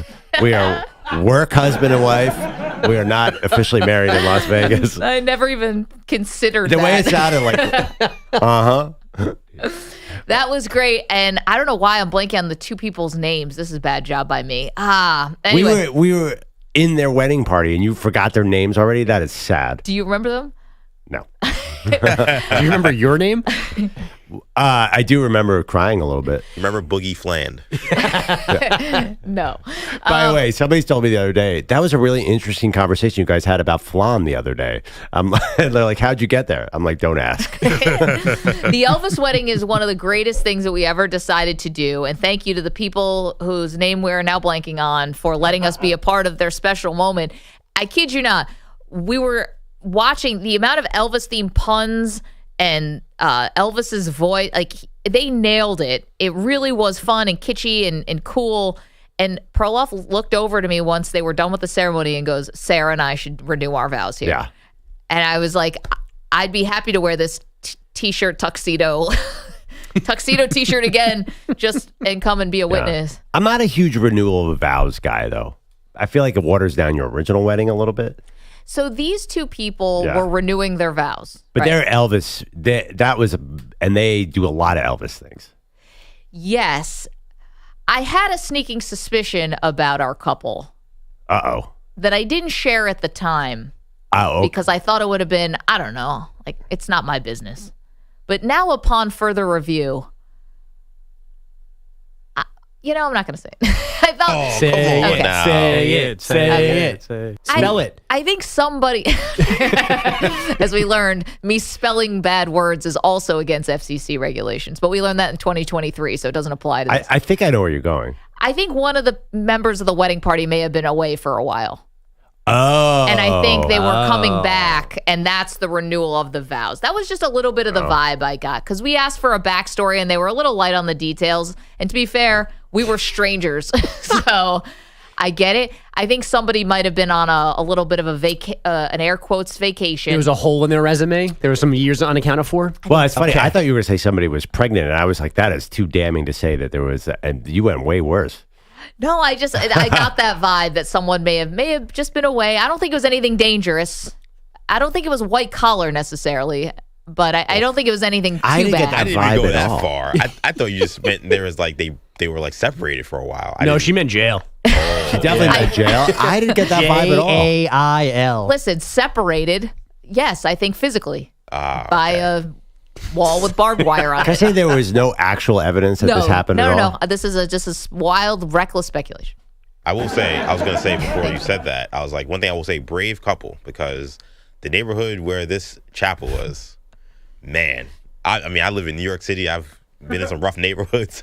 I was nervous. Really? It was 11 o'clock in the morning. The camera. Oh, my God. It was, did you see the neighborhood? Am I tripping, Pearl? And like, our buddy Sully was like, yeah, you don't want to hang around here. He literally told us that as we pulled up. I'm like, oh, great. I'm only holding an $800 camera. We were shooting outside for quite a bit. Yeah. Well, it's one of those, like, you're a city kid, and it's just like when there's no one around for blocks, that clearly causes panic for you. You're used to the possibility of crime, but usually it's like being on an empty street is not good for you, right? There were a couple characters walking around. There were some characters. But very few people. Very few people. Desolate. Very quiet. Witnesses. Yeah, exactly. Anyway, high recommend on the Elvis wedding. Sully said Floyd Mayweather gives money to homeless people in that area. Remember, he said he drives around, he just throws thousands of dollars out to them. I know. I don't think that's working. By the way, he might need a bit more of a different tact because I don't think that money's going to what Floyd thinks it's going towards. Anyway, great idea, fun wedding. We got to be a part of it, and it was emotional. It was very fun. It was very cool. Totally cool. Now we're going down to New Orleans. We'll probably there's no crime. We'll be on a float. Yeah. Nothing dicey about New Orleans. That's for sure. Anyway, that's going to be a lot of fun. Yeah. We'll figure out what we're going to do, what kind of stunts we're going to pull for that. Okay, so that was number 2. We still have one more moment from the Maggie and Perloff show of 2024. And now it is time for us to do our yearly gift exchange. Manny's new to this. First timer. I have no idea what's happening. So we all got some gifts. The max was $15. And we're going to pick numbers out of the hat, and then we'll pick out gifts here. Oh, wait, so I get the last number? I get the garbage? Well, you get the last number, but it could be the first number. We're picking blind out of our gigantic San Francisco 49ers Well, hat. that's definitely a Kansas City Chiefs logo on that hat. But is that the Chiefs one? Oh, sorry, the 49ers one's over there. Okay, unroll them, guys. What do you got? I have number 4. I got 3. I got number 1. I forget how this. Do we go up and down or? No, I'm going to get us started off. I'm going to take my headphones off, and I get to pick the first gift, right? Yeah. Okay. I'm going to pick my own now. I'm going to go with... Maggie is going with. This is Manny's gift. It's big, and it's a bag. It looks full. It looks like there's the bag is fully expanded as if it's completely full of a present. Yeah, this is, it was a $15 limit, Manny. Yeah, I know. I'm very familiar with what the limit was. Okay, so are we all going to pick gifts and then? No, do you I have to open go it? first. Okay, Yeah, I'm going to open Yeah, so we can see if we want to steal it. Okay. Ooh, it's Manny. It's nice. It's a Fordham Rams pullover. That's right. Did Yeah, you steal that from my house? Yes, I did actually. I went into your closet over in Long Island. I took that right out of it. Wait, is there a tag on this or No, I ripped it off. Where do they sell those things? Well, is that part of the Christmas spirit? I thought it was you're asking for a price and where I got it from. Hey, Manny, is this from your closet? No, it's from Goodwill. I went to a Goodwill 2-3 days ago. I saw that and I thought, oh, this is going to be perfect if Bogusch doesn't grab it. Which former players donated it to Goodwill? Whichever one lives in Westchester. By the way, this is awesome. Yeah, that's a good find. Yeah, it was a great find. I also found my brother's Christmas gift at Goodwill. Listen, way to be resourceful. Extra large. It's it's insulated. It's lined. Yeah, no, and it's got like a zipper as well on the side over there. If you get a little too over insulated on the, you could. Oh, I'm keeping it. Yeah. All right. Who's number there's no 2? way you're All right, holding so on. I'm number 2. I'm not going to take that because Fordham, I have no beef, but I don't want that. That's cool. Okay. So let me come in here. And who's number 3? You pick it up. Pick it. Let's go to the Target bag. Is that Perloff? That is my gift. Oh, this is great. Beautifully wrapped. I should have known this was going to be.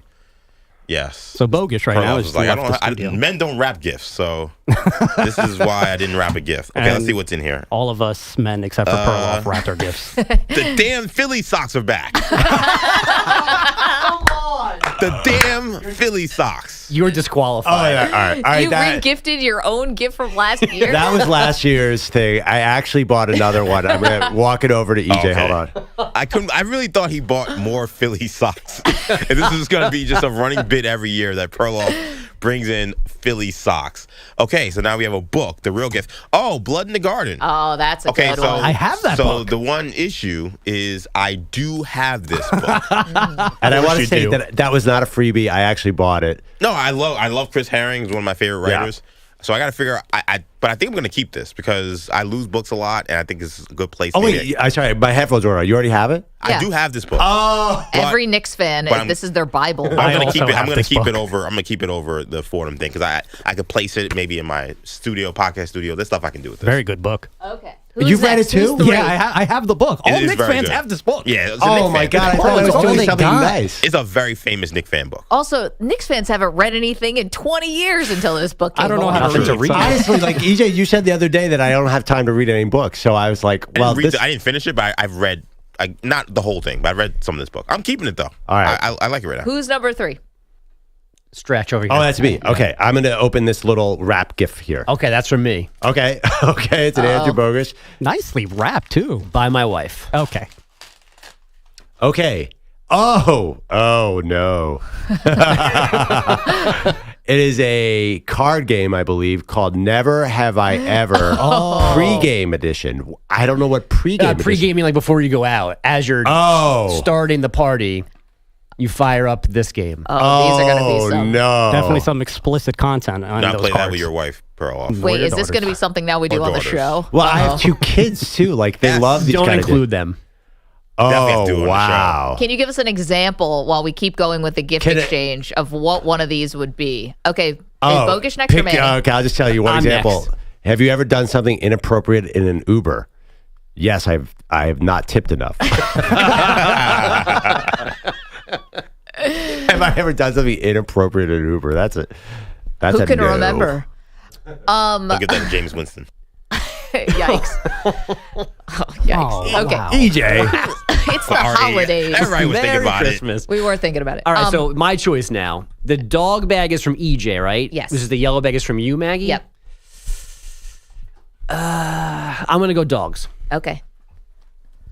It's a bigger bag. Big bag, fair. but light. We're doing our holiday gift exchange. If you're just joining us, this is the Maggie and Perloff show on the all Infinity right. Sports Network. Starting off strong. Nerf Weather Blitz. The kid looks like my son, the kid on the box. So I'm going to hang on to this bad boy. Oh, that's a good one. It is. All right. All right, let's well, go. final one for Manny. I guess you're going to have to get my gift, which is right here. Bogusch will walk it in. Wait, now when do we swap? Well, someone has to decide whether or not they want to switch. So so far nobody's taken a gift yet. Manny has the last opportunity to take a gift. I mean, I'm kind of surprised, Bogusch. You don't want this Fordham Rams I have thing? too much. Oh. I was No, surprised by that, I don't. too. I didn't hear walking back. Now, Maggie, you still at the end, since Yes. you went first, you have the ability to pick anything you right, want. it comes back down. That's Yes. how we do it in our family. So, I've been casing this entire joint. right. So whoever's Manny, you're stuck with this gift probably. Oh, this is great. You guys ready? Yeah. It is a Davante Adams figurine. It's a Christmas ornament, but it's him on the Raiders, which makes no sense. It was at the holiday shop near my house, and it's the only one where the person is not currently playing for the team. And I live in suburban New Jersey, and Davante Adams probably lives within 30 miles of this place, yet it's him in a Raiders jersey, which is going to go down as the least impactful stop that he had, most likely, in his NFL career. I love it. But it's an ornament. I love it. Should have sent you a link. Not how this works. It's a moment in time that gets captured as Davante Adams' Christmas ornament. Are you keeping this? Well, I guess I'm stuck with it. I'm not very familiar with the rules of what is happening. Oh, No, he can steal. So you could steal, and then we could steal back. Right. So if you steal something, Maggie can in theory steal your thing you steal. You want your Rams hoodie back? Not particularly. Who's worn this thing? Goodwill. I just smelled it. It smells A fine. person named Goodwill, Maggie. Yeah.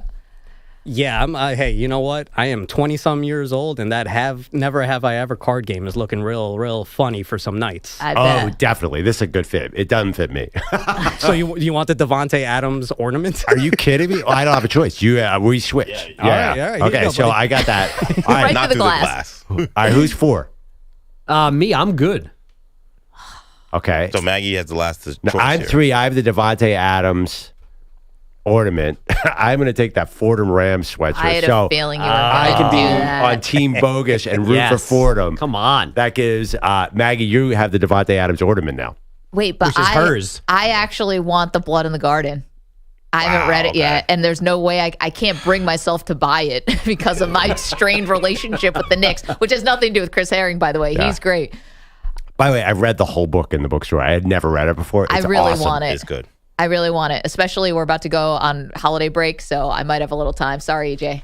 So wait, so what did so you get the Devontae Adams now, and I would like the Blood in the Garden book. This is perfect for me, actually. EJ, did you get to steal yet? No, I decided not to. I passed. Okay. Remember? Yeah. So I'll take the book. You can enjoy Devontae Adams in a Raiders jersey. Actually, my mom's a big Raiders fan, and she'd probably be like, he was terrible for us, and this is awful. Why'd you give this to me? But it's coming to you, Ma. That'd be a great story, though. It like is. 8 years from now, I was like, what is this ornament? Well, Maggie was about to go on vacation, and she needed a book. The long story is Aaron Rodgers got to the Jets, and it was a disaster. So he had to bring Devontae Adams with him. I mean, honestly, they should have traded him in the offseason. That's true. You're welcome, Mrs. Stewart. Okay, there you go. That's our white elephant. We still have the top moment from the Maggie and Perloff show in 2024 and our picks for the weekend. You're in a 5-minute break.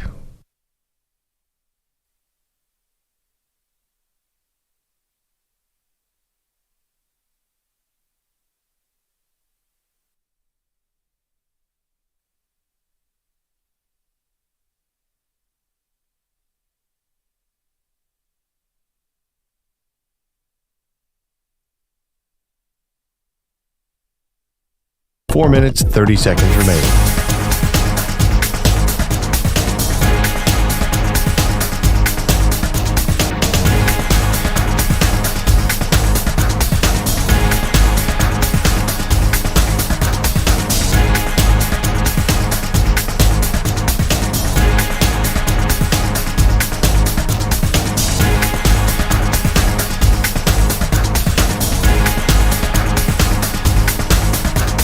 Four minutes remaining.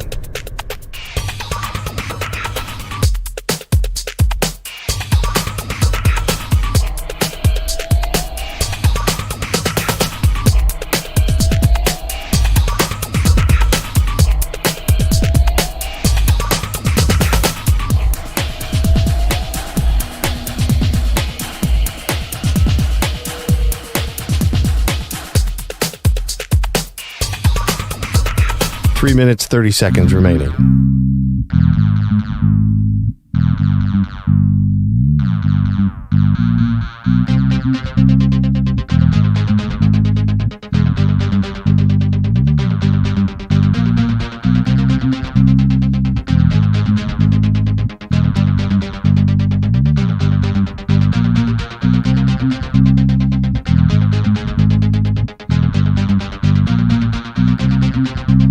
Three minutes remaining.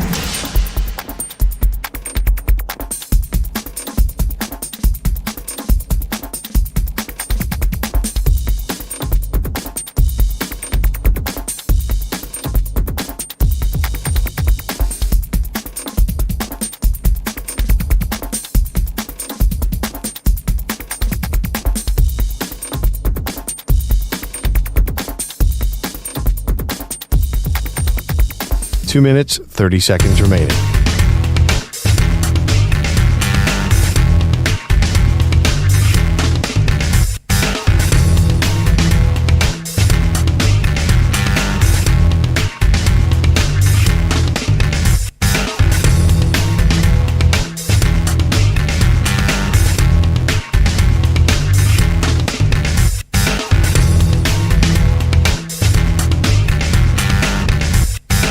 Two minutes remaining.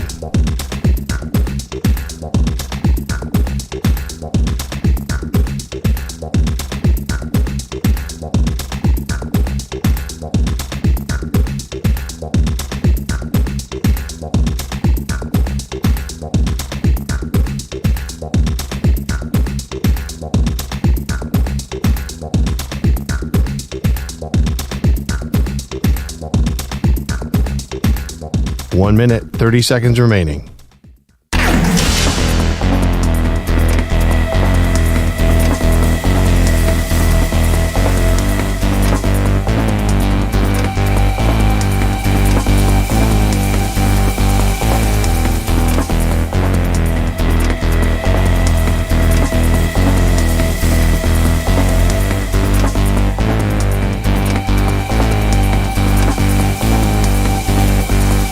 1 minute remaining.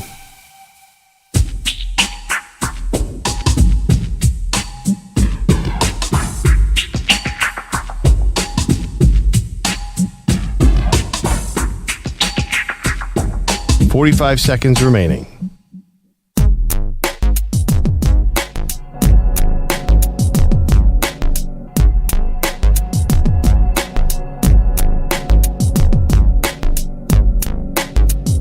$30 seconds remaining.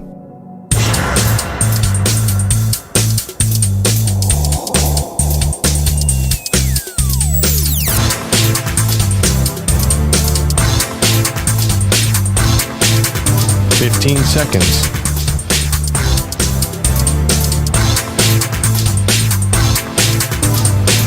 Break ends in 5 seconds.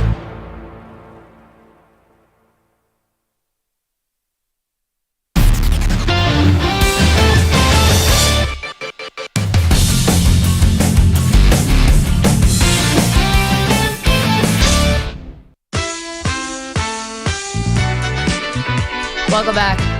Maggie and Perloff. All right, we're going to fit a lot in here. We have to do picks for the weekend and also the top moment of the Maggie and Perloff show in 2024. So without further ado, this is it, Pearl. Monday through Friday, you can find us right here, 6 to 10 a.m. Eastern Time on Infinity Sports Network, or on Sirius XM Channel 158. The podcast, we're on the Odyssey app.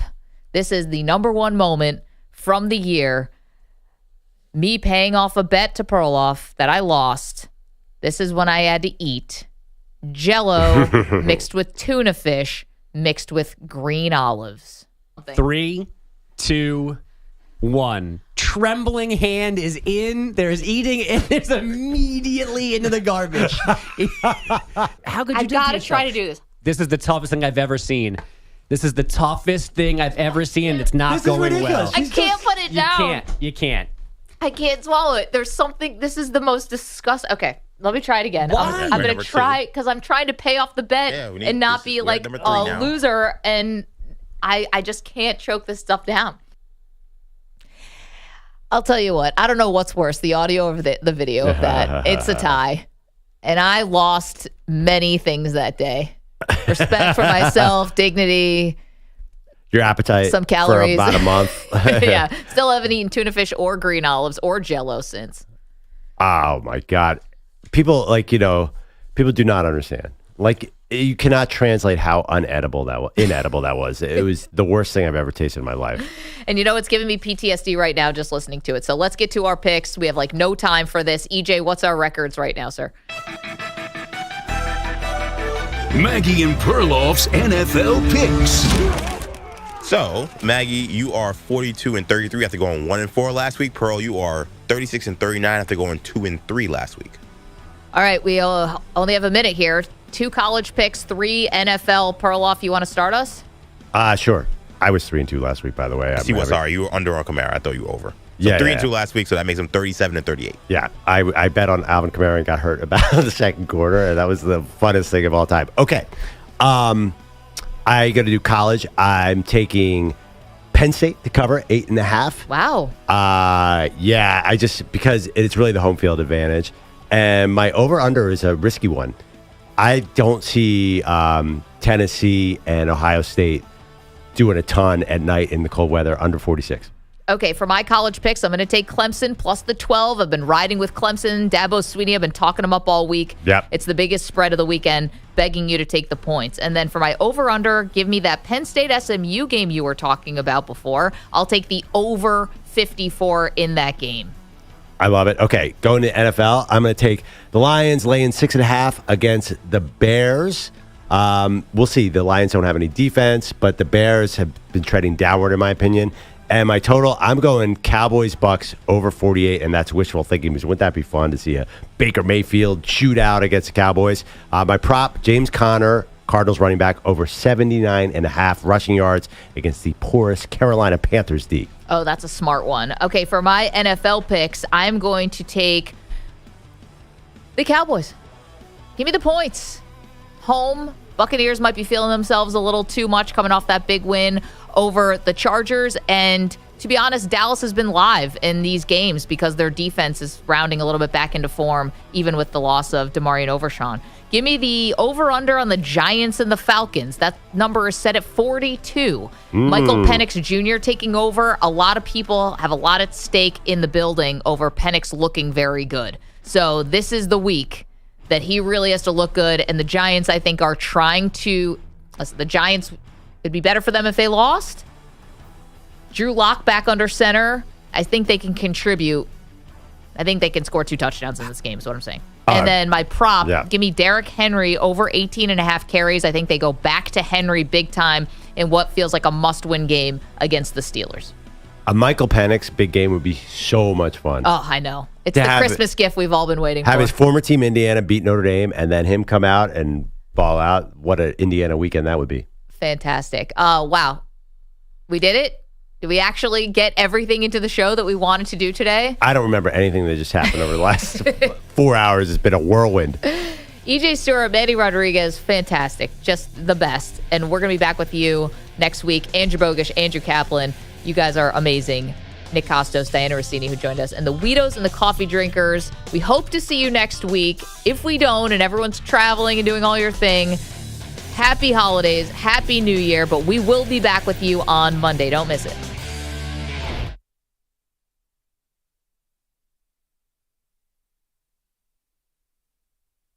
You're in a 5-minute break.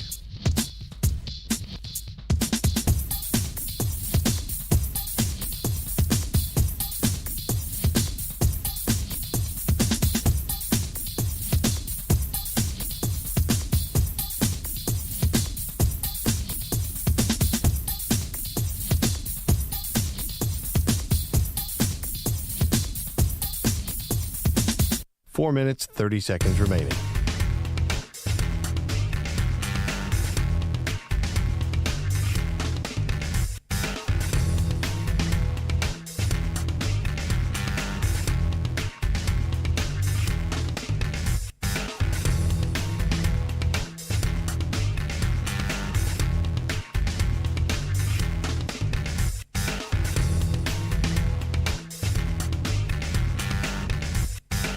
Four minutes remaining.